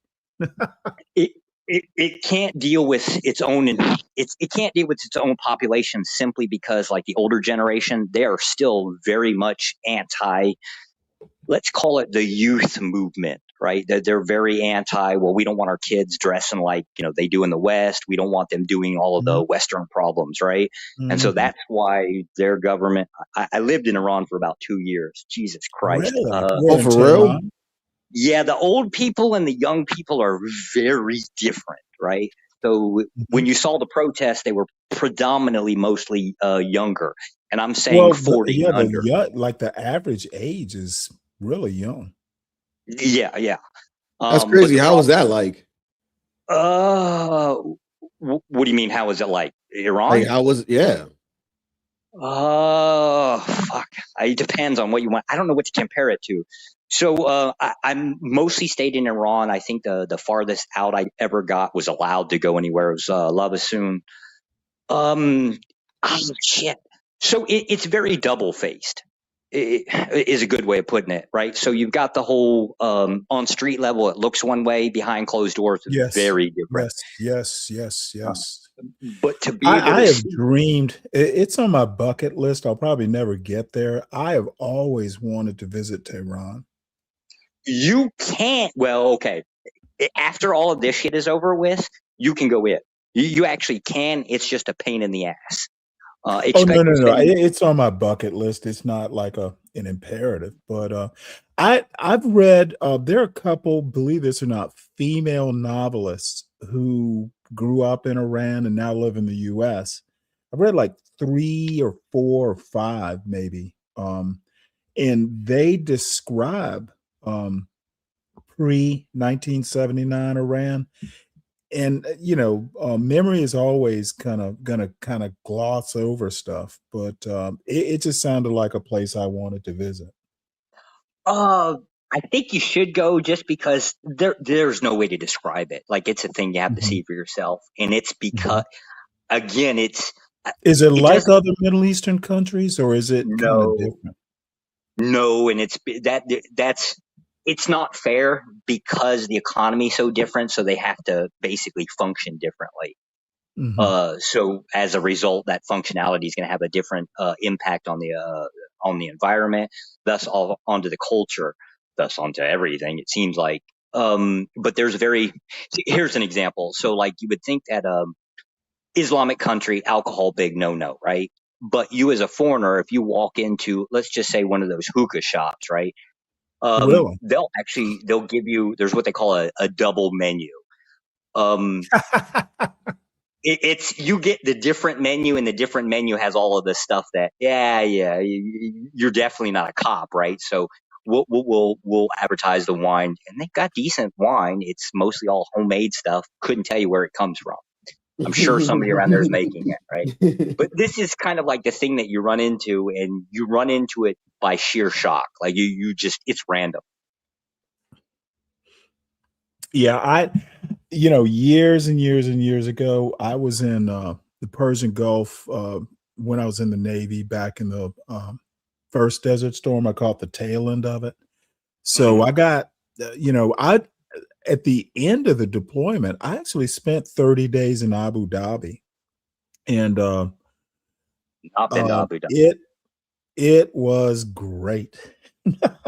I really loved it. I don't know that I'd ever want to like move there, but it was fun to visit. And when you're 23, Well, everywhere is fun.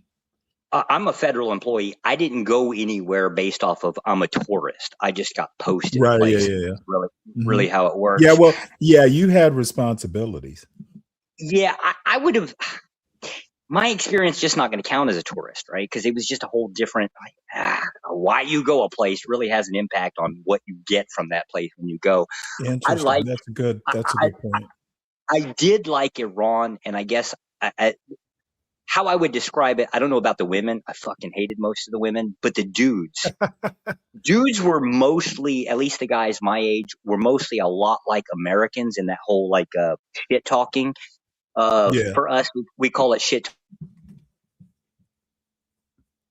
talking. For them, it's kosher.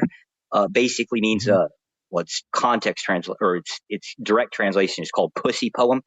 But it's basically like the idea of shit talking. That is very poetic. It's hilarious. Sure. Poetic justice. They're exactly like us in the concept of shit talking for fun. It was the most cultural, like it was the thing that was just culturally directly like us, like a direct parallel. That actually bridges a lot of the gaps. Look, when you have deep culture, like a culture that's existed forever, I've never been to Iran, but I can only imagine, Persian culture being compared to an Arab culture. Boy, they've got a couple thousand years or something. And I don't know the history well enough. And in Tehran, they're not going to appreciate the comparison to the Arabs. Oh, no. I'm not comparing. I'm saying they are more advanced. Oh, well, no. And here's the unfair part about it. So like the Arabs did invade them eventually, right? And so it had such an impact on them that they're trying to figure out how to like separate themselves from them. But it was so ingrained for so long, I don't think they know how. But it's an internal fight with them. Interesting. That's a really good point. Iran is not a monolith. No. Yeah, no, it's weird. Like, I don't know. Like I said, I think if anybody that was interested in like learning about cultures, that would be a place to go, because it's just so it will bend your mind in ways you just can't imagine. Interesting. Did you meet any Zoroastrians? I have to ask. A couple, but I didn't know enough about it, and at the time I was too busy to actually get involved with it too much to try to comprehend too much of anything. Yeah. I can give you some Discord connections if you're into wanting to learn any of that stuff. No, I'm good, but I'm 61, so I have limited time. I need to spend it wisely. But if I can make it to Tehran, I certainly will. After all of this shit is over with, I probably getting in. So it depends on what structure they have for a government, but prior to this, you actually, as an American, could get in. It was once you were in, your limited options of what you could do. It's more like North Korea. If you went in, right, you had a tour guide. The tour guide's a minder, right? Like it was more closer to that. That's what a U.S. citizen actually could do. You just expect when you get off the plane, you're going to get fingerprinted, right? You're going to go through all this weird bullshit, right? Oh, shoot. Dude, I flew in we flew to my first deployment. And it's a complicated story why we did. But I think it was Bahrain. We went through that airport. Dude, they fucking, I'm like. What year was that? 1991. So it's been a while. But they literally searched through our bags, like in detail. I'm like, wait, hold it. We're here to save your dumb asses. Why are you going through my bags? Oh yeah. Oh yeah. Bahrain has been, that's a different place. And they're weird. I think their rules change about once a year too. It's just constantly there. That one's weird. And I've never been there, but way too many stories coming out of there. Yeah. Consistency and stability are not what the place is known for. Mm-hmm. Got great Damn. vegetables though. Didn't eat there. Wouldn't know. Persian food was sheep brains. What was that? Dude, Khachapura? you know what? I actually subscribe to a couple Persian Iranian cooking shows. Believe it or not, I'm a weird dude, but mostly because the women are beautiful. I think that's actually why I find Persian women so attractive. Yeah, they're gorgeous women, but oh god. Yeah, but they're also like 1,000 times more materialistic than we are. Oh, there's a lady named Beta. She's got a channel. Mm-hmm. Yeah, it's like she's a valley girl, even though she's Iranian extraction. I don't know if she was born there. I don't think she was, but yeah, hearing her talk, I believe what you're saying about the materialism. I could. Maybe it might be, and I'm trying to be a little bit fair here. It could be the case that it's just. But it's a mostly backsheesh culture, just like the Arabs, right? Well, I don't know. See, I don't know what to point it at, right?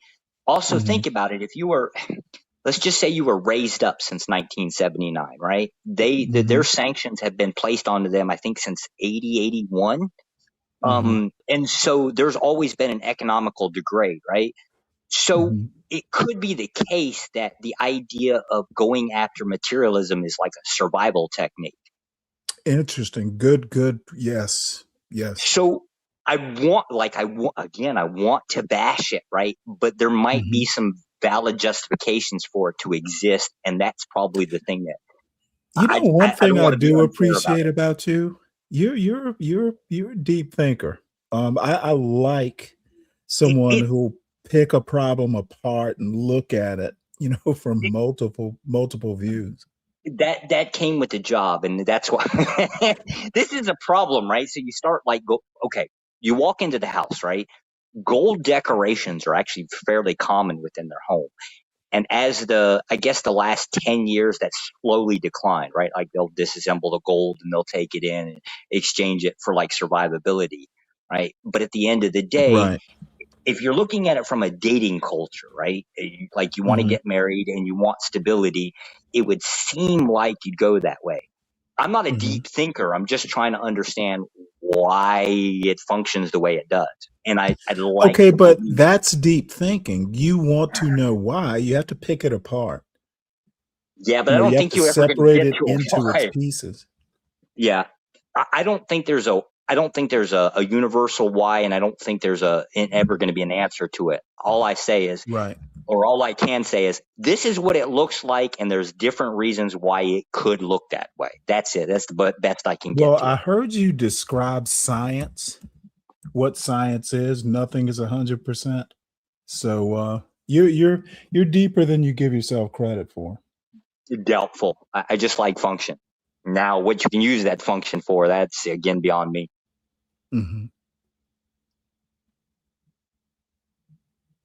Which is weird. But Latino, we have kind of taken over, haven't we?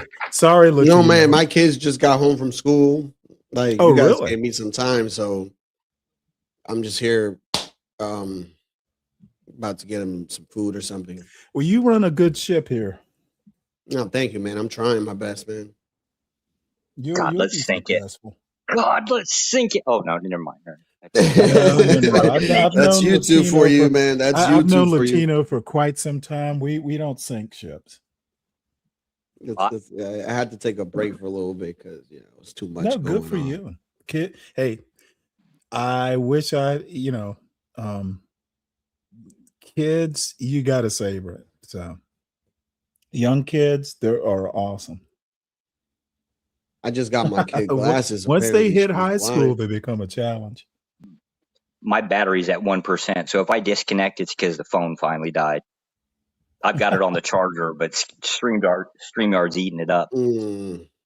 Yeah. But I got a laptop. I'll jump over to it if we're going to keep going. But Yeah, I'll keep going. I'll keep going for about an hour. Cool. Yeah, man. What you guys think of the Iran conflict and where it's gonna end? Because quite frankly, this is dragging out too long. Oh, this was inevitable.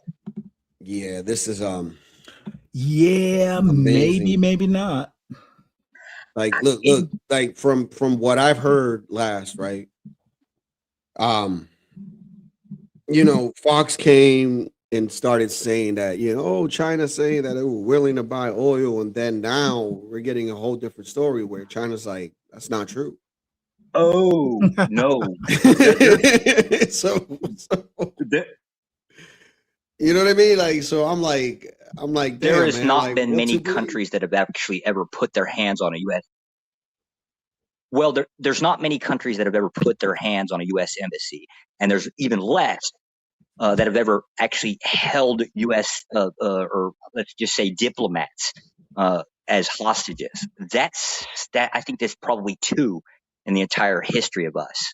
Thinking That's Libya why it and was Iran. inevitable. Yeah. It's not a thing that we relinquished too well. It never got settled with Iran, and it just kept building on top of it. It was just inevitable blow up. And I'm not even sure that this blow up is. I think this will just get extended out. Well, let me give you my opinion right quick. Sure. I have an article I'll talk about later today on we've lost 40 aircraft in this that's an conflict. equivalent of like what, like 20 $500 something million? Yeah, it's been very expensive with no tangibles, to use a reparations argument word. I think Trump is not the best commander in chief we've ever had. I think Pete Hegseth is not the best defense secretary we have. They are mucking it up. You're going to let Iran basically stand us up like a boxing match. That uppercut stands you up. Basically, it doesn't matter. You got rid of the military or not. They still dictating the rules after all that. But he didn't get rid of the military. Look, we don't control the Strait of Hormuz. I've been to the Strait of Hormuz. Literally. If we did, we wouldn't be in the city. Iran has been preparing for this for 25 years. If war was inevitable, yeah, if war was inevitable, Iran knew it better than we did. A contingency plan, But like I said, look, if today, let's say, hey, I'm going to end it and we don't get anything out of it, it was all for naught. And at the end of the day, Trump still looks bad. So this is why this shit is lingering for so long, dude, because he just doesn't want to be the one to, like, you know what I mean? Even if it comes out with a satisfactory outcome from our perspective, it's still an L. This shit's been going on for more than 80 days.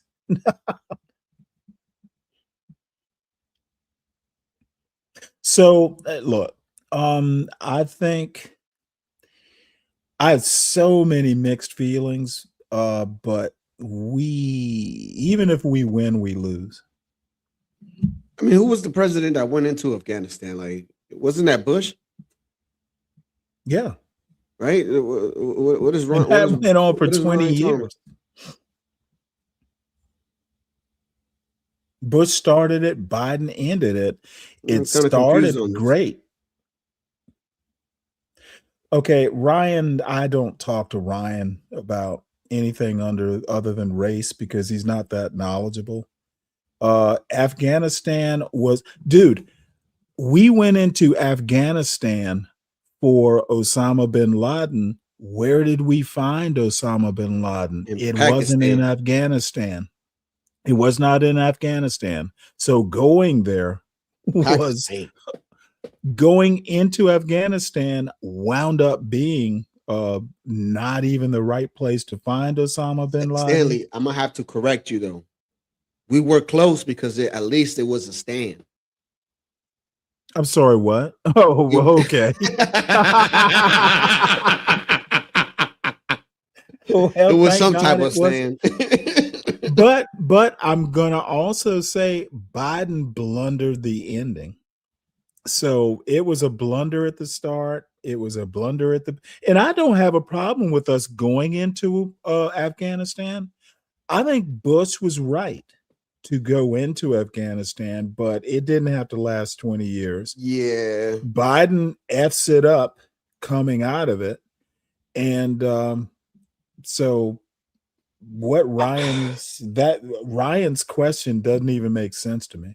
Can you give me your reason why? Because I'm gonna give you my reason on why I think Biden fucked up.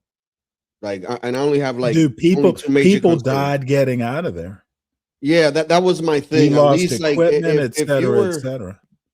The equipment, okay. Like, well, the equipment, equipment's not people. Yeah, right. So, but the people, like, you should have at least smooth. given them a 6 months grace period, at least to get their shit situated, so they get the fuck up out of there, dude. Well, you know what I mean? Trump had been talking about it and didn't do it, and I can't remember the exact history or the timeline. Maybe Doug knows. Maybe Josh knows better, since he's closer to it. But it was I agree with why we went into Afghanistan. It went on way too long, and Biden just couldn't figure out how to do a smooth out. Yeah, see that was my whole critique, because like the end of the war, it had to end regardless. You know what I'm saying? But that was my thing. When I seen that guy try to hold on to that propeller, man, and to the turbine, the jet turbine, and just fall out the sky, man. I was just like, nah. See, this is fucked up. Like, this ain't. Well, even right. you gotta realize. I mean, Biden's not on the ground directing operations. So. No, I know that. I get that, Stanley. But like, there couldn't have been a better way. You get what I'm saying? Right. That's all I'm saying. Like, it no, didn't necessarily mean that we disagreeing. had to all take them in, but at least, Well, Biden has to take responsibility because he's commander in chief. It was tore up from the floor up,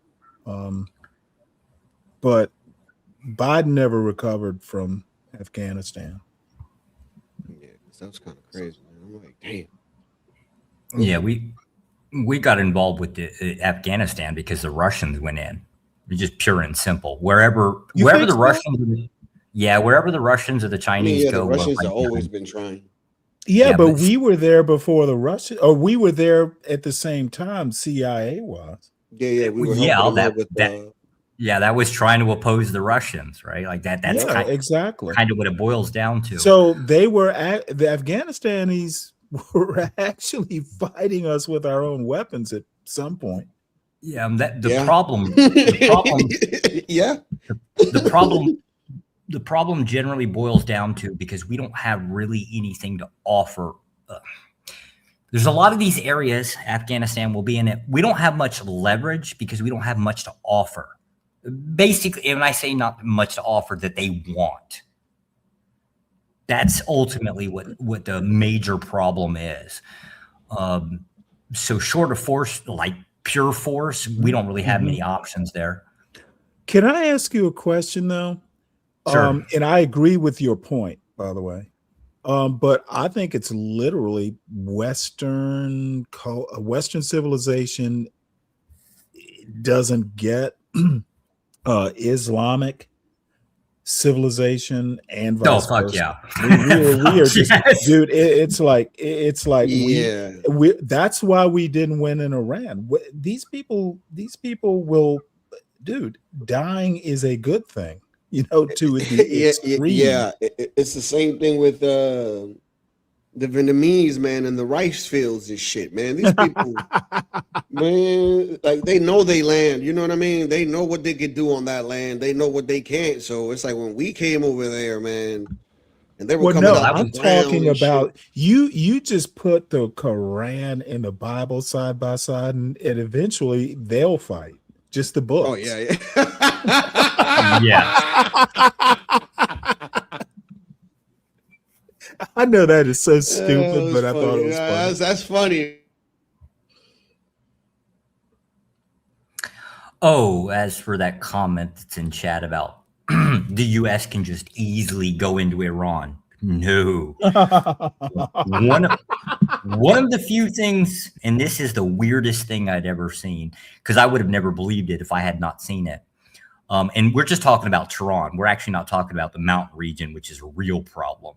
But just Tehran itself, if you look at the highways, they don't go over the hills and the mountains. They build right through the middle of them. Well, while they're doing that, they also take those tunnel diggers and they start building these like networks off of them. Now, from the outside, they look like service roads. And if you kind of keep the doors open so you can see into them, right, you'll realize that there's hundreds of these damn little tunnels that come in that look like they're part of the highway.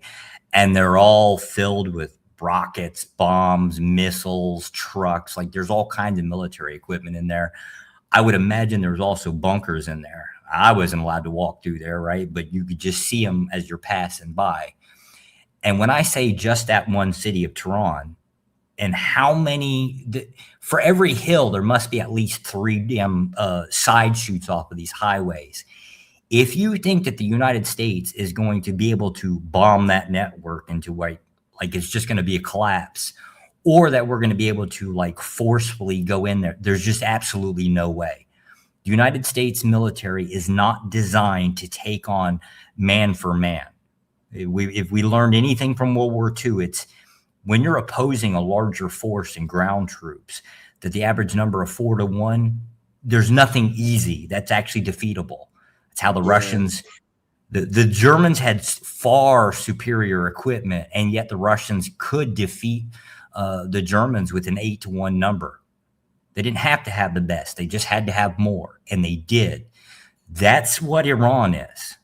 Now you have to be, without knowing whether like the vast majority of their population would be willing to fight us, without knowing that for sure, that's a risk.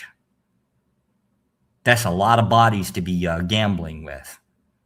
Yeah, it is. I mean, isn't that basically what happened in the beach shores of Japan or something, where they were outnumbered? That one we well, see, they didn't have the tunnel system. Like if you're talking about like, what was it, Okinawa? That one fucking island? No, it's because we had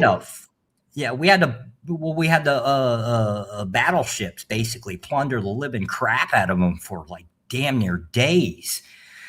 And even that wasn't really that good enough, right? I mean, take your pick. And now modern warfare is a hell of a lot different, but I don't know, that's a lot of numbers to be thrown at it.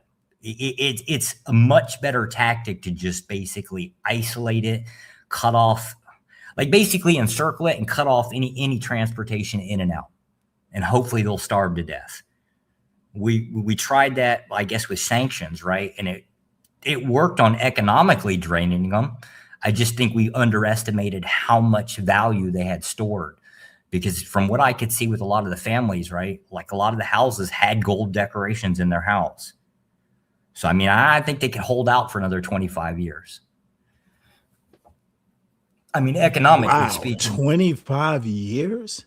Yeah, like I said, gold decorations in the home. You're talking about like gold-plated furniture. Gold plate, like you've got the they might have like MAGA voters. Yeah, it's just the weirdest thing, right? Like, respectfully, I think we underestimated. I think we fundamentally underestimated how much the families had invested in like gold and just used it for decoration, right? It's not like gold that's bars. What I want to do in my counted. house. Yeah, that's what I want to do. Yeah, well, the casualty count's a problem. The moment that we enter a war and you start stacking up dead bodies, it's not it's not long before the hippies start complaining about the dead bodies. We've been through that too. Can I defend the hippie point of view? Not that I'm a hippie so much. Oh, go for it. This Right on, man. this thing, I read a story in the Washington Post, I think it was, that hit. I think it was in Kuwait, where it turns out that the one of the first casualties got hit by a drone. Well, it turns out that they called it a leaker. They weren't prepared to deal with a drone attack. The building they were in, or the buildings, weren't fortified. There were no defenses to intercept the drone. So the body count is the hippies complaining our about buildings? body count. I'm sorry. Yeah, are you talking about our buildings? Yeah, it was a base in Kuwait. Oh, fuck They yeah. got hit. They got hit by a drone. They for some reason or another weren't prepared for a drone attack, so they were sitting ducks basically. Yeah, even our embassies have this problem. They updated I mean, what the hell? I think it was 2014, 2015. They updated the security protocols, right? Which requires all the buildings to pretty much get rebuilt, is really what it boils down to. An example of this would be the new embassy in Turkey, specifically the one in Istanbul. This damn thing's like built into the side of a mountain. It meets the protocol, right? But this is billions and billions and billions of dollars, right? This protocol will never be completed, just because that's a lot of embassies to have to restructure for this, let alone getting the military, right? The security measures that's required for this shit is just ridiculous. There's no way to meet that criteria across the board. For how many bases we have, how many embassies we have, there's just no way. It's not possible in the next 25 years, 50 years. And by that time, they'll have new security protocols. So we'll always be behind in that format. Not unless we want to throw more money at it. And I'm not a real big fan of having the Department of State getting any more damn funding. Yeah, I fucking hate my branch of government. So, when we talk about body count, I think some of I think the hippies might have a point. More people died than probably should have, at least in that particular instance. Don't you guys think that we better be that we are so unprepared for a drone attack when we have drones in our arsenal? Bro, that reach your face and you're basically, I don't know, from the video that I saw, I don't know if this is true or not, but the shit actually picks up like your DNA and everything, bro. Like it knows it's you. And it just follows. Can someone tell Vanta that Samson has a P in it? Yeah, and the Samson option on U.S. soil, on locations outside of U.S., what are we talking about here? Well, you may know Vanta, you may not. Vanta's a moron, so he will ask simple questions because he's a simple man. Yeah. There's not much of a chance of the state of Israel going anywhere. Not anytime soon. Oh no. If anything, it's gonna get bigger. Yeah, which is weird because when Israel formed, we were very anti-Israel. Let me put it to you this way: I'm pro-Israel, but I'm not pro-Netanyahu. I'm a Zionist through and through. Mm-hmm. I mean, it's for the state, not the religion, but it is what it is. I don't have a problem. Look, I've been to Israel and loved it. Like Haifa is on my bucket list too, because I literally, dude, if I could pick another city to live in, it would definitely be Haifa. I just loved it. Now it's been 30 years since I've been there, but I adored Haifa. Oh, thank God you got a new passport, right? You can't go to Iran with, well, there's several countries you can't go with a Israeli stamp in your passport. Really? Oh, for real? Yeah, Well, you'll get a doesn't visa. surprise me. Yeah, you'll get a visa, but the moment that you pull up and they do a passport check, right? They see a stamp, they'll turn you right back around. There's a lot of states like that. Yeah, and Iran ain't the only one. But Right. Well, I'll go to Haifa after Iran. Now, if I go to Iran, will Israel let me in? That I don't know. I have heard that go one of two different ways, but you will definitely get a background check on you. If you have a stamp, yeah, they'll check you like big time. Well, let me tell you something. I hadn't thought of that, so thanks. That is useful information. UAE was the fakest place. UAE just confuses the crap out of me. I think like 11% of their population is their own people, and then the rest of the population, everybody else. Oh, dude, Filipinas, mostly, and Indians. Yeah, Indians, because they're construction crew. They drastically import it. UAE is just a very confusing place to me. Nothing there makes sense. I fucking hated it. Everything felt fake. Yeah, I just didn't like the fakeness of it. It is, dude. Dude, they built like shit in the desert. Exactly. But let me tell you the most memorable experience I had in their souk, and I'm sure they have several of them, but there's one main souk we used to go to. So I went with one of the guys who worked for me. Now he's blue-eyed and blonde and, fairly tall. So we go walking into the souk and people are spitting in his path. Oh. I was like, what? I'm like, holy cow. I was so embarrassed. I'm like, what are they? They had no problems with me. They is spitting in his path. Dude, I've never experienced that kind of racism. Check this out, guys. I just got banned from Israel upon arrival and deported back to America for anti-Semitic or anti-Israel content. I flew out of New Jersey on an El Al flight to Tel Aviv on a plane with basically all Jews and had plenty of pleasant conversations and positive interactions on my way there. Believe it or not, a lot of Jews were excited for me to visit their country. Where are we headed, boys? We're headed to Tel Aviv, baby.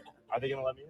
Yes, sir. But of course, I was being tracked the entire time, and photos of me circulated in Jewish WhatsApp groups as I was asleep in the middle seat of the back of the plane. 12 hours in the middle seat later, I land in Israel, and my passport scan says to go find an agent. I'm then brought to the back office where my interrogation begins. I tell him I'm here to enjoy the beaches of Tel Aviv, see some holy sites, and maybe do some street interviews asking some of the world's oldest questions, right? He then asks if I'm here to provoke Jews, if I'm hiding anything, if I'm anti-Semitic. I tell him no, obviously. The agent then goes like, you can just be honest. This is Israel. As if I said, yeah, I'm anti-Semitic, that would somehow go over well upon arriving to Israel. But I tell him, no, I'm not.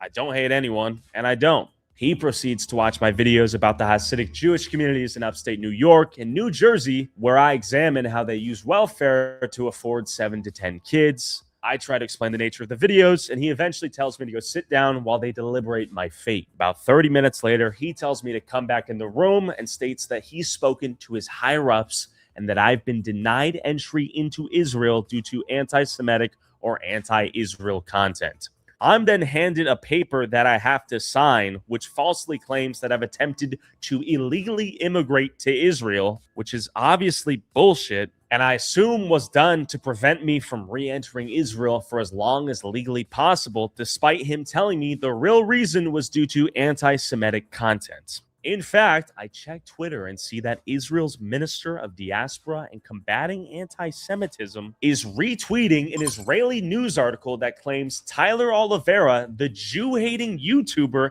is expelled from Israeli border on the orders of the Israeli minister.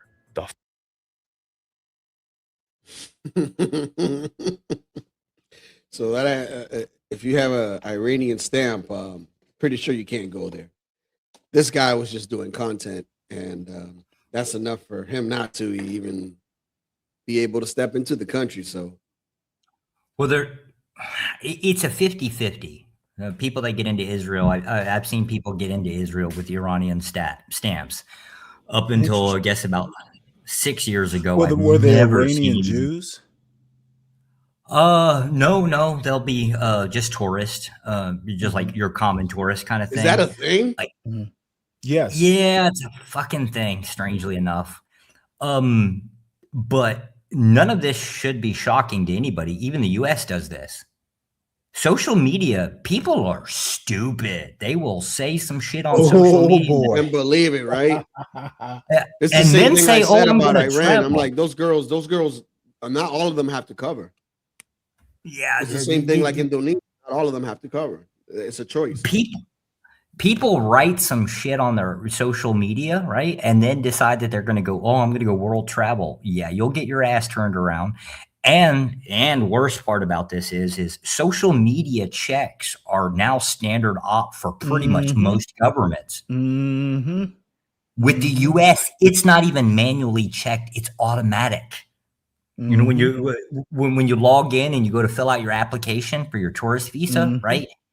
It automatically generates a search before it ever touches the hands of a person.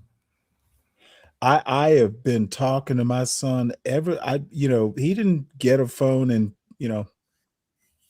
I probably made a wrong decision, but he got his phone, and it was my old phone that I had heavily engineered because I could monitor his emails from my phone. Right.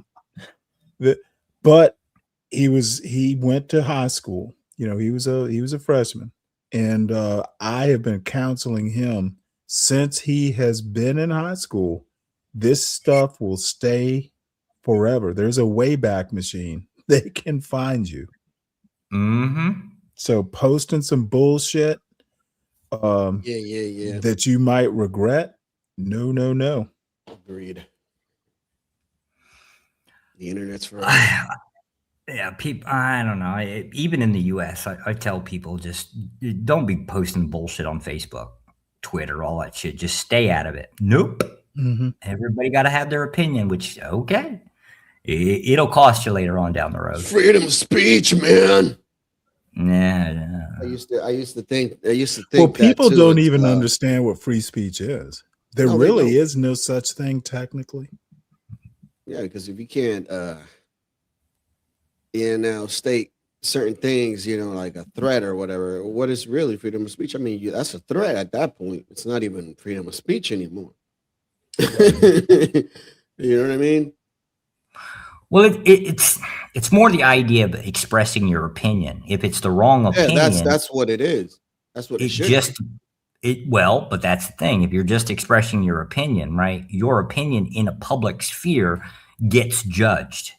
Now they'd say from a constitutional point, right? The government's not supposed to do anything. That's complete bullshit. Simply because if you're crossing a border somewhere, yes, that can be used against you. Because that's exactly what their job is to assess you as a risk. And technically that assessment works twice. One, you're going through, like, say, if you're an outsider and you're coming through coming on a visa, let's say a tourist visa, right? You got the check through the immigration, at least through the embassy, right? Which is not actually done at the embassy, but that you got to check there. And then you get checked again once at passport control when you hit a border. You get double checks. And anybody can turn you down for any fucking reason. They can make up a reason. What are they going to do? Oh, it's not good enough. I'm going to contest it. Who do you think's in charge?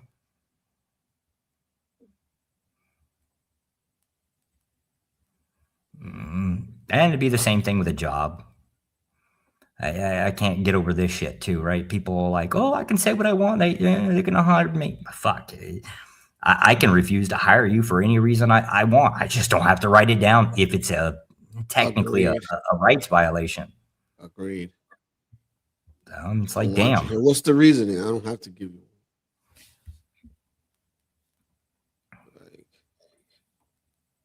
none at all. Ooh, damn. How many? Wait a minute. Wait, what? Whoa. God damn. She's never coming out. What? Oof. The lady from Minnesota with the fraud and stuff. Jesus Christ. 41 years. Yeah. Yeah, I talked about this yesterday. This is definitely interesting. Damn, that's a lot of. I mean, dude, how much money was it? Breaking news, a Minnesota judge has just sentenced the mastermind behind the Feeding Our Future fraud scheme, Amy Bach. She just got more than 41 years in prison. The prosecution is asking for a 50-year sentence and her defense about 3 years. So that's somewhere in the middle that they got that, but closer to what obviously the prosecution wanted. The scheme involved theft of nearly $250 million in COVID funding. That money was meant to feed hungry children. State leaders claim they were unaware of the fraud. Here's what Amy Bach told our Alexis McAdams from jail back in January. I honestly believe Keith Ellison and Governor Walz need to be held accountable. There needs to be an investigation done. If they weren't aware, that's concerning. She basically saying, if I go down, y'all go down with me. Oof. That's tough. Yeah, fraud cases are a dime a dozen. It's so common, it's ridiculous. Well, I two things. I have to congratulate Fox News on understanding that Somalis weren't the only ones involved. That's a different fraud case, but I don't have a problem with that report. Damn, you think that 40 years is too much, though? I Nope. mean, you did defraud. If she was depriving hungry kids of funds, shit, it ought to be life. I wouldn't care if it was she was just defrauding government officials, right? Fraud's fucking fraud. I don't care if they get the book thrown at them. That level of money, no. Yeah. That was like 400 something. Yeah, she need to go down. Definitely. Oof. We come at the same solution from different angles. The kids. What about the kids? I'm not gonna lie. I don't give a damn about the kids. I don't have a problem if we come to the same conclusion from different angles. That's fine. But I do, dude. I and you will understand. Well, you're already a father of an 8-year-old boy, dude. The mini cock blocker, yeah. Well, I don't care. I've got stories. They can be cock blockers, but they don't have to be. They don't have to be, but mom pretty much allows the kid free reign of the house, right? Which limits me. So, and apparently not. Well, please forgive the crudeness of this argument. Please. She's in her natural habitat. Rules will be different, if you all ever relocate to the U.S. And I don't know whether you will or not. Not my business, but you're on her home turf. Oh yeah. There's nothing. I mean, this is kind of where we agreed to at least settle for a little while, right? So that's cool. I'm not making that kind of value judgment. And you seem wise enough to understand, pick your battles. I think I heard you say that. Yeah. And regretting it too. As a wise man always told me, when you're right, you're wrong. When she's wrong, she's right. Pretty much. Yeah. Well, it was never that way. Look, I was kind of in it's That's just to gonna keep your sanity, Stanley. no, I was a benign dictator. You know, I to a certain extent, I worked a lot and my wife was a That stay-at-home was mom. funny. So I just kind of let her rule the house and that's fine. However, as benign as I was, there were some things that were final, but it was rare that we disagreed. So, you know, but I've had to put my foot down. And Latino, I've told you this story. You know, one day I come home and it turns out my wife had spanked my son. Mhm. I'm like, nope, never again. That is not gonna happen. He's smart. You can talk to him. And as it turns out, post wife, she died. He is actually that smart. Now you may have to tell him 8 times, you may have to, but he will listen to you. You just have to talk to him. And I knew that from a very young age. Spanking was not going to happen. It just doesn't need to with a smart child. I'm not against spanking, but for this particular child, you're just going to piss him off and make him obstinate. Now with me, I know what things my kids appreciate at the home. So all I gotta do is take that shit away from them. That's enough punishment.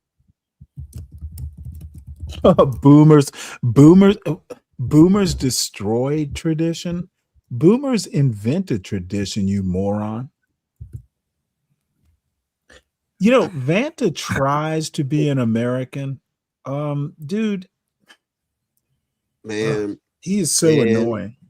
man, I'm still traumatized of that ass whooping my mom gave me. Shit. You think maybe? Well, see, my mother think- rarely did it. It was like, wait till your My father mom gets whipped home. my ass.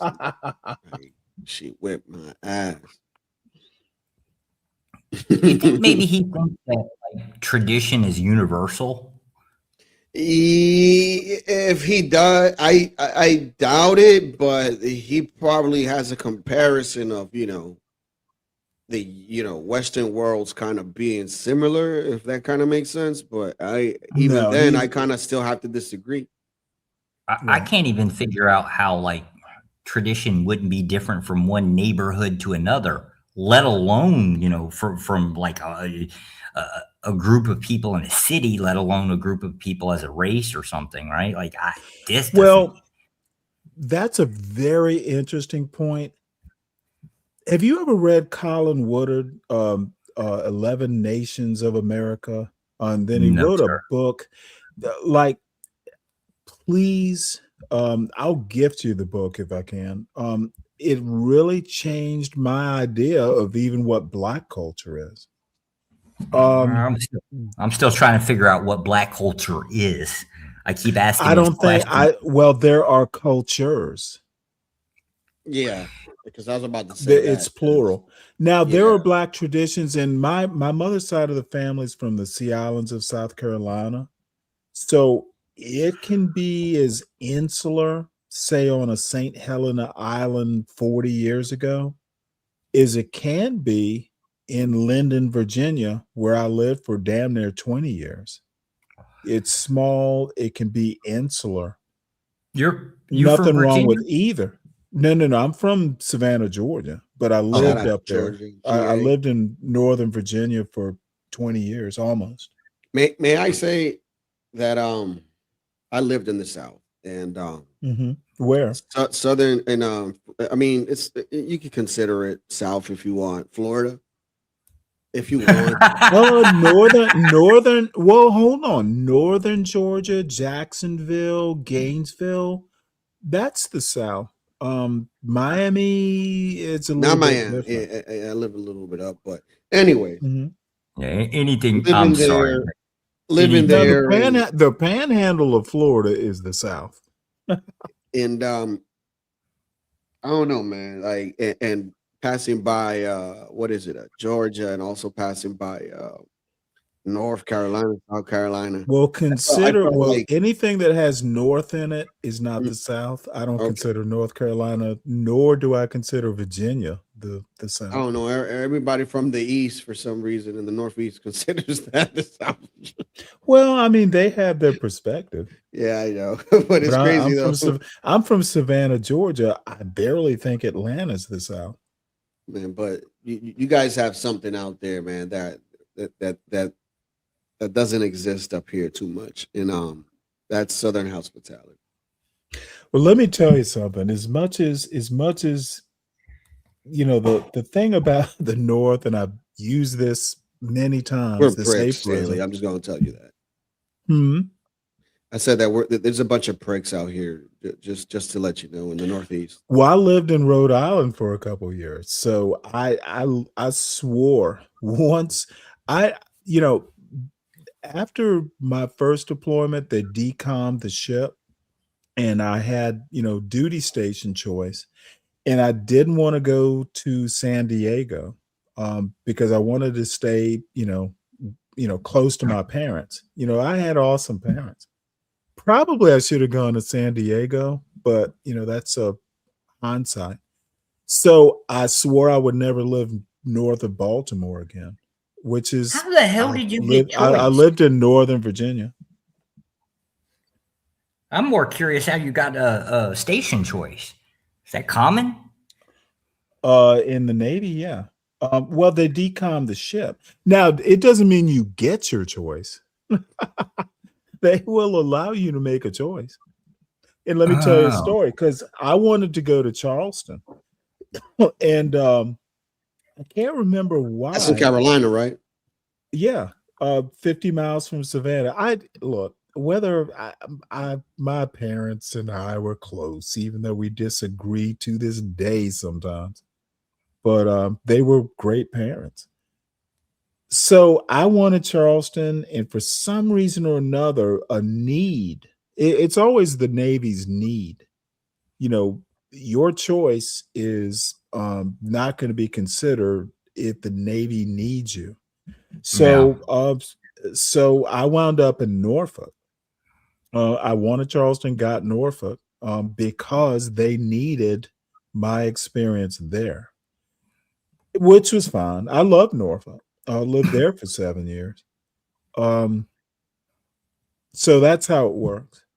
But it was south of Baltimore, so I was good. Douglas did accept feminism, and we are all equal. I don't believe two people that walk the face of the earth are equal.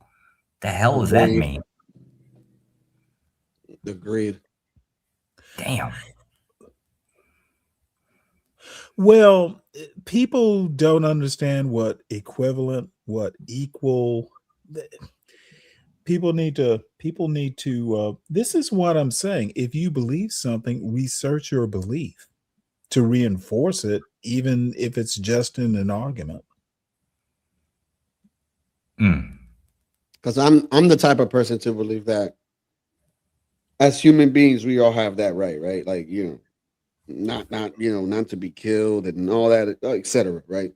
Wait, but what? when it comes like murder or something, right? Like we're talking about equality, right? Like, Jesus Christ, you got me fucked up.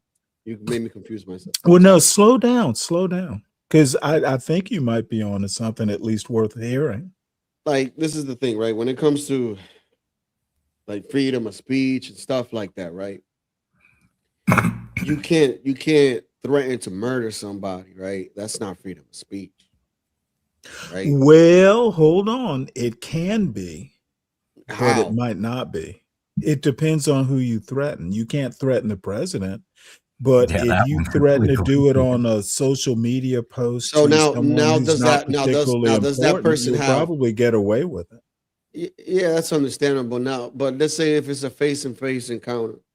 Now, does that person have the right to defend themselves even though it's a threat? Well, hold on. Let's slow this down. Are either of you armed? Is the person making the threat armed? Does that matter? Yeah, Yes. you don't have. Well, no, you don't have to be armed. You just have to be capable of the threat. Like, I'm going to beat your ass. I will disagree with that. mainly, let's imagine a jury. Let's say someone who is 5'1", a woman, threatens a man who's 6 feet. Neither of them are armed. Nobody's going to take that threat seriously. She's Because the capable. woman, A 5'1" woman can kill a man if she knows how to. However, before a nobody, jury, yeah, she 'cause might nobody get could away buy with that. it. She might get away with it. Yeah, that's If it's it's because just if it's just speech, she might get away with it. but now flip it, and it's because of the capability. The woman is perceived as being less capable than the man. That's generally why. We could Yeah, say if it's the like, man makes the threat, a jury might convict him. yeah, that's, and it's Bullshit. based on, I'll call it capability, right? But it would be the perception of the capability. That's just because of the jury trial concept. Yep. But Absolutely. yeah, Perception is reality. in this case,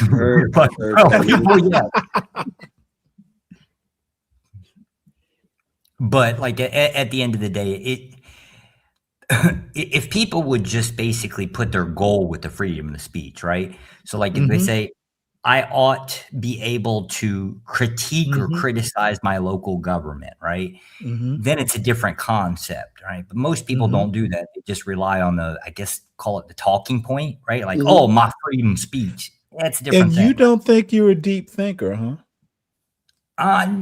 No, it's just see, I just see it as a conversation, right? I realize where the I mean, but it is logical, isn't it? Not in the concept. Like, this is what I'm saying. Like, what he's saying, Yeah, there's you a lot don't of have to truth in be a what he's saying. genius to be logical. That's what I'm saying. But what he's saying, like, anybody could look this shit up. It's just our lack of. It's just our lack of communication. You get enough. No, I think it's our lack of reading. Well, you could call reading communication. Well, Or where lack of I've kind of understanding. where I've kind of owned this skill was actually, strangely enough, from panels or groups or something where there's like YouTube different panels? people. Well, not just YouTube, right? I kind of a Like little bit being older on than that, right? But yeah, Gotcha. it's different people or a group, a large group, usually like, at least like six or more of people with, polar opposite political views. And I noticed that when people talk, right, they describe a thing based on their own perception, and you're trying to understand their perception. Most of us will actually kind of like skip over the goal. So I always just learn to stop myself, and ask, well, what's the goal? If I can understand that, maybe I can kind of follow along a little better. Just practicing at that. Here, I understand what you're saying and thoroughly agree with it. That's why, college is not the only way to gain knowledge or wisdom. Experience can, you've heard experience in lieu of education or degree or whatever. Right. There are many roads to wisdom. So nothing you said I disagree with, even remotely. My way of doing things, I've been reading for quite some time. But I also had some experience on top of the reading. Books aren't the end all and be all, but I've actually had life experience. And the two are pretty potent. Yeah, Like, I'm only I come to 42. YouTube. I'm at a point to where every now and again I'll run into a Latino or I'll run into a Josh and enjoy the conversation. I'm actually learning things. Thank you. But that's rare on YouTube. I never go to YouTube. I never go to YouTube for advice. You was like, sorry that we took over your show. I'm like, no. If I'm quiet, it's because I'm listening to try to understand and I comprehend appreciate it. Maybe that. from there I can learn a thing or two. You get what I'm saying? Like, that's the beauty of it. Well, see, now it's for me, it's just I'm calling this the perpetual state of confusion. So here, like earlier, Stanley said, what do you call it? A cradle Catholic, right? I've never heard that term before, right? So I had to stop him and ask him, what the hell is that, right? It's just how you learn. And again, it's people, they'll describe a thing, right? Well, I don't know what that thing is, right? Doesn't sound like anything I comprehend. So what is it, right? It's just a back and forth at a Q&A. It's really that simple. That's how you learn.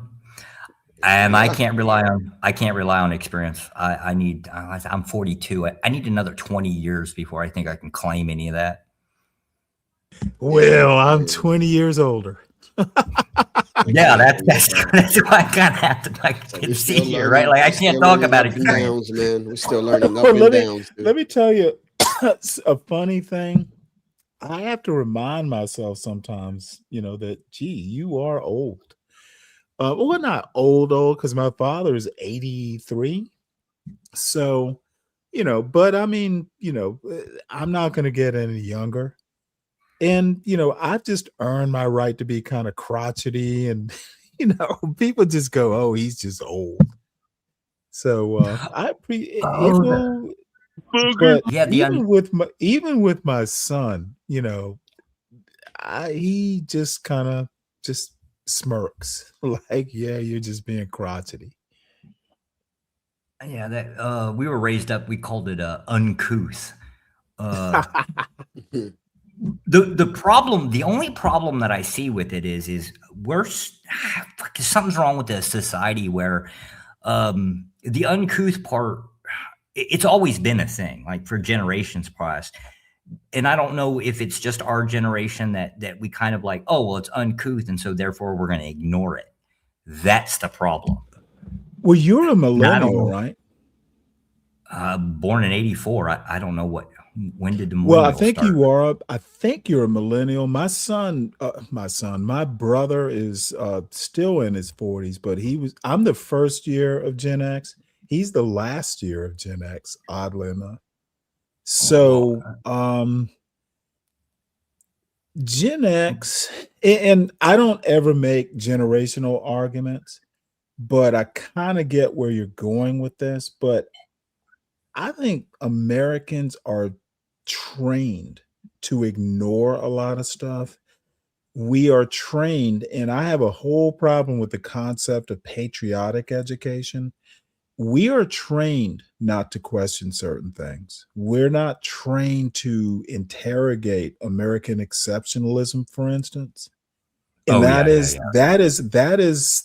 problematic. That is why we make mistakes like, doing what we've done. And I say we because he's the elected president. I didn't vote for him, but he's still our president. It's a we. What tools would we have access to that would be able to compare it, right? Compare what? Well, we'll compare us American to something else. exceptionalism? Yeah. Wouldn't you have to have access or some type of access to something different to be able to compare us to? Well, let me ask you a question. If you've been to Iran or you've been to China, for instance, and I never have, but they think their country is exceptional. It's really how you're indoctrinated. In another country, America's not the only place that does patriotic education. But that's the comparison. Russia thinks they're exceptional. And maybe they are, maybe they aren't. US, I think we have a very good argument due to the wealth and what we've invented, even some inventions that were, weren't US originated, we've made them better. I think we have a good argument for exceptionalism, but there is such a thing as hubris. There is such a thing as humility. That's why, this is where Christianity has an advantage. Be humble. Be self-reflective. Prayer is meditation, if it's done the right way. Like I said, I'm not anti-Christian because I was raised in the tradition and deeply in the tradition. I don't think modern Christianity is all that great at being humble. God. Well, define modern. The last 300 years. That would be modern. Okay, well, you and I might debate that, but it would just be, kind of a debate. I think depending on where you live, let me give Clarence Thomas some credit for that University of Texas, because I happen to have been raised in the same parish that Clarence Thomas grew up in. Like he's what, 25 years older.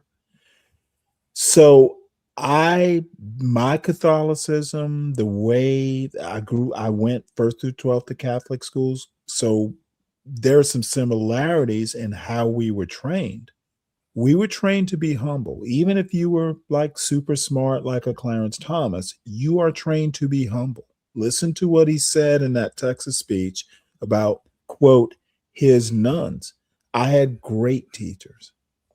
Yeah, but it sounds like the environment had structure and authority to go with it.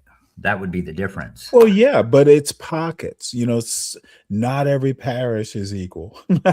Sure, yeah. I'll grant that. And I also think growing up in the South is an advantage. And I'm a little biased. You're right.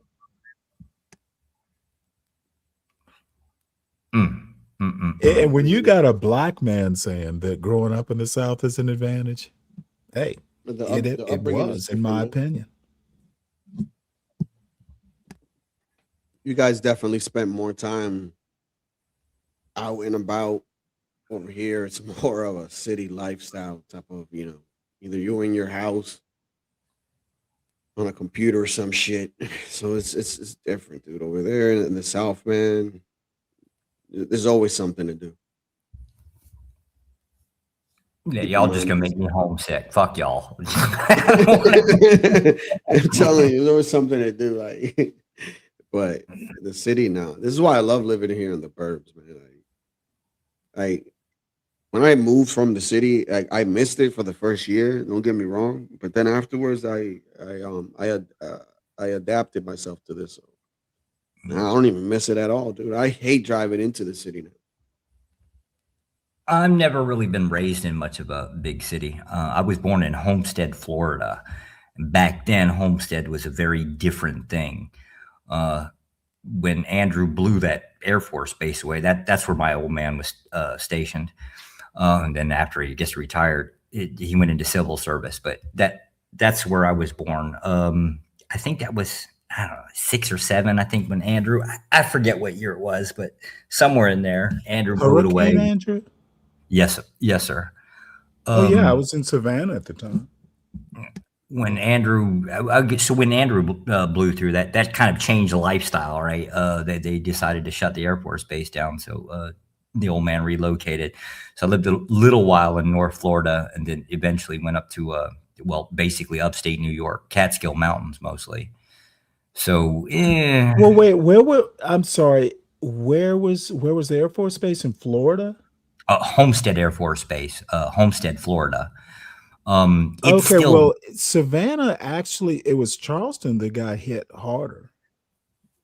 Oh, I don't know what they got nailed with up there. I know it just Florida is always going to get the brunt of it. Yeah. It's life-changing in Florida, rarely in Savannah. It's probably been not in my lifetime. So yeah, I know where you're going. Charleston, but see, and let me just move the goalpost slightly and we can move it back. Charleston and Savannah were built to withstand hurricanes. Florida, not so much, for some reason or another. I've never been able to figure out why. They can't, and there's multiple reasons for it. And it depends on if we're talking about what decade it was built for, right? So you have, and Florida's unfortunately always had two modes of economy, right? The first one was, basically like take Central Florida, which was designed specifically for tourism, right? But the rest of it was mostly designed for retirement for the longest area. South Florida, for the longest time, was agriculture. It just, as everybody wanted to keep moving down there, it kind of sucked that out. But the construction for itself was always designed originally for retirees to be able to easily come in. I don't know how they're going to deal with the cookie cutter houses, right? That $350,000 for a house, right? That ain't going to be working out so well for the retirees. So that shifted into the last, say, 15 years. But the object of that construction being set up for hurricanes, no way, not a chance. And for them to meet that minimum criteria, no, it would just cost way too much in construction. So what they do is they jack up the insurance rates, and it is what it is. Where I was going with that is the historical parts of Savannah have something called hurricane rods in the structures. So yeah, they bolt those or not bolt. So basically, they put the damn foundation down into stone, no less, if they could get to it. But mostly, it'd be real deep. Then they would put basically the rods into that concrete, and then you're got some type of mortar based on top of it. Well, I think at the very top of the structure, as well, if I recall, it's been decades since I've even thought about it. But that's what I mean. I mean, a direct hit by a hurricane rods aren't going to, matter much. But Savannah is not. It's been 100 years or more. We don't really get direct hits. Charleston can, due to geography. Florida just gets hit. They are in. If there's a hurricane alley, they are literally, at the corner. They're going to get hit. To step up the criteria, they would actually have to start going back to building at a brick or cinder block or something like that. Yes, absolutely. Yeah. Those buildings are brick. They're just not going to do that in Florida. And I guess it's the building cost that comes down to it. Right. Which I don't know. Savannah, now I'm thinking about it. Savannah, how many of their houses are made out of brick? Shoot, the house I grew up in I'm 61, so that house is more than 60 years old. 100% brick. Back in the 80s, I think it was, my parents put an addition on the house, and it's brick. So it's solid brick. Looking at new construction the last 15 years, what is it mostly they don't do brick. They'll put it on the front for decoration. They don't do brick. Yeah, so there's the answer to it. We shipped it off into materials. Yeah. What's perceived? I don't know. Like, I think what's cinder block cost now? Like $4.25 per block. Well, I said my mother is from the Sea Islands. Over in St. Helena Island, there are a lot of houses that are cinder block. The same thing in DR in Puerto Rico. The roof might blow off, but damn, next time y'all get a chance, go to Lowe's. Just look and see what the cost is. Yeah, next time y'all get a chance and go to Lowe's, just look up. See, I'll tell you right now. Y'all, I thought it was like $4.25. It used to be $0.25. That was 25 years ago, at least in Florida, right? It's per brick. Let me see. Not brick, cinder block. Cinder block. Brick is going to fluctuate too much to.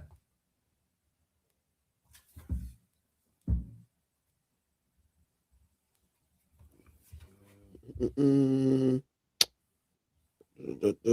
see. Cinder block, Home Depot.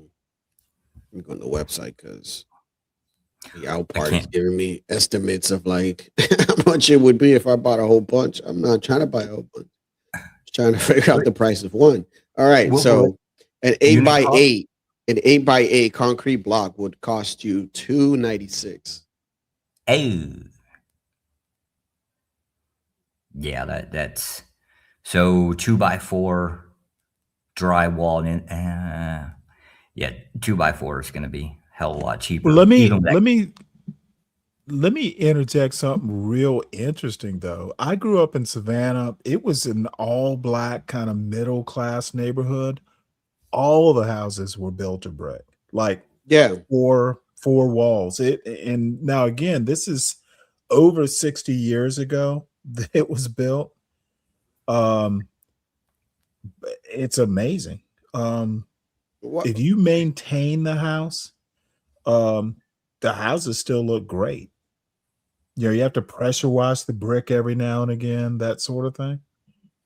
So anyway, it's a little off topic. I'm sorry for the interruption, but No, you're it's good just because amazing that I'm back just in the day, black people could afford, solid brick houses. my whole thing is like I get it why here in the northern east is made out of what it's made out of sheetrock, wood, and Mhm. etc. Right, but Yeah, down it's south, easier to why? make bricks in the South. We got the mud and clay and stuff. Yeah, but why even start making houses the way that we make them here in the northeast and the south? Like why like who Well, it's thought of this cheaper. idea? Well, I hate to bring this up. We had slaves to make bricks in the South. It's not hard. It's not that easy to deal with brick. Also, we have the materials, the marshes, the mud, the clay. Marshes have a lot of clay. It's a different resources in the north. There's more wood, there's more timber. Well, there's a lot of timber, but hardwoods, I mean. Yeah, Yeah, because if I lived down in the heat, I would not make no house of wood, bro. Oh, it's cool. Stone is a great insulator. Yeah, the same thing like in California when all those houses burn. I'm like, what the? I was Yeah, dude. You assuming make that those houses were barbecue made out of pits out of bricks. bricks. Brick is very good. Even the Three Pigs. Remember? Yeah. I'll huff and I'll puff. Nuts, man. Yeah, 'cause I that brick just don't house get did why that okay. would be a thing. Like I She's would love built to like have a a house made out of brick brick. house. Because over here we have the basement would be made out of brick and stone, but like the rest of the house cinder would be block. made out of something else. Mm-hmm. Like makes no sense. But over there in DR, everything is brick. Everything is brick. Like you try to be like those teenagers that get mad and they like want to punch the wall. Don't do that over there. You might end up breaking your arm or your hand. Yeah, that also speaks about interior design too. I wonder if that's had an effect on why people would choose to go away from bricks. Usually drywall. Think about it, right? You got different options for design if you're using studded wall.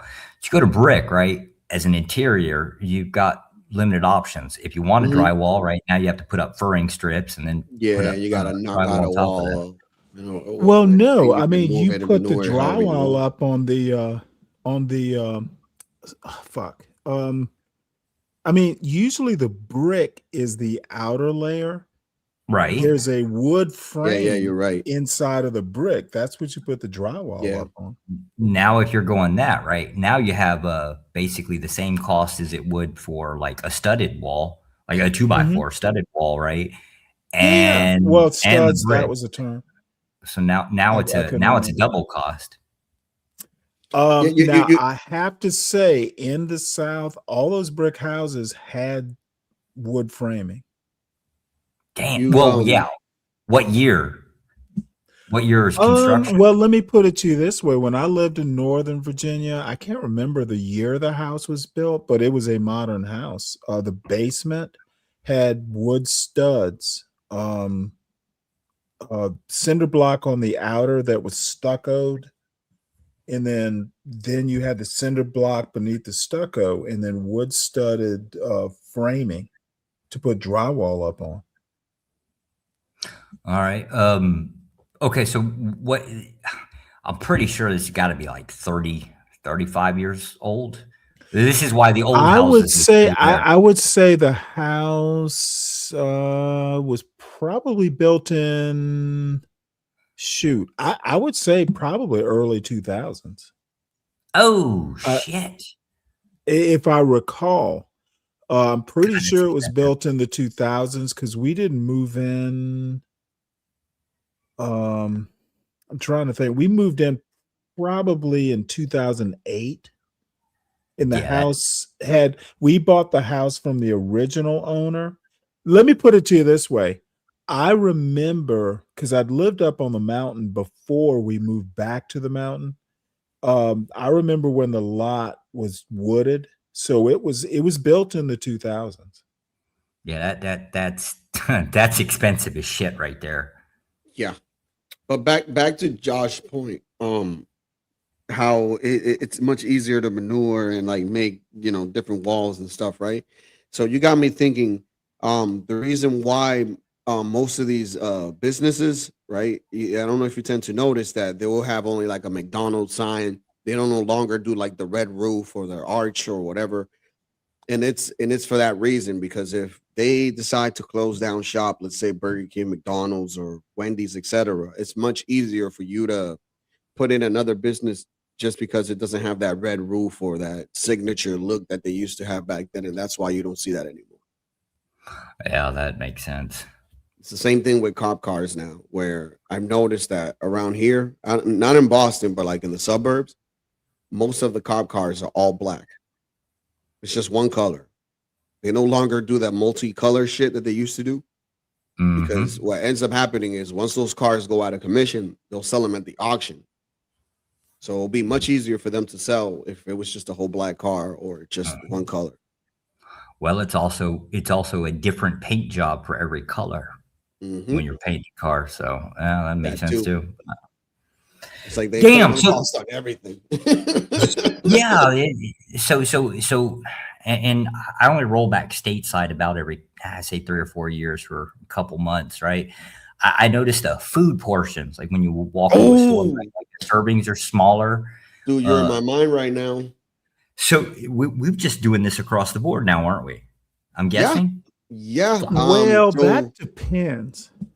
In the South, you can still get big food portions. I think it's cost meets health, though. There's a twofold, at least in my opinion. See, this is the thing. I'm gonna have to give you some flock on that, and I'm explaining to you why, right? Because when Joe Biden, that whole downsizing of food, everybody was coming out and saying, "Oh, this is fucked up," blah, blah, blah, blah, blah, blah, blah. And now that it's happening, and nobody's talking about it or saying anything about it, now it's just like it's for maybe health reasons because of RFK or whatever, right? But I'm like, no. Oh, no. It happened way before even Biden. That's food portions have been going down forever. Yeah, but I'm tempting to notice that even more now because, like, look, there were certain things that I bought and they have taken an ounce away from the things that I've bought, and it's still the same. Well, it happens in the grocery stores too, and I don't think that's for that's for health reasons. So restaurants, it's my theory. I can't back it up with data, but shrinkflation is what it's called. Yeah, that's what it was. It's primarily economic. I'm not gonna say it's not. I think with food portions in restaurants, though, it's probably there's a health benefit to it, but it may be even incidental. I can not intentional. I can prop up some of the health claims on it. I don't want to believe it, right? But I can point some examples to it. Y'all remember the New York Big Gulp ban? Where they fucking the big sodas. Yes, I do. We still got those. That was I don't know if it's true or not, right? But that's what the stated claim, that it was an attempt to combat like obesity based off of crazy ass sugar food. Can I say it was true? Soda ban in New York City. Yeah, it was primarily a health thing. And I'm pretty sure there were a couple other states that replicated it too. Might not have stuck around. I can't think of a state that replicated it, but it would have been north of the Mason-Dixon line. Oh yeah, we don't do Cali. We ain't doing that in the South. Another thing that most states implemented was I think that you have to be 21 to smoke. That back then, when I was growing up, it was In 18. Georgia, it's 18, I think. Oh, it's still 18 over there? I think. Yeah. Wow, that's crazy because a lot of the states up here is 21, and they were even thinking about pushing it up to 25. I'm just like, that's a little bit too much. Well, I don't have a problem with it. Alcohol is 21 in the South. When I was in college, it was 18. Yeah, the U.S. the U.S. had actually tried. So it originally Mothers was Against 21. Drunk Driving. Yeah, and then they brought it down to 18, playing around with it, right? And people freaked out about it. It went right back up to 21. It was that way for a little while, a couple of years. I think it stayed at 18 on bases, though. Oh no, bases are a different. So Right, yeah, federal yeah. jurisdiction does not exist on a base. It's the base commander actually gets to dictate what the law is. There are bases that actually have A command. You are a god if you're in command. That's the beauty of it. Yeah, Stanley, that's how you felt when you were in command? No, because I was a junior officer, but the captain at sea is, especially back in the day, like 100, 200 years ago. Yeah, he was God. Yeah, I've seen a couple. But let me just make one quick point. Even at like 22 years old, you're making life decisions. Like, this could lose lives, or this is risky. Even at 22, you're making shit. If you're a petty officer, you make life-changing, life-altering, life-ending decisions. It's heady. Yeah, it's heavy, bro. So anyway, I didn't mean to derail. Nah, you good, man? Because like I've always wondered, like, you know, we have conversations of military, you know, the good times, even the bad, but nobody ever hit what you just mentioned just now, man. Like just imagine that person that has to, you know, be that one person and, you know, knock on that you know, family's door and explain. Well, let me might just have give happened you to a their son or daughter, lighthearted bro. example. Like, A lighthearted example. We got stuck back when my second deployment. We were doing something like they do in the Straits of Hormuz. We were boarding ships. There was an embargo on Iran, on Iraq, Saddam Hussein. So going up the Straits of Eilat, you can take stuff over land to Iran. So we put a blockade. Well, NATO put a blockade on the Straits of Eilat. So we were inspecting ships. I was on those boarding parties, and we had a Coast Guard detachment on board because they were basically training the Navy how to do boardings. So anyway, I split time between bridge watches and boarding team duties. You know, like 1 week I'd do one. My captain worked with me because he couldn't decide. I was good on the bridge. I was good at boarding teams. So one day we got stuck, and there's a whole story how we got stuck. But I was on this German ship, and that bridge looked like something from Star Trek. It was all touchscreen. This is back in like 1992, 93. Anyway, so, you know, I'm standing on the bridge talking to the master of the ship, and I see one of my guys splash into the water. If you've ever climbed up like a tanker or something like that, shit, dude, I have a fear of heights, but I had to. As boarding team, I had to climb those Jacob's ladders, and I just don't look down. So I see one of my guys just fucking, you know, splash into the water. I'm like, what the fuck are y'all doing? Dude, my guys, we were stuck on the ship. They decided to have fun.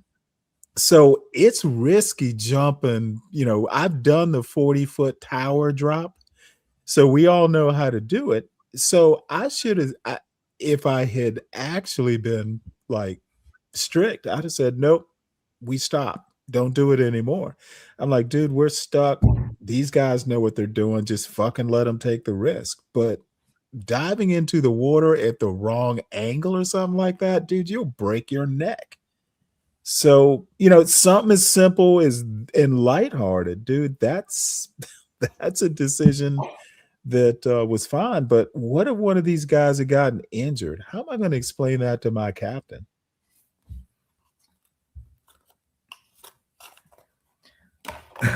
I'd be lying my teeth off. No, dude, there's no way to lie. Dude, I'm the sole authority over there. It's only like 15 guys, but I am their officer. And but you know what? We know how to jump off of towers. They know how to do it. But you know what? They had a goddamn ball.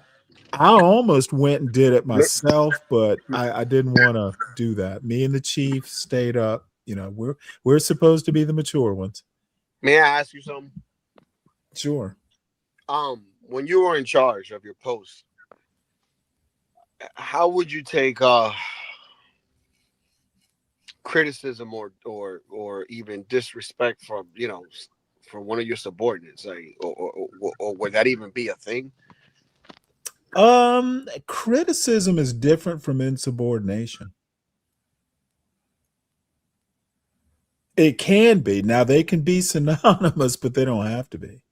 I don't have a problem. Well, let me tell you another damn sea story. So I was in charge of auxiliary engineering, like my last job in the Navy. And it was like my captain put me there because Stanley, you need to go down there and hold schoolhouse. It was the unruly division that nobody seemed to be able to control. Well, motherfucker, of course I was able to control them because I already had the reputation. Like, dude, I remember the leading petty officer running into me on the mess decks going, well, Mr. Cross, you ready to come down to Ox? I'm like, are y'all ready for me? So one day, I'm down there with my chief, who was newer than me. I ran the division without a chief for about 6 months. So he's down there and I'm in my little nice khaki uniform and my guys are in poopy suits because they were dealing with a macerator pump, which is it's a waste disposal pump. It macerates, it chews up poop. So the chief and a couple of my guys are down there and he's like, well, sir, you don't really need to be here. And I'm like, well, and I want to sound like a goddamn hero. So, chief, hey, my guys are down here. I'm not too good to be down here with my guys. But God damn it. One of my guys did not seal a connection entirely. So when they test the pump, it just shoots shit everywhere. And I mean shit everywhere. So here I am in my little nice uniform and it's covered, it's sprayed with shit. So I look at my chief, he looks at me and I go, well, chief, I guess you were right. I shouldn't have been here. So what do? I threw the goddamn uniform away. There was not going to be a way to save it. So that was on me.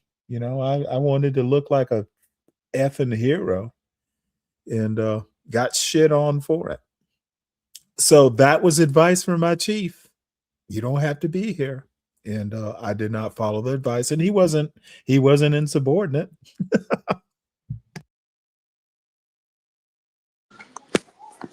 Your buddy King Shenard feels some type of way, Stanley. These About people what? really look for I don't know, man. These people are sad. You know what? I have a story for that too. One did. And he won, by the way.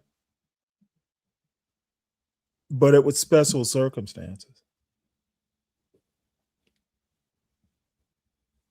Yeah, this guy. Well, I can tell that story. I don't mean to derail the show because I'm good for that. Latino, go ahead, man. Go ahead. Well, on my first deployment, I told you we spent 30 days in Abu Dhabi.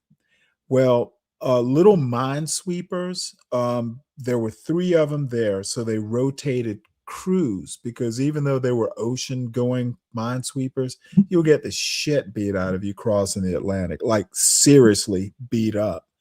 I have a story about getting beat up in a storm too, but won't get into that. So we heavy lifted 3 U.S. Navy minesweepers on the back of a what do they call them? Super can't remember. It's super something. It was a Swedish ship, but they're submergible docks. So we float them up on the on to the frames on the back of the I think it was super server. So anyway, then it's submerged. You float the ships on. Once they're secured, probably by divers, you bring it all. You refloat it. So we're ready to go. Take the ships back to Little Creek, Virginia, which is, it's in Virginia. It's like pretty close to the NOB, the naval base. So we were basically like a skeleton crew. I think maybe there were 15 of us. And unfortunately, most of the crew flew back. I was picked to be on the skeleton crew mainly because I wasn't married. So I'm down in one of the minesweepers engineering spaces because I had to inspect the ships, every day, just do a walk around. So some little E3 who didn't even work for me, like an E3 from Kentucky. So it's just me and him in that space. And I was like, petty officer so-and-so needs you to do this. So he looks at me and he goes, no, N-word. So I looked at him. He looked at me and I'm like, okay. So I went and talked to my captain about it. And whoa. A white dude told you this? Yeah, from Kentucky. Oh. So I don't even remember his name, to be honest. But anyway, I'm an ensign. I'm an 01. And I was annoyed, as you might imagine. I didn't lose my cool because dude, he was a smart ass. And I knew what he was doing. And he won because I went to my captain. I'm like, well, petty officer so-and-so did this. I want to write him up. Now, my captain disappointed me, by the way. But he's like, well, Stan, this isn't exactly, we're riding a civilian ship. Do you really want to make waves like that? Yeah. And when I heard that, I'm like, you know what? I'm not going to win this. He'd already made the decision when he said that. I guess, and I could kind of understand, it's just extra paperwork. Do you really want to cause animosity? Because we're still like 20 days from an actual naval facility. It wasn't exactly Navy duty because we were riding a civilian ship. Shit, you didn't even have to wear your uniforms. I did when I was inspecting the ships, but otherwise we were in civvies. So, I'm like, I'm not going to win this. But I will. Well, it was an L. However, and I think this had a large thing to do with it. I just kind of went with the program. I got my warfare qualification, and a Navy Achievement Medal. So my second ship, when I walk on board, I'm warfare qualified, which is a big thing for naval officers. If you were a line officer, like a warrior. I had a lieutenant commander because I had to do a anti-sub school before I got to my second ship. He looked at me and he said, well, damn, you don't see many SWO qualified ensigns. So I'm thinking, you may think all kinds of things, but I wasn't going to win. Why would I? Yeah, why keep pushing? Why would I ruin my reputation Yeah. when I know the ship is going to be decommissioned and he won't be my captain after this. So but I got a warfare qualification. I got a little commercial break for King Shenard, if you don't mind, guys. Here. Oh, please do.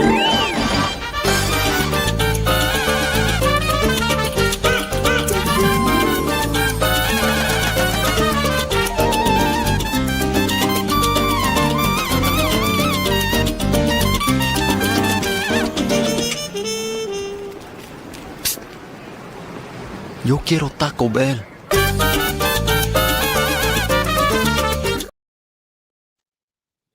Yeah. You know, the bottom line is you if you know you're going to lose, you need to live to fight another day. Damn right. So, right. You know, being on your high horse and, you know, holding up the fist with the black glove just wasn't going to work. Yeah. Especially not in the middle of the sea.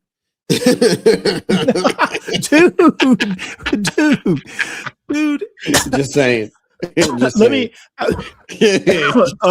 I had a guy who worked for me. I got to call my mother on her birthday because I was a little down. I used to call my mother on her birthday like every damn year, and so this was going to be the one year I didn't because I'm in the middle of the damn Atlantic. So I happened to talk to my leading radioman, who happened to be a ham radio operator. He had his little ham set in the radio room. So he's like, well, sir, we can call your mother. I'm like, what? So, dude, my mother was floored when I called her from the middle of the Atlantic on ham radio. So usually radio discipline is like, you know, when you're done talking, you say over. So my mother was just talking. So I go, hey, mama, you got to say over when you're done talking. So the ham radio stateside breaks in and says, no, she doesn't have to say over. She's your mother. So middle of the sea, dude, I love the Navy. It was a heady experience.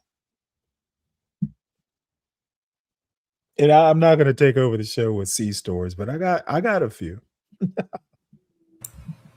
I'm getting ready to have to go. Josh, King Shenard doesn't like anybody. if you wonder. Just saying. Well, who the hell, Shenard, who the hell on your list of people that have run across you are not supposed tap dancers? Oh, everybody. Dude, apparently I did not know I had that talent. I'm still looking for somebody that Shenard doesn't call a tap dancer. Yeah, I got to get my. But let me put it to you this way. He was up on my panel the other day, and we got to talking about tap dancers, and he took me all the way back to Arthur something or another. I can't remember his last name, like the Lawrence Welk show. Dude, you know, I like the tap dancer. I don't know, the criticism, because he came up and asked me what did I think a tap dancer is, but you know, that type of criticism loses potency if everybody's a tap dancer. Correct. And he doesn't seem to understand that. Yeah, he doesn't have that It starts to become a joke instead of a criticism. Yeah, and then you become the joke. Pretty based. I'm pretty sure this has been like, I guess 5-6 years now, Shenard. Yeah. Tap dancers or ballerinas. Same shit. It's like at this point, you should just be what is the name of this? A choreographer. I can't even say the word right now. Oh, that's funny. He's a choreographer. Yeah, there you go. That is funny. Man, like, come on. You should have got a studio going. He's the Alvin Alien of YouTube. Digital tap dancer. He's Martha Graham. Jeez, gets old, dude. Well, I got this nasty project I'm working on that I really don't want. I wanted to do, and now I'm changing my mind. What, for a stream?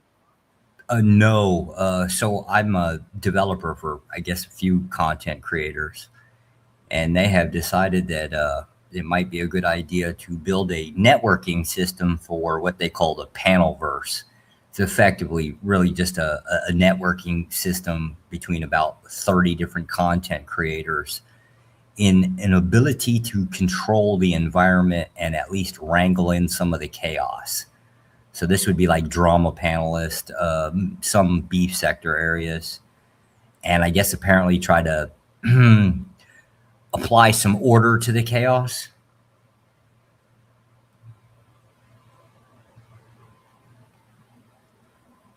Kind of sounds similar to something I was thinking about earlier, but This drama is and giggles, not drama to like take it to the extreme, right?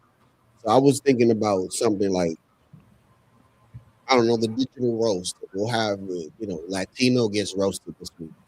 And next week, I'll pick somebody else that's willing to take it. Like, for instance, I'll say, Stanley, are you willing to be the whatever of the roast? And if Stanley says yes, then we'll do Stanley. If somebody else says yes next week, then we'll do that person. And it's just basically, Well, yeah. I'm both against it and for it. You're talking about Or they get kicked flow, off. You know what I'm flow saying? state in yeah, that's this project is actually in designed. Raging Tomato. Yeah. Yeah, those would be, well, Flow State would be probably what I consider to be king of the dramaverse. And the drama is really just that. It's basically people that don't like each other that are generally getting farmed for content. More specifically, like you're just, because there's so much of it, it's just pitting people against each other. Mm-hmm. For no reason other than it's not even a debate, right? It's just they don't like each other. And so put them in a ring and see what happens. Well, let me put it to you this way. I'm largely not a joiner. Yeah. I understand it could be lucrative. It just, what's the difference between the panelverse and a cartel? Yo, wait, one thing. King Shinar, you lucky that The Stanley's five on panel. families. You lucky Stanley's on panel. And that's the reason why I don't play the goddamn song. That's why. What is he asking to respect? for? No. He's just being annoying. And I usually, when he's annoying, I just put that song and he just dips. Oh, But dude. It's but I'm your not channel. doing it. I'm not doing it respect to you because we're having a great conversation and yeah. So shout out to you. Latino, you and I have been at odds and we've made our peace, and I'm up on your panel and always enjoy it when I come up. You and I, Shenard's Shenard. Yeah, you're right. You're right. Be the bigger. As a matter of fact, this is what he does. All he's trying to do is stir up trouble. And these people are, that's another self-proclaimed rich person that has the time in his hands. And I'm like, Rich I don't know Shenard? what rich person has the time in their hands. Because I thought rich people were busy. I know you're not talking about Shenard. Back in the day, Shenard cammed up, right? The interior of his house, no, he's not claiming to be upper class by any means necessary. He did the other day. No. Man, I believe everybody on YouTube. If Stanley right now said he was an astronaut and came from space yesterday, I would believe him. Well, the problem is, I have an internal mechanism, call it Catholic guilt. I get to be me on the YouTube. I'm not a character. I'm actually me, for better or for worse. I mean, I'm not, I'm sure there are plenty of negative, I get criticisms, and some of them I agree with and try and, correct or deal with. I think you can be well off or comfortable, but it wouldn't meet like the definition of rich. And people need to understand that. I mean, I am retired and I get to be on YouTube daily. To me, that's just being able to do it. I've got an empty nest also, at least most of the time. So Yo, I'm is this rich in a time out, way. time out. Is this the same Jakku? The one that Yaku. has the Yep. accent? You and Lynn, bro? Oh shit, we gotta take a picture together, man. Hey, by the way, Yakub, I said that because I'm Catholic. Dude, I've heard, dude, you just don't know it. I went to an all-boys Catholic military school. You want to talk about sacrilegious? Dude, some of the priests were sacrilegious. The first class I ever took in high school was Father Anthony's Latin class, and I'm going to tell you, we didn't think he was really a priest. We speculated about that for like 2 years until he did a morning mass one day. Dude, he did a morning mass wearing shades. Damn. Cool priest. But he was a priest. We knew he was a priest when he did mass. He's the cool priest. Oh, dude, he was funny as hell. There's always one cool teacher. Oh, Like- dude. Well, I'm gonna be honest. I was trained by Benedictines. I'm telling you right now, it was a really good education. Shit, man. Like my wife was telling me when she was in Catholic school as a little kid in DR, they used to have the ruler. So if you got out of pocket, shoot. Yeah, and I'm just like, yeah, they don't do that no more, baby. That's the problem. They need to bring don't that now. back. Now I have mixed feelings about the corporal punishment. Shit, in high school they paddle you. They need to bring it back though. Like, come on, man. Why not? I don't know about that. And if They the do parents it. act up, then you got to whip their ass too. They do in Look. some private. They're doing, I guess, private schools. Yeah, you that- got to consent. Yeah. Yeah. And it's usually Look. like a condition of attendance is you have to consent, or otherwise they're just going to reject your application. Yep. Right. Well, one of the Part of the baseball success. Shout out to coaches the- at my school had a bat that was a half bat with holes drilled into it for Oh, a no. paddle. Oh, And the person who gave the hardest, we called them licks, it was That's the crazy. gay French teacher. He had this. No, seriously, he had this wrist action. whoa, You talk about a limp. You're not, wait, Talk about a limp wrist. He would give the. You're not Stanley's gonna gonna just keep limp talking. wrist. You're not gonna It was just. funny. You're not gonna just act like you just didn't say what you just said. A gay French teacher. He had Yeah. wrist action. He Yeah, I had would wrist not let him action. paddle me, man. He probably enjoying that Well, shit too come much. on now. This is the 80s, early 80s, early to mid 80s. So, look, I'm guessing he was GAY. I don't know for sure. He was Yo, let me ask Joshua a question Let's real just say effeminate. Joshua, what did you mean by cammed up? What did you say cammed up and showed the interior of the home? What are you talking about? You're gonna have to ask again. My internet's going like in and out. You said I cammed up and showed the interior of my home. What do you mean? You don't remember me, do you, King Shenard? No, I know who you are. I know who you are. Oh, okay. You're that you said you work for the government, right? You're a spy or some shit in Vietnam? Spy? No. Yeah. Damn. Yeah, he said he was a spy. He used to he works for the government or some shit. I don't know. I guess he shout out thought to me. black people were stupid enough to believe it. I am a federal officer. Yes, a spy. That's a new narrative. But what did you mean when you said that I cammed up? Do you even know if that was even if that was even me, or if that was someone just pretending to be me, or if that was done on purpose, or if someone just what do you mean by that? Well, the person that we were talking to while their camera was on sure sounded like you. So I mean, unless there's somebody I've cammed that sounds up before. exactly No, like I've cammed you. up before. I've Yes, cammed up you have. before, and I spoke, but I never showed the interior of my home, so I don't know what you're talking about. No. You didn't intentionally do it, but you can see the background. Oh, what was the background? we'll have to go back and pick up the stream. No, now, what is won't the we? what did you see in that background? I just want to know. We have I to don't know come what you're back and talking pick about. up the stream. Of course, you don't know. Chandeliers and shit. Because you're trying to talk shit because No, you I wanted me to can. come up on the panel. We can. That's why you go made back up that to- lie. We can go back to the stream if you want. Okay, what stream? Bring up whatever you want to bring up. I don't know what you're talking about.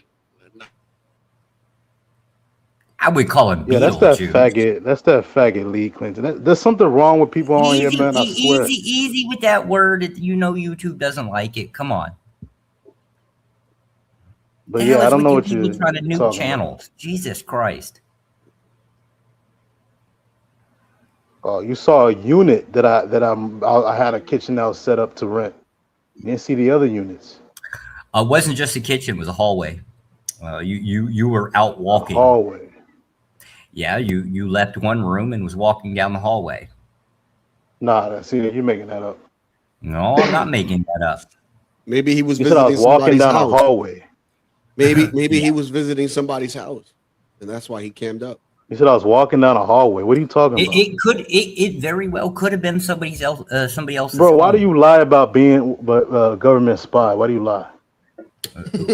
Government spy? You realize Yeah, he used to tell people that. No, he used to Government tell spy? people that he works for the government. He's stationed in Vietnam or Yeah, some but that shit. doesn't make him a spy. You might want to. That's how he put it out there.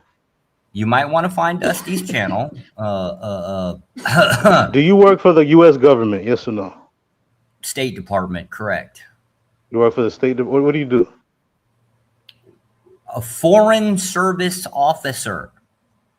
Foreign service officer. What do you do? Why don't you just look it up? That is technically my job title. Well, you can tell me. You can look it up. Why do I have to look it up if you can just tell me Because what you're going you to do? paint whatever narrative you want. Bro, I just already know talk. how I'm you asking you operate. questions. I just want to see if you know. Can I? It's your can I job, say right? You one should know what thing your job is. Go ahead. About You don't gotta lie, bro. You don't gotta do it. officer? You have to test into it. At least when I was in college, so it's not easy to do. It's not even easy to. Well, let him explain the job. Let him explain. Okay, dude. Stanley, I'm just he'll be making like a y'all some comment. ignorant motherfucker. He forgot. He forgot the part. He forgot the part. You have to test into it. At least when I was in college. Stanley, don't tap dance, bro. Just let him talk. Okay, son, don't you ever tell he'll me be like y'all what I some should do or ignorant don't do. Shenard, you know me well enough. You don't do that sort of thing. Never tell me what to do. All right, speak, job. Speak. Tell us about your job. What do you want to know? All right, what do you do on a regular 9 to 5 day? Right now, I ride a desk, but mostly I'm economical division. And what is that? What do you do on that? Well, in this case, predominantly what the State Department deals with is generally you as a U.S. citizen cannot willy-nilly do business with whoever the hell you want, at least within the other countries. So why are you Probably in I'd say- Vietnam? Because it's where I originally got posted. Well, no, that's a little incorrect. So what are you Originally doing in came on Vietnam? vacation and what are then you got doing there? posted. Do what? Okay, well, what are you doing there? What specifically are you doing there? Well, let me explain to you. I tried this, so you're gonna have to kind of. Well, I asked you the first time. You didn't want to answer. You told me to Google it. No, I went to start answering, and you decided to talk. So, which All right, one do go you ahead.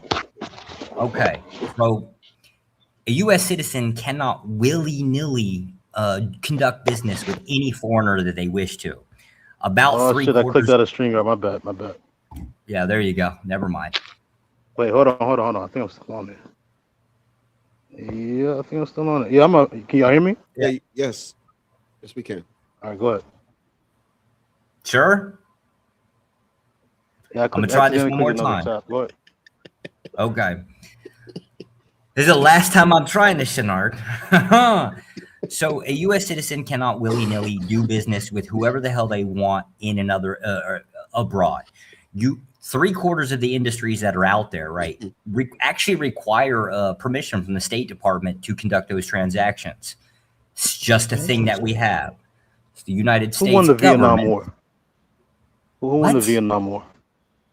Who What? won the Vietnam What War? does it have to do with what you're asking? See, there we go. I'm so fucking confused.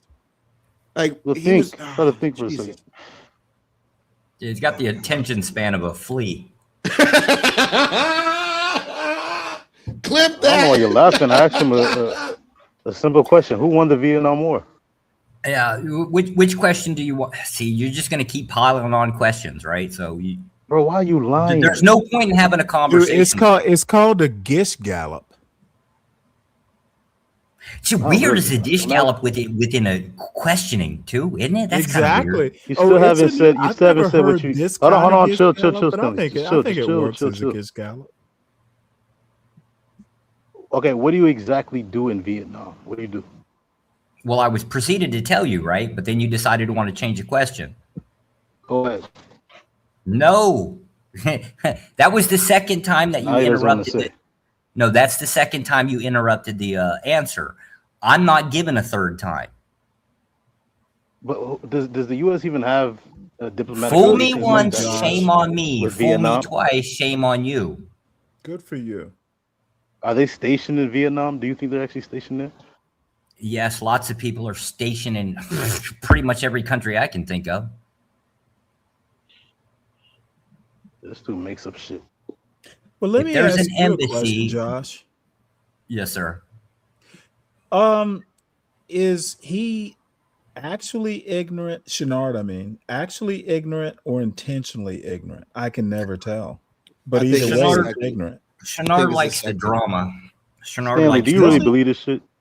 Yes, use your mind. Let me tell you, based on what I know, because I've had a bit of experience, when I was in the Navy, everything he says rings true. It rings true, but it's based on even tell you what he does. A modicum, just a bare experience with U.S. embassy personnel, mostly in Kuwait and Saudi Arabia. But yeah, I've been to embassies before. It rings true.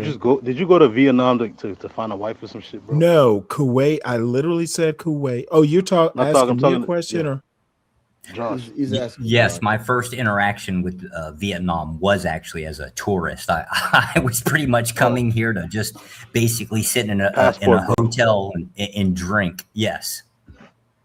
Let him tell the story. So a passport, bro, right? What? And then you got magically hired by the U.S. government to work as a spy for a communist country. Yo, God. Yo, what? What's going on?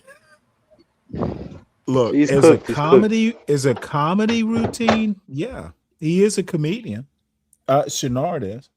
He cooked himself, bro. He ain't no spy. He doesn't work for the U.S. I don't think he cooked anything.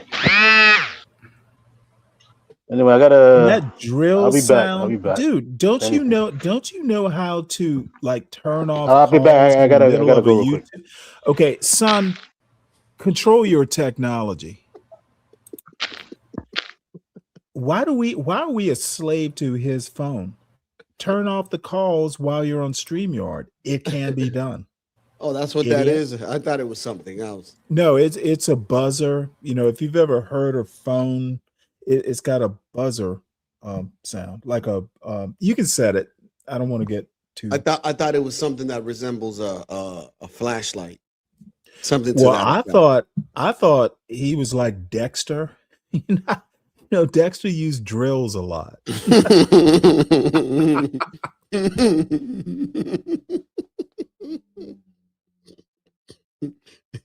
This is like I smoke weed and everything, but this is why King Shenard shouldn't. So Sarah, what's going on here? Sarah? She won't answer you. Or she can't. This is the way it's been since she started smoking pot. She's all lazy and boring and... we used to have so much fun together. And now? This is what we do.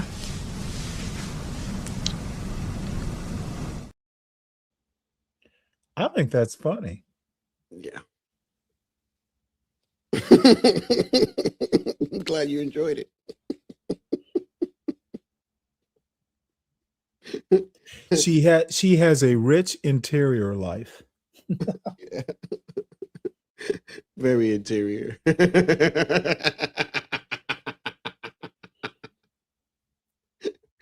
She was ingrained, one would say. Yeah. Shout out to the chat, man. Yeah, King Shenard is a funny character, man. He's asking you 21 questions, but he won't allow you to answer them. Yeah, and none of them are connected. Yeah. I'm very used to Chenards and CTs. Also, you've been up on CTs? I used to, before I worked for Risky, I worked for CT. I guess I'm the asshole that built his Discord. Ended up getting populated. From there, I ended up going to Risky's, Hamp, whatever you want to call them.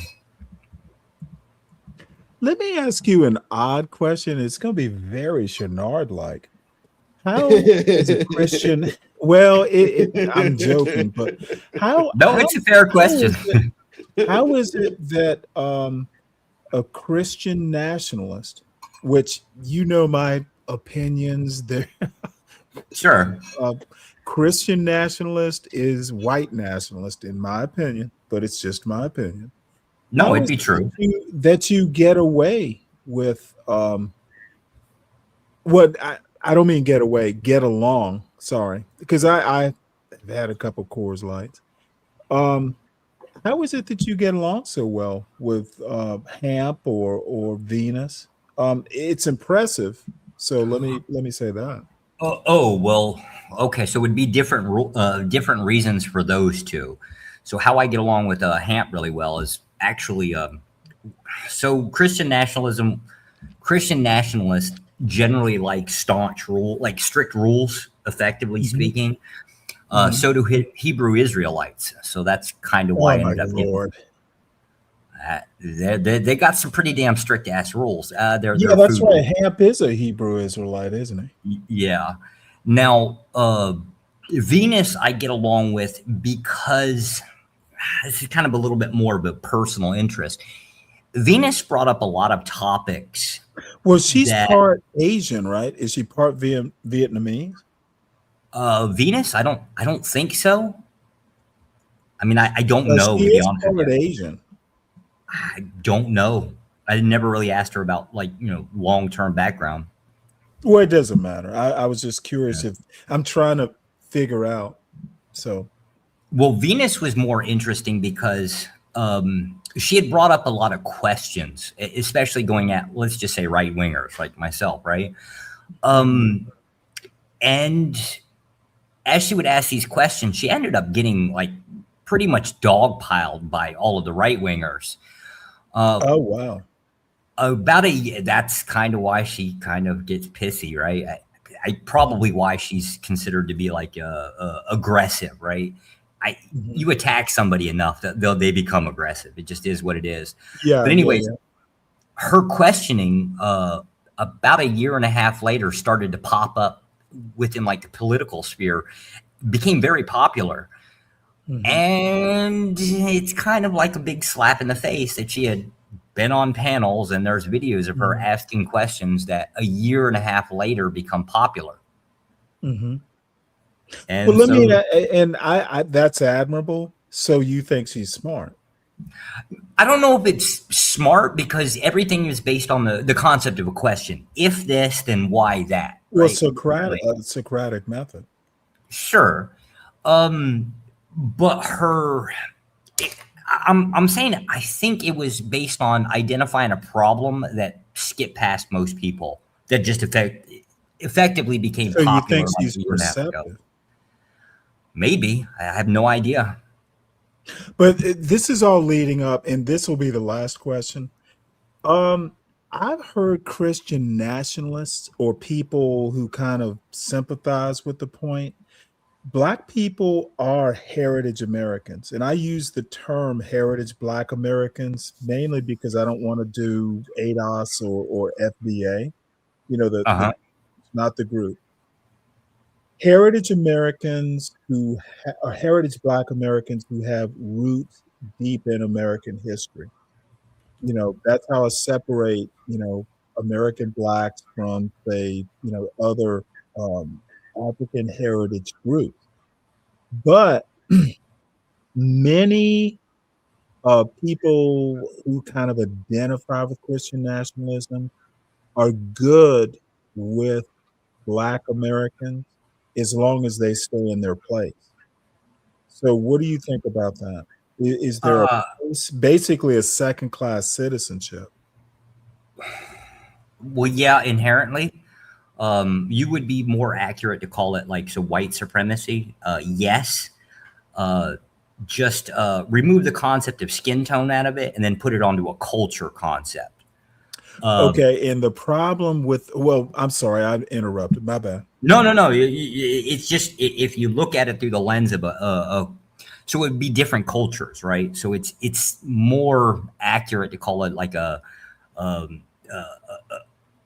cultural supremacy. So the United States. Amy Wax calls it Western. Damn it. She has a term that I actually kind of like, but of course I disagree with it. But it's more elegant, and I'll think of it in a second. She's damn it. I'll think of it in a minute. This is the problem with being over 60. So I get where you're going, but see, you and I have. I'm sorry, Latina. No, I'm saying I don't think it's over. I don't think your problem is over 60. I think this is your problem. This is so romantic. Well, it's about to get a little bit more romantic. A little candlelight and a little Bud Light.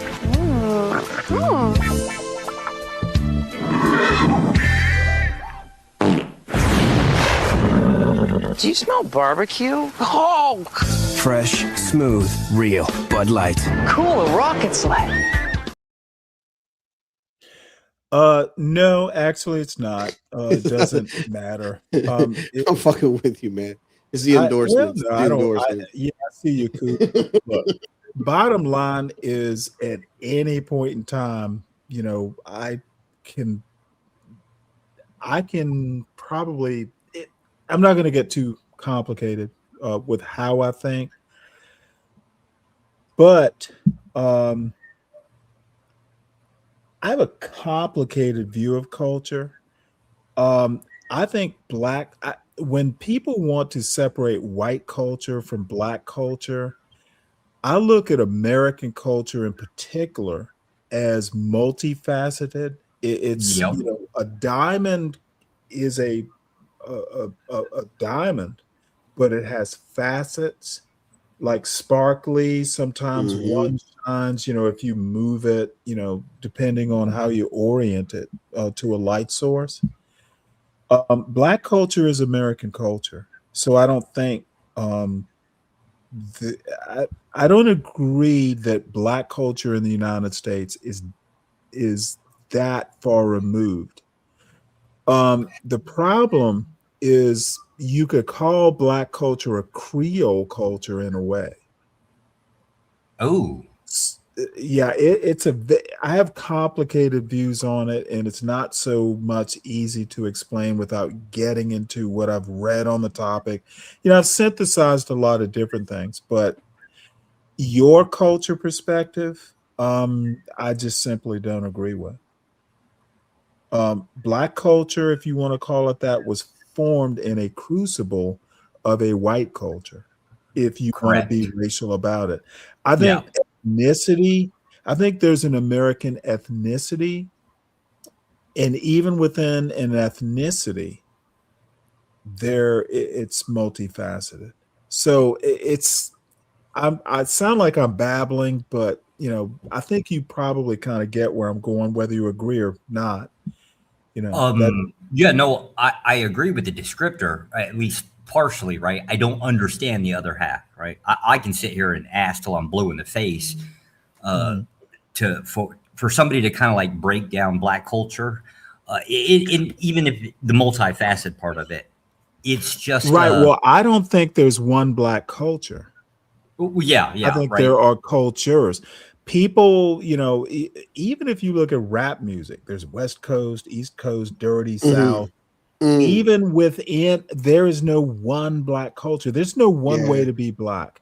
And a lot of it was based on Colin Woodard, how he talked about the 11, the book is called The 11 Nations of America or something like that. Even I don't agree that there's one white culture in America. You'd be correct again. We have conflicts amongst ourselves. So I would assume Dominicans. Well, we don't like all conflicts, Dominicans. They're regional differences in how we live. I'm sorry. Yes, Latino. No, I'm saying even Dominicans is the same thing. Like there's parts of the Dominican Republic that don't like other parts of the Dominican Republic. To me, culture is probably one of the most complicated concepts just within the American culture. And that's the beauty of American culture, by the way. And it's very Madisonian, if you think about it. Sure. I guess the reason why it's incomprehensible from my side is if I sit down and ask among a group, so like let's just say Hamp's Discord, right?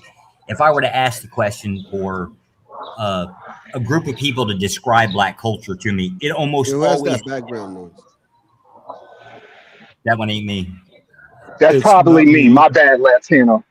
What up, BD? Hey, I only came up here to say this is very refreshing to me to actually sit back and listen to an intelligent conversation without all the without all the banter and the name calling and all that shit that I've gotten so used to that it's done made me numb to it at this point. So to sit back, well, Latino needs to do a commercial. So to sit back and to actually this is Latino's channel. Yeah, I know. That's what I'm saying. Just to sit back and I'm at work. I'm just outside. You know what I mean? Because I'm on my break. But just to sit back and actually listen to an intelligent, free-flowing conversation is refreshing. So thank y'all for that. And I'm gonna go back and check. Thanks, Stanley. Hey, dudes. Hey, I happen to be talking to two smart people. It happens. I'm not that intelligent. I'm just curious. Don't be downplaying yourself. I've always I'm a hard customer. I don't put that on everyone. You fit my bill. Why it's so, I guess, almost impossible to get near the culture to comprehend it is it's like a basic question. If I were to, as an example, go into Hamp's Discord and then ask the group, hey, will you guys kind of explain to me what Black culture is? It almost inevitably turns into this nasty fight within mere moments. Right. Mm-hmm. And so for me as the outsider trying to learn from it, I can't because they won't get over a conflict for me to have a conversation. Let me ask you a question. Why don't you start from the top down? Why do you go to a Discord of people who probably have no clue? Look, there's some access. Access is the problem. Look, and I got real lucky. Dude, my mother was a Du Bois fan. So I've been reading. Shoot, I can still go home. My mother was so much into book. I'm not going to get knee deep into that because I'll digress. Some problems you actually have to start with experts and go top down.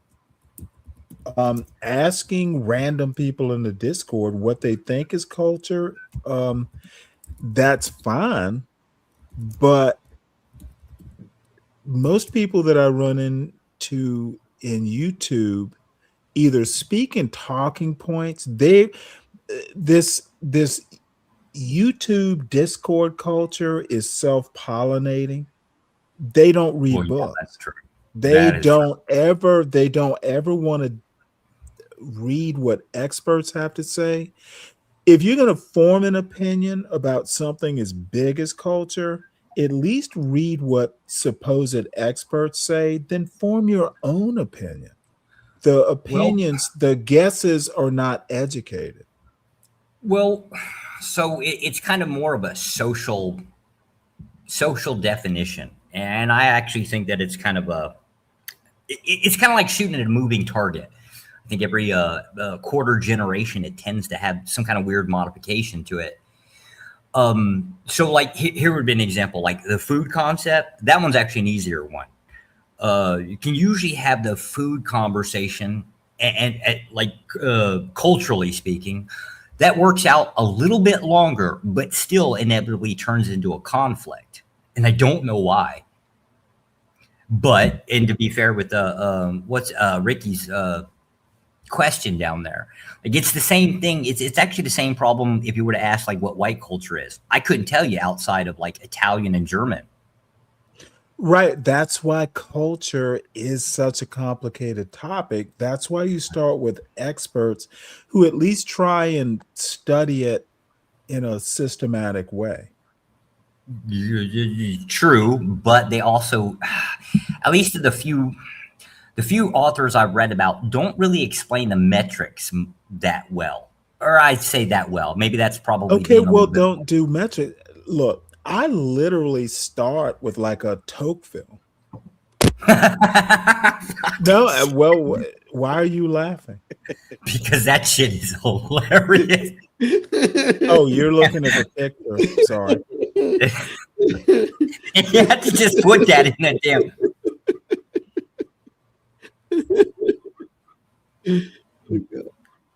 I don't know if that is just wrong or too comical to pass up, right? This fucker would put that on the middle, right in the middle of the conversation. He would put that on the screen. I'm sorry. God. That was ugly. Wait, Ricky, let me here. Let's try this one. Ricky, do you think that stats can be used as a narrative? Can I pick up a set of stats and drive a narrative to it? That would be. That would be the thing that Stanley would question. Yeah, I mean, you got to question everything, dude. It's like picking up a hammer, killing somebody with it, and then somebody questioning you, is that what hammers are for? Yes, that's the point of it. Not necessarily, but this is what he used to hit nails, not humans. I mean, well, at that point, it's not a hammer. It becomes, what is it? I think when you smash the meat. Murder weapon. Well, a blunt force object that you go to jail for. Yeah, that's right. You stole someone. You violated someone's natural rights. Yep, you took their life. Look, Tocqueville. You can even go back to Montesquieu. You know, if you really, it's almost like regressions. Go back and look at the fundamentals of the fundamentals. And you may not get the answer, but at least it's going to give you something to form your own opinion. I have no problems with people coming up with their own ideas, like about what culture is. But I don't distrust expertise. But in the end, you take 1,000 different sources of what, say, culture is, and then you form your own opinion.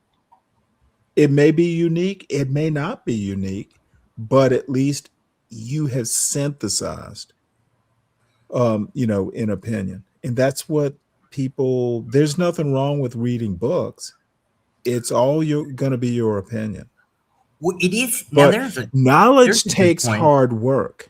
Okay. Forming an opinion about what culture is not a snap decision. If you care about the topic, it takes work to be knowledgeable. That's what people don't seem to understand. So you make a good point about the, say like the 1,000 sources, right? And I think now that's over 60 years. Well, Well, talk to me in 20 years when I catch up. Damn. So I guess that's why I find it a little bit confusing, right? So if you were to ask what German, so like I'm basically a mix between German and Italian. If you ask what one or the other is, I can 50-50 break it down for you, right? But there's always going to be that conflict in between. When you get, for me, the idea is that, say, German and Italian are easily identified. However, I can't say the same if I were to say, well, if there's multifaceted black culture, right? Like I'm not going to be able to, I would, from my perception is it's not so easily identified. And it's not that way. Whoa. Why is it not easily identified? Well, for starters, okay, right? Like it is not a foreign culture. It literally is something that was spawned in American culture. So why is it so difficult? Well, okay, so let's say like the food, right? Food would be similar to what I might call like Southern redneck food, except for name me one Southern redneck food. Ours or theirs? The rednecks. Oh, rednecks in general. You Let's said see here. you said rice and beans. Okay, collard greens. That's not that collard greens are not a redneck food. Well, no. Collard greens replaced with poke. P-O-L-K. Well, who do you think introduced poke into? Look, let me tell you the intersection of what you want to call black and white or black and redneck culture. Read Thomas Sowell, Black Rednecks and White Liberals. Give me the overview of it. Basically, like northern cities post Great Migration, the blacks there picked up a lot of white redneck culture. Like the worst of the white culture is what blacks in the South were mostly exposed to. So they picked up the culture and carried it north. Now, I think some things I agree, some things I don't agree. But what I'm trying to say is that that's why the South, race relations in the South are contentious, but they're not. I think the North has bigger problems with race than the South does. I agree. Because black people in the South, we know, like if I had a flat tire on a road, the person with the Confederate battle flag hanging on the front porch, I'm going to go next door to see if I can find a person who doesn't have that flag. Now, if need be, it could be that person with the battle flag is like nicer than the other person, but the symbol is out there. You know, flags are symbols. I think the South, Southern blacks, Southern whites, we get along. Not all of us, but you know the people who aren't for you, to use vernacular. It's a little bit more of a mystery. And I lived in Rhode Island for a couple years. It's a little bit more of a mystery. And Black Americans in the South kind of have a undercover radar. racism. Yeah. And you live in the Northeast, so I understand. Oh, I know that Boston to Providence culture. I lived in it. Anyway, I don't want to belabor the point, but I think the South is not as bad. But the redneck food, the beans and rice, Hoppin' John is beans and rice. That's a Black tradition on New Year's. We shared food during slavery. White people ate a lot of food that Black slaves prepared and loved it.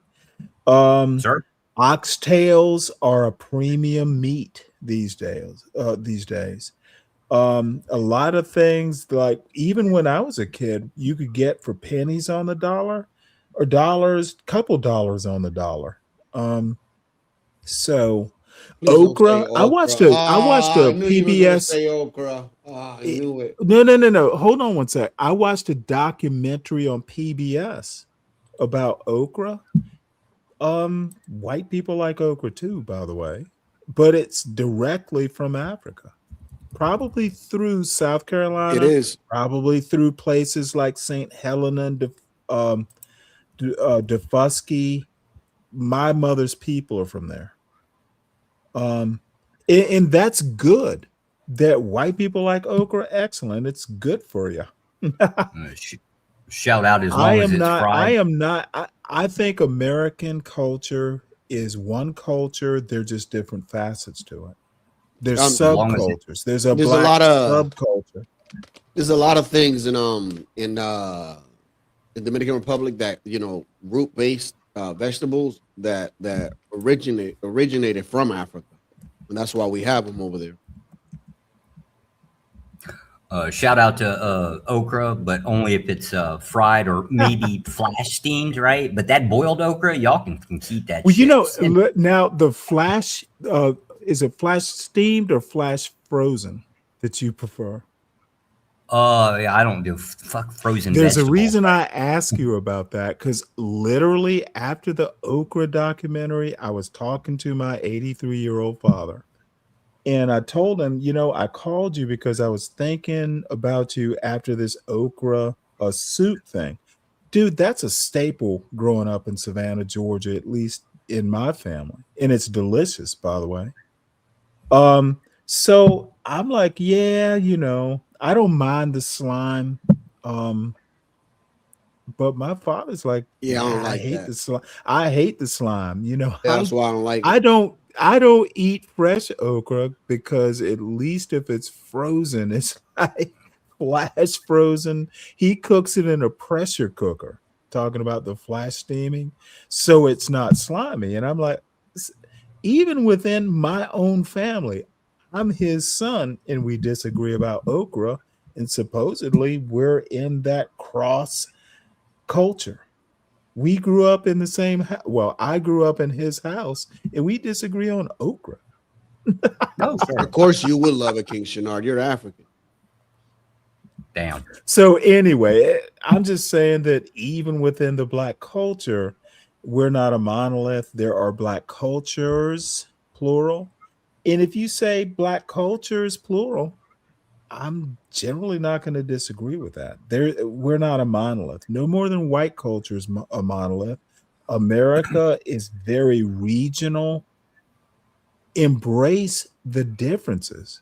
Even if you know, control for the foreigners, people who just grow up in the United States, heritage Americans, Black, white, Hispanic, because there are heritage Hispanics as well. There's diversity just within the founding. North, South. There was diversity at the Constitutional Convention. Mm-hmm.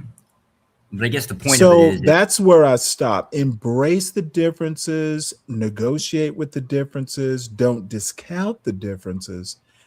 That's why I'm kind of a centrist. But the problem is identifying the differences, right? You'd have to be able to be exposed to what the differences are. And that's the problem. We can do what we're doing right now.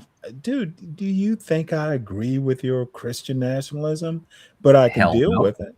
May I But no. Hold on one second. No, go ahead. I don't disagree with every point. However, as a system to live under, I'd have a problem with it. But we're cordially talking. Well, sure. Most people would have a problem with giving up almost every right they could possibly have. But if you're going to be inconsistent, if you think natural rights aren't a Christian concept, God-given rights are fundamentally Judeo-Christian and especially Protestant Christian, and actually Catholic too. God-given rights. Natural rights are God-given rights, freedom, that sort of thing. That's that. If you're a Christian nationalist and you're not into natural rights, then what kind of Christian nationalist are you? Natural right. You're a monarchist, maybe. Some people have more rights than others. Dude, even your, and probably the best way, Latino, I hear you, but let me just make this point. I'm a child of the Enlightenment, whether I like it or not, because the Enlightenment really invented American slavery. But other than that, I was educated that way. Even people like Locke, even Hobbes, well, not so much Hobbes, but definitely people like John Locke, they believed in natural rights. Now, somehow or another, they figured out that Black people didn't have natural rights, but they had to do basically mental gymnastics to enshrine it in the US Constitution. They basically avoided the topic. So, I know that this is America and this ain't Canada, but to put in perspective, right? When you say we have to embrace each other, right? Embrace, different cultures and all that. In Canada, there's a story of a kid that got stabbed by an Indian that had a knife. And remind you, in Canada, apparently you can't have more than a 8-inch blade. But for the Indians, they put it on their side or something a certain way. It becomes religious, right? So they could have those knives. So a person that's a citizen in Canada cannot have a knife, but they can based off religious exemption.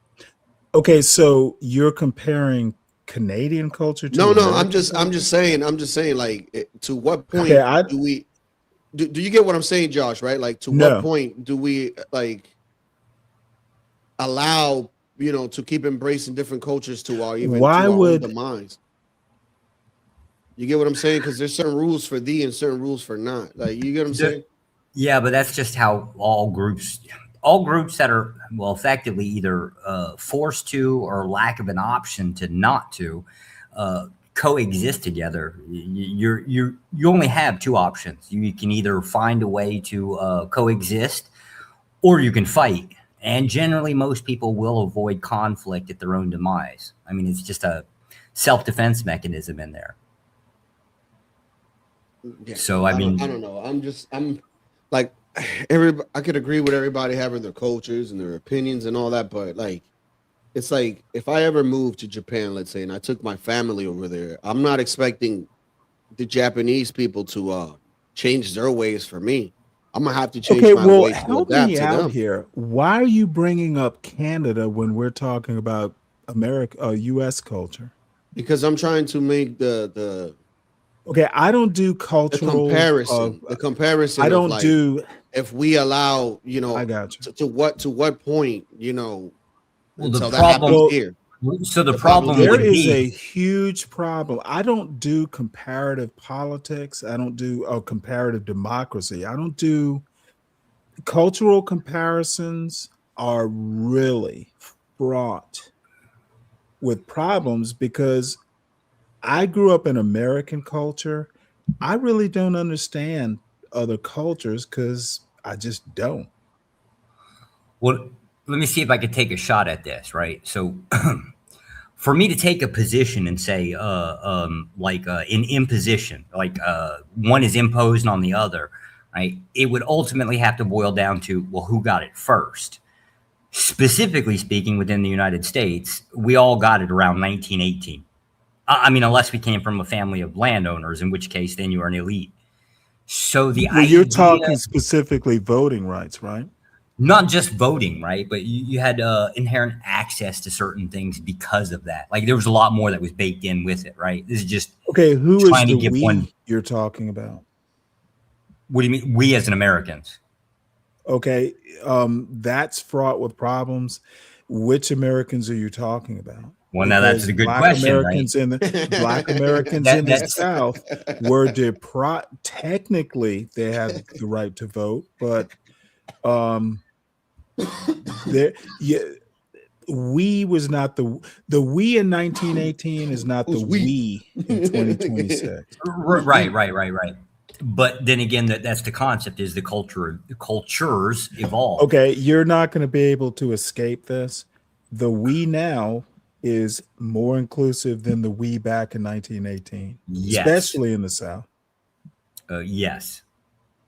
So are you, I'm curious as to your argument now.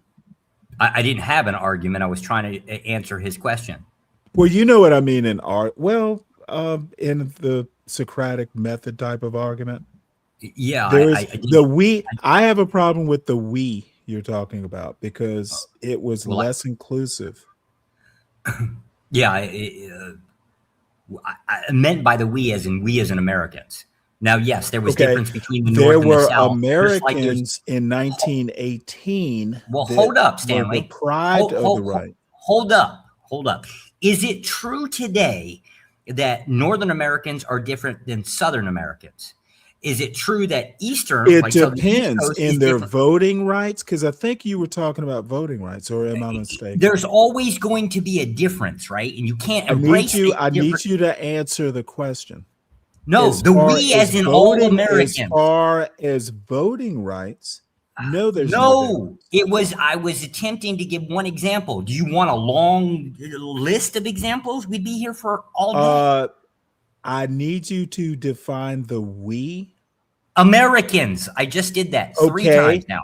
And now I have a problem. If you're going to talk about Americans who can vote, is that what we're talking about, or am I mistaken? No, that's not what we were talking about. Okay, my bad. Well, then I thought you were talking voting.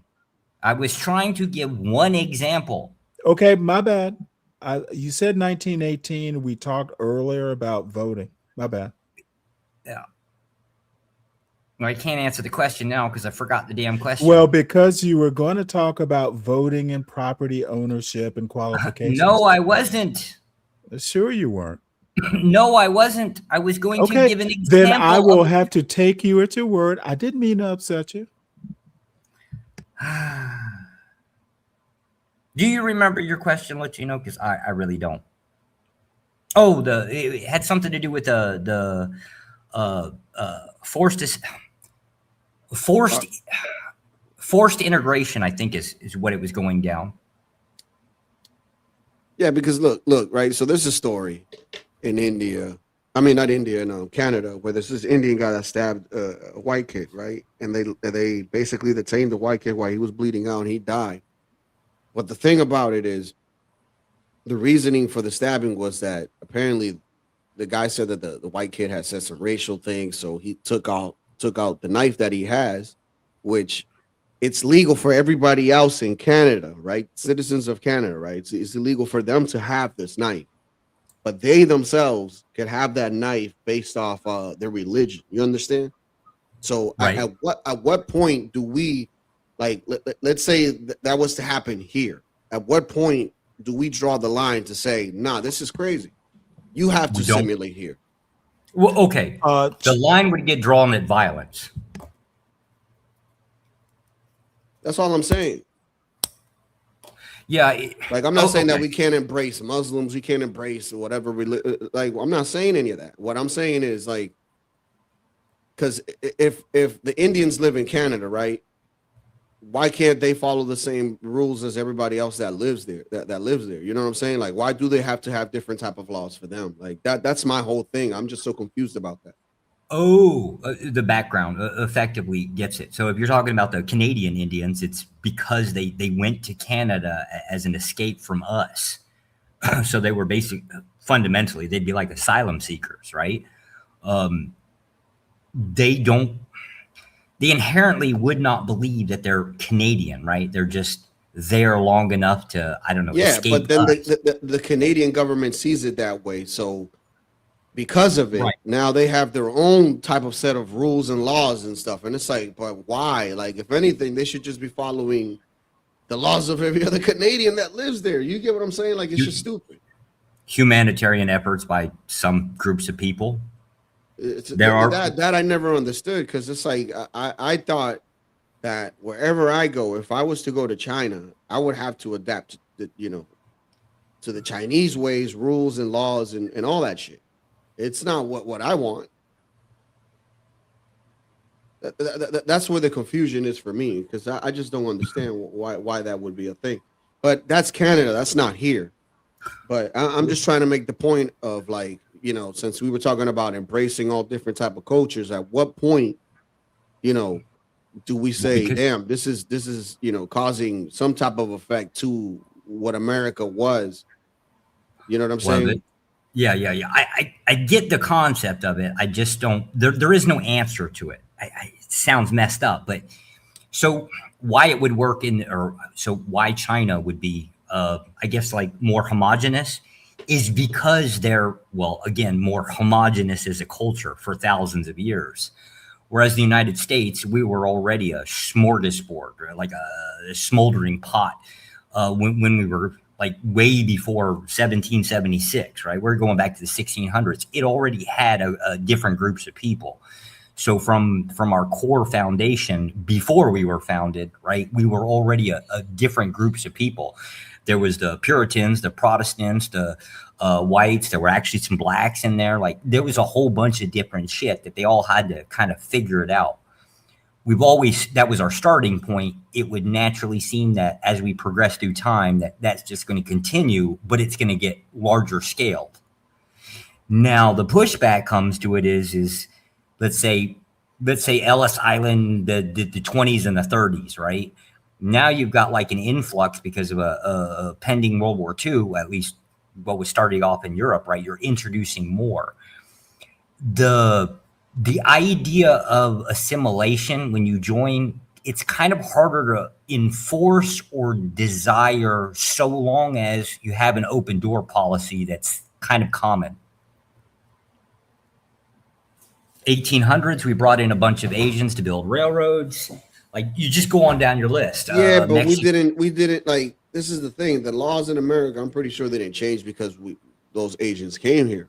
Sure they did. They did? Yeah, we had Civil War to force some set of laws to change. Go back to, well, just say Jim Crow laws. There's a change there where states still didn't want to let go of it. I get what you're saying. But we also have 50 different countries. That's kind of what the United States is 50 different countries. And we keep running to daddy federal government. And even that's not even really ironclad. I mean, there's really no answer to it. You can either take a hard stance or a moderate stance. You don't really get...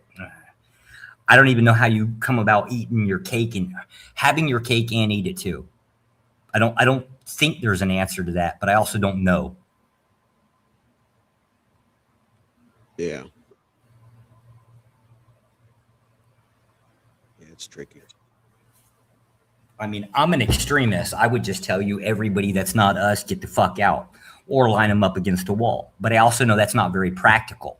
No, because that would require 2/3 of population get eliminated.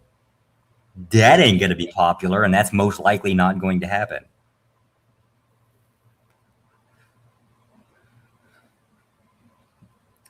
Could go back to segregation in some format or another, just divvy up. But I don't even know if that would work. I mean, ultimately, that would end up in the Federation just basically being split apart anyways.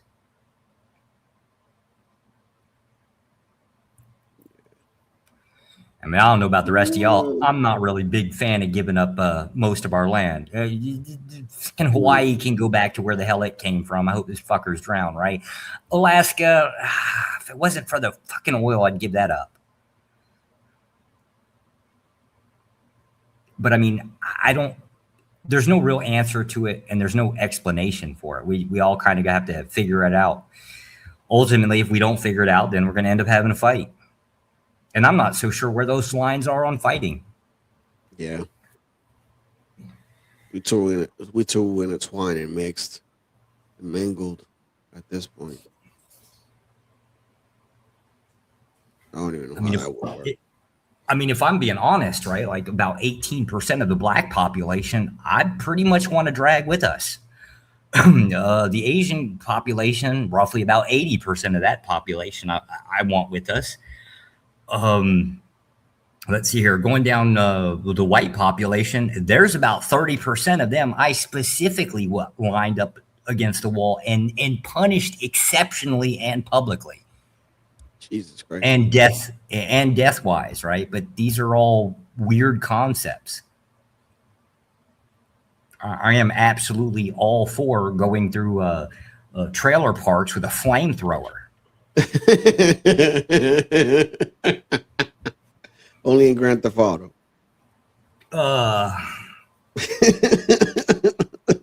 Yeah, in Minecraft, exactly. Yeah. It is what it is, right? But I know these are kind of like unreasonable expectations. So now you got to figure out what can be done. And that one I'm not so sure about. Yeah. Same here. I mean, I kind of agree on, certain people having to go. Like, for instance, like a child, and murderers, of course. That's it. But aside from that, it's like, nah, just because you're a dumbass, fine, you be a dumbass, you figure it out.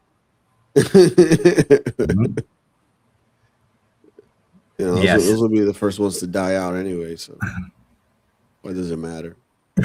And what's wrong with Stanley making somebody in the 18%? What's wrong with that? Fucker's got a house. He pays property tax. He's incredibly useful for our society. You need the berry pickers. It just is what it is. You find some people useful and not others. Of course, again, it doesn't really mean much because value is subjective. That's what I said. It's like some guy told me, it's like, hey, in life, there's some people that are meant to do great things, and then there's just some other people that are just meant to pick up shit. Hey, I'm sorry, guys. I had to deal with something. Hold up. My dear leader is speaking. The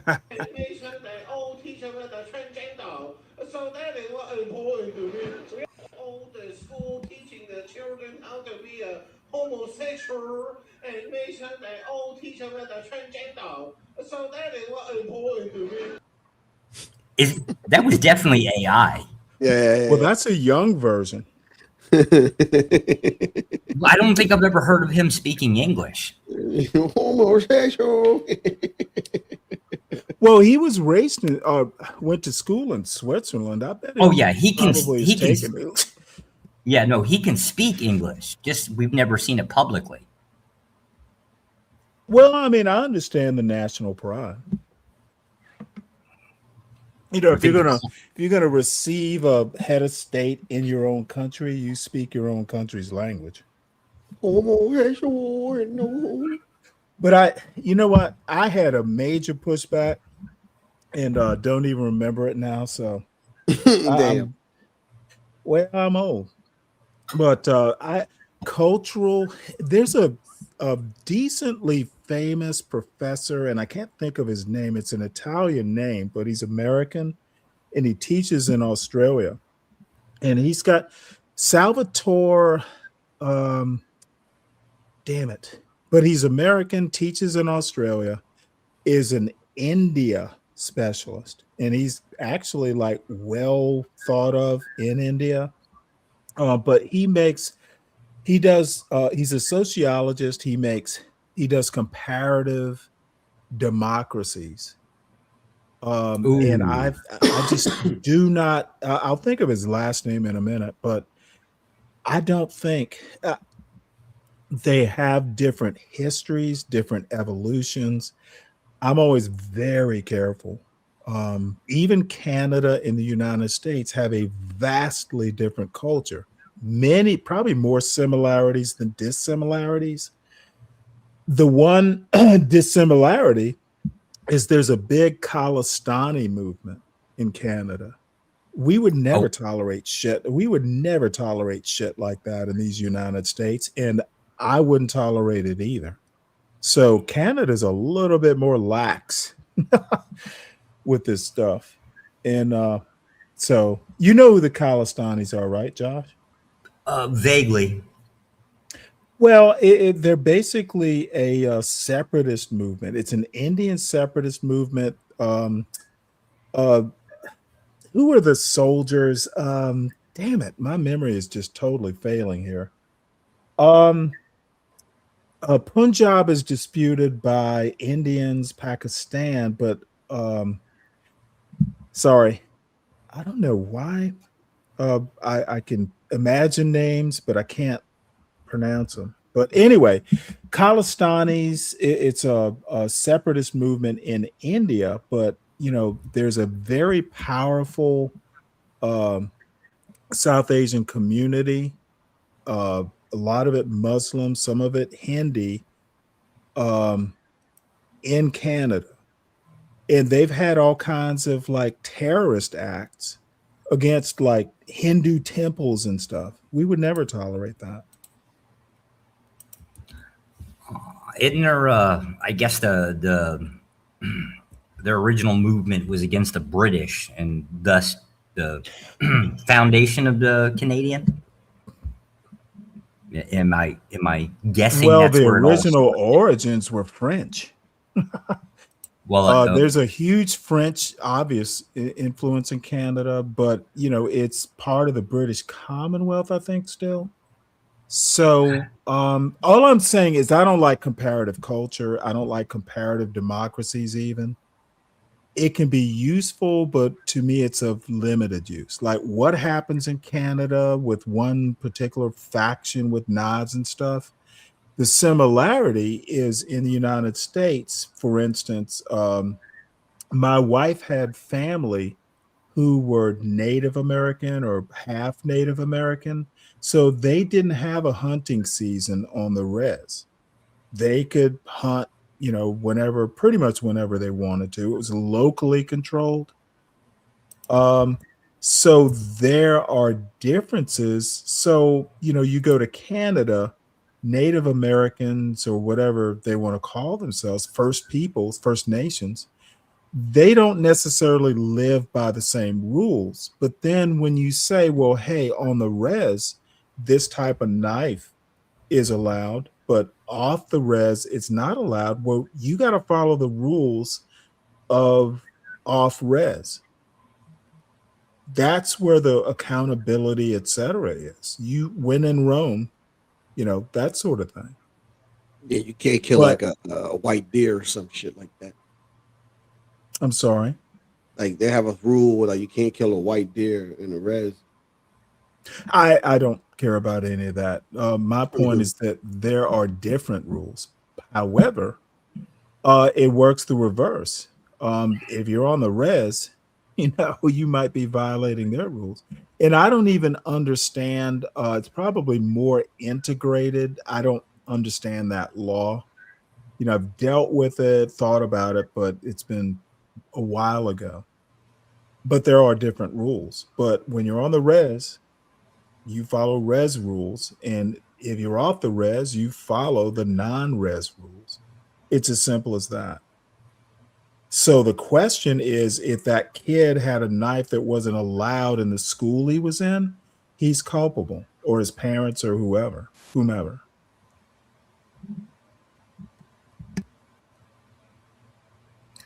Yeah, and I didn't hear the whole conversation. So if I'm off base, just trash it and we can move on.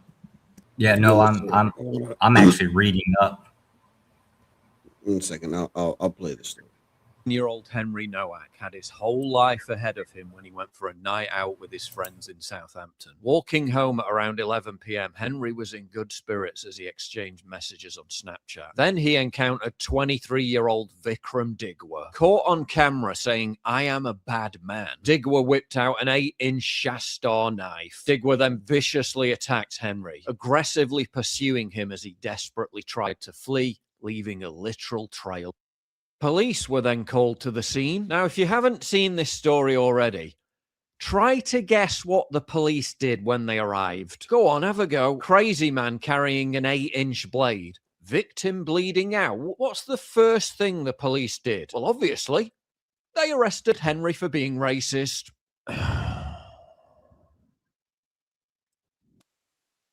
Yeah. That's what they did. Police were called to the scene but arrested Mr. Nowak after Digwa claimed he had been racially abused. Presumably, the police believed Digwa's lie that Henry hadn't been stabbed, despite him literally leaking. They put Henry in handcuffs and he passed out and died a short time later. He literally drowned in his own after having his lung punctured by the knife. Vikram Digwa raises the defense of self-defense. He persisted that Henry perpetrated a drunken racist attack, except Henry wasn't drunk. He drunk less than the legal drink drive limit, and the incident was captured on Henry's phone, which was later found in Digwa's pocket. It shows no evidence of Henry saying anything racist, as if that was an excuse to stab him 4 times anyway. And a later conversation between Digwa and his brother revealed that Digwa admitted to stabbing him, but made no mention of any racism. But wait, because believe it or not, it gets even more ridiculous. Under UK law, obviously, it's illegal to be carrying around an 8-inch knife in public, unless your own Sikh man. In the UK, Sikhs are legally permitted to carry a kirpan knife in public as it is protected under religious exemption laws. Under this exemption, the blade can be up to 9 inches in length. Yeah. Really. Women aren't even allowed to carry pepper spray. But people from certain other communities can literally walk the streets with giant daggers hanging from their necks. If I buy more than 6 kitchen knives from Amazon, they'll inform the police. Meanwhile, Digwa and his mates get a religious exemption to tool up with deadly weapons, so long as they wear a kirpan. They even made a special exemption to the 2019 offensive weapons ban, allowing them to do so, which at the time the Indian Tribune newspaper bragged about. What was that about diversity being our greatest strength? Diversity is a strength. By the way, I absolutely know for sure they're going to bury this one in the... So please leave a like and comment to spread awareness. So it was in the UK. Yeah, well, But the yeah. UK had all kinds of problems. Yeah, but that's just crazy. So it's like, I to be honest, so what? That's a UK problem. There are no lessons to be learned outside of the UK, in my opinion.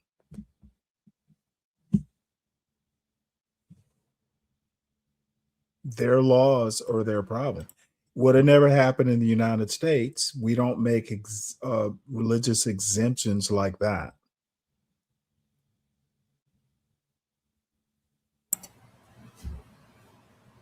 Yeah, not when it comes to weapons. Nope. yeah, over here. That's why I don't think there's no comparison. There is no lesson for the United States of America. It wouldn't happen. Now, the incident could happen, but not for the same reasons. There would not be a religious exemption like that. Yeah. What lesson could we possibly learn?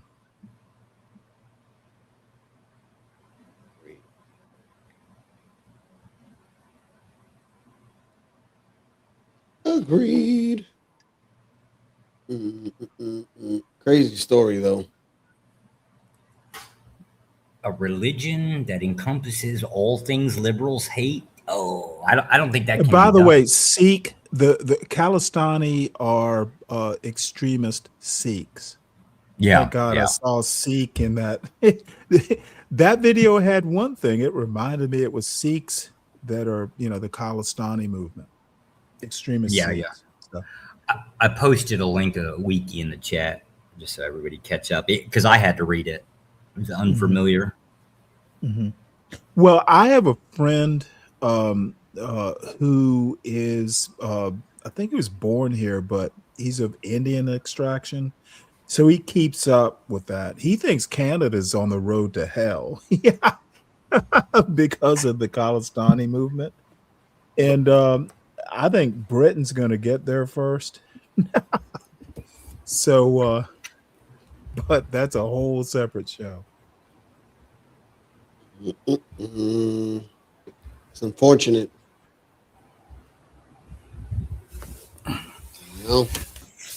Well, ladies and germs, I got to get going. It is I'm about to get 5 o'clock going, in the morning for me. It's 5. It's about Well, 6 here. Josh, I so appreciate finally getting to talk to you in detail. I enjoyed it. Oh yeah, you'll catch me around. I'll try to catch up with you. Just be difficult. There's a 12-hour time difference for me, so I totally understand. So, we'll catch up when we catch up. yeah, we're around. This is me in chat. This is how you'll know it's me. Just pay attention to the German name. Oh, well, we've talked on There you Discord. I know go. the Doug Ehrlich Yeah. versus Josh. I know. So. Yeah, Plus, there. your voice is distinctive. Oh yeah, yeah. I keep getting accused of being Imperius's twin. No, Technically, you don't. You don't. The voices are different. Really? He's more childish, or whatever. And I like Imperius. Okay. I'm okay with Imperius so long as he's not pissing in my cornflakes, and I can't stand when he comes into my sector and starts turning shit up. Right? Like I'm dealing with business and he's fucking it up. Right? I really have a problem with this. Interesting. Can we Well, not? Does he change go the on Hamp's conversation? show? Like Can we that? change the conversation? Oh, apologize. Just what? Does he go on Hamp or Venus? Can we change the conversation? Yeah. We gotta stay away from the name that shall not be named. Oh, my bad. Does he go there though? Because I don't No, watch. Well, I don't watch Hamp. Venus, I subscribe to her show, so I do. I occasionally, depending on the topic, I enjoy listening. So I've No, never seen him there. I He'll had probably to get globally. chased away. Yeah, no. Well, no. He was there for about 2 months, and I was the one that ended up having to globally ban him. Really? Yeah, it took a lot. Wow. All right, guys. Anyways, I got to Latino? dip. Y'all take it easy. You too, Josh. Latino, as Mhm. always, thoroughly enjoyed it. So thank you. You're welcome. Thank you for being here, and you too, Josh. Yes, sir. And by the way, I'll probably go live in a bit, but it'll be a short one. See y'all later. I'll tune in. Sure. That was Stanley and Josh, people. It's a great conversation. Really liked it. Really enjoyed it. Nothing negative. Nothing but love and positivity. It was great. It was awesome. And let me see if I can find something funny before we get up out of here. Yeah, right here. Yeah, this is perfect. Give me 1 second.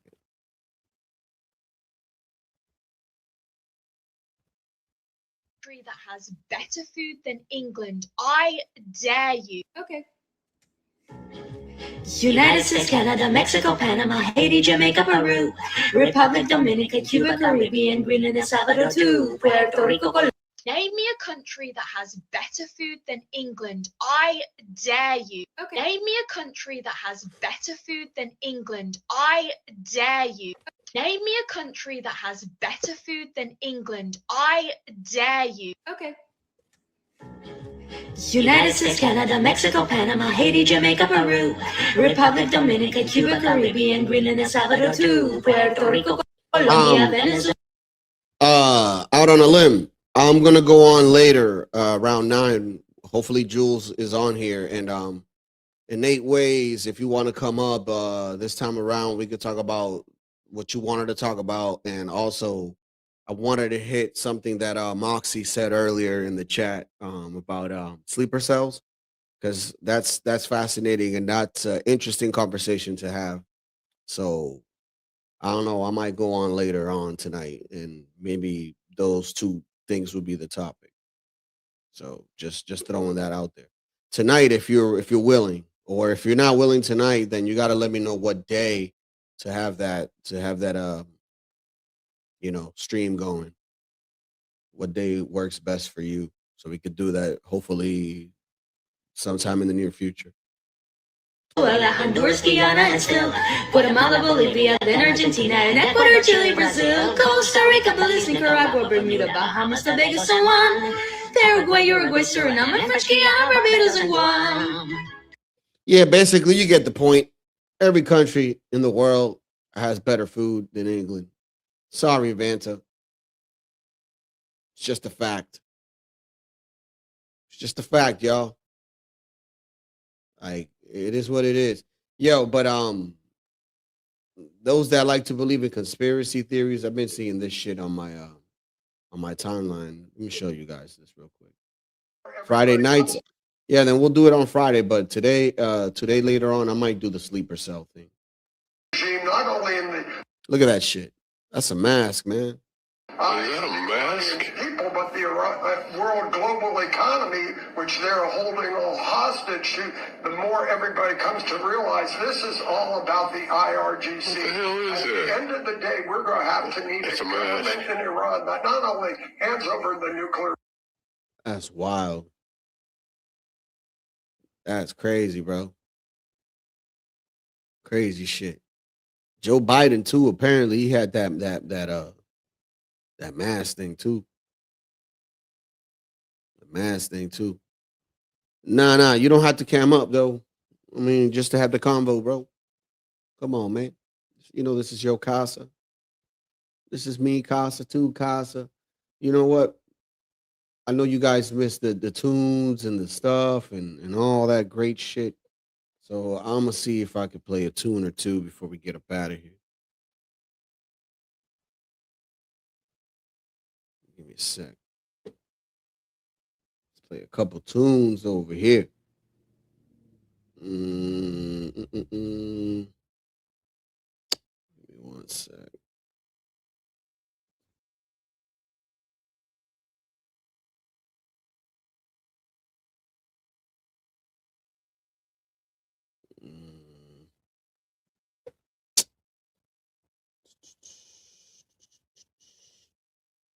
Bear with me. All right, let's go. Play like 2-3 songs. Come on. Mrs. Moxie.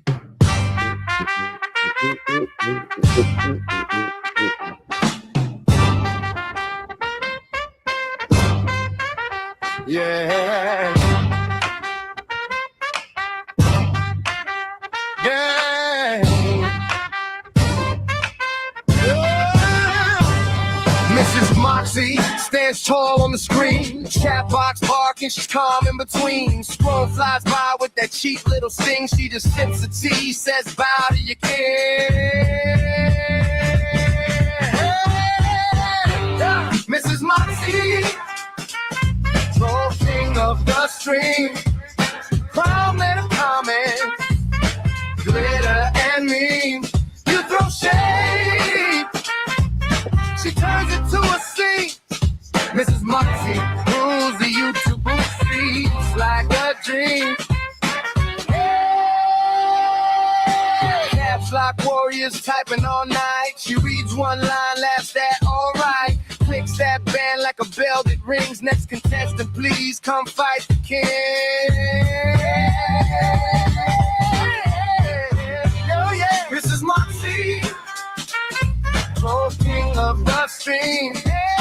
Wrong with a comment, glitter and me. You throw shade, she turns it to a scene. Mrs. Moxie rules the YouTube streets like a dream.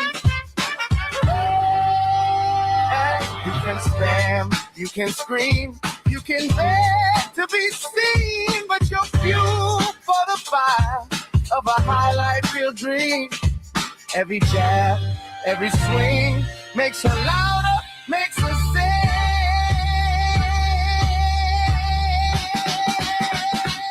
Mrs. Moxie, troll king of the stream. Crown made a comment, glitter and meme. You throw shade, she turns it to a scene. Mrs. Moxie rules the YouTube streets like a dream.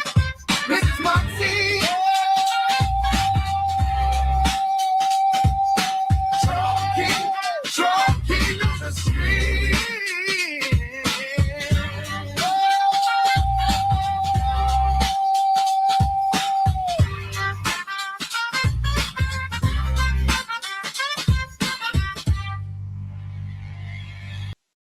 Bear with me. I'm trying to find the King Shenard song, man. Damn, where the hell is that shit? Bro, this thing just like reorganized everything for me, so it's not in the order I left it. Interesting. Why would it do that? Damn, where is it? I'm King Shinar, world's famous tap in my yard. Bro, please tell me I deleted that. I would be so pissed off. Oh, that would be so not cool, man. Oh, I don't see it. Oh, King Shinar. Oh, King Shinar, you lucky son of a bitch. Damn. Did I delete that shit? No way. Oh, that's not cool.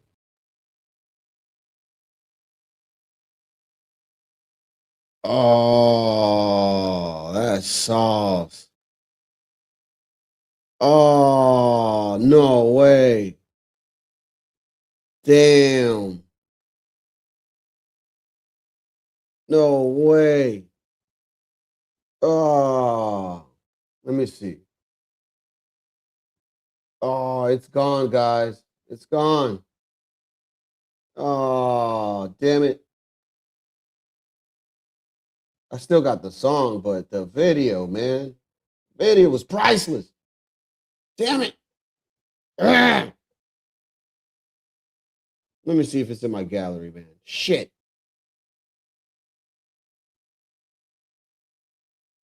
Oh, no. Oh, that sucks. Oh, that sucks. Damn it. Guess what? You know what?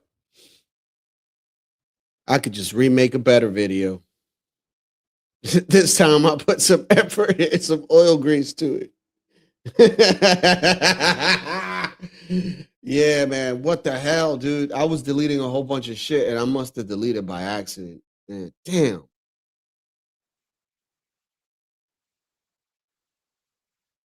Damn.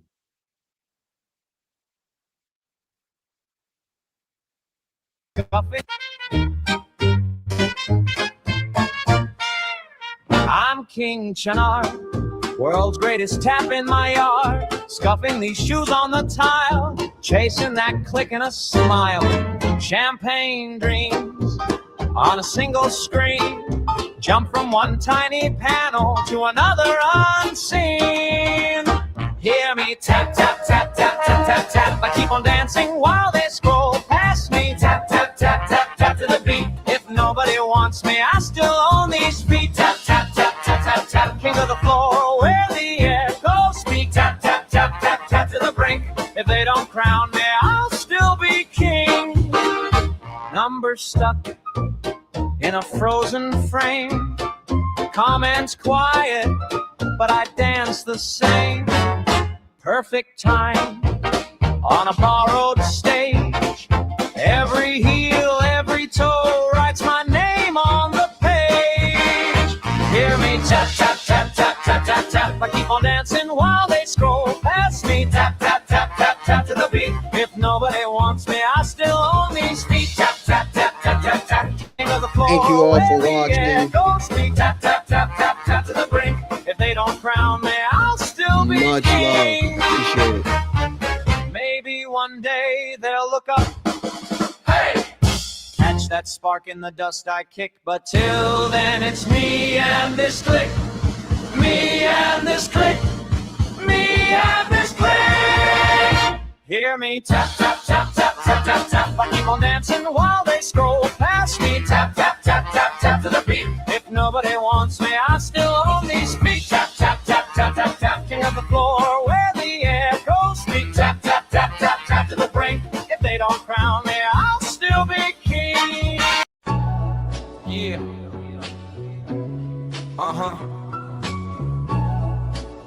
We are live.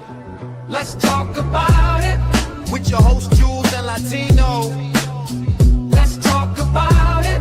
Pull up a chair and show people. Let's talk about it. Real life, real laughs on a reload. Let's talk about it with your host Jules and Latino. Jules got the gems, Big facts, Latino bring the spice. No cap, 2 mics, 1 vibe. Tap in, turn it up, tell a friend. Let's begin. Let's talk about it. With your host, Jules and Latino. Let's talk about it. Pull up a chair, it's your people. Let's talk about it. Real life, real laughs on the reload. Let's talk about it. With your host, Jules and Latino.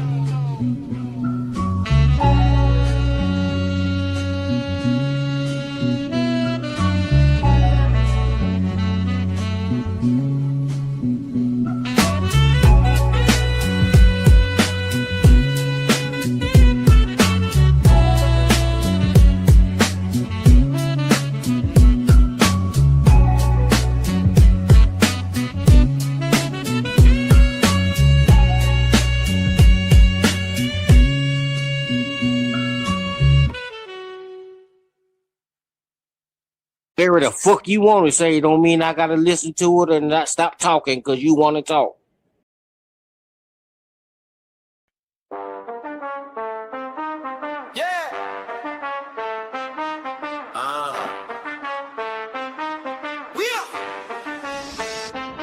Let's talk about it. With your whole Jews and Latino. Talk about it. Pull up a chair, this your people. Talk about it. Real life, real laughs on the reload. Talk about it. With your host, Jews and Latino. Jews got the gems, big facts. Latino bring the spice. No cap, 2 mics, 1 vibe. Tap in, turn it up, tell a friend. Let's begin. Let's talk about it. With your host, Jews and Latino. Talk about it. Pull up a chair, this your people. Talk about it. Real life, real laughs on the reload. Talk about it. With your host, Jews and Latino. Jews and Latino. Jews and Latino. Come on, Latino, you gotta stop supporting this shit, OG.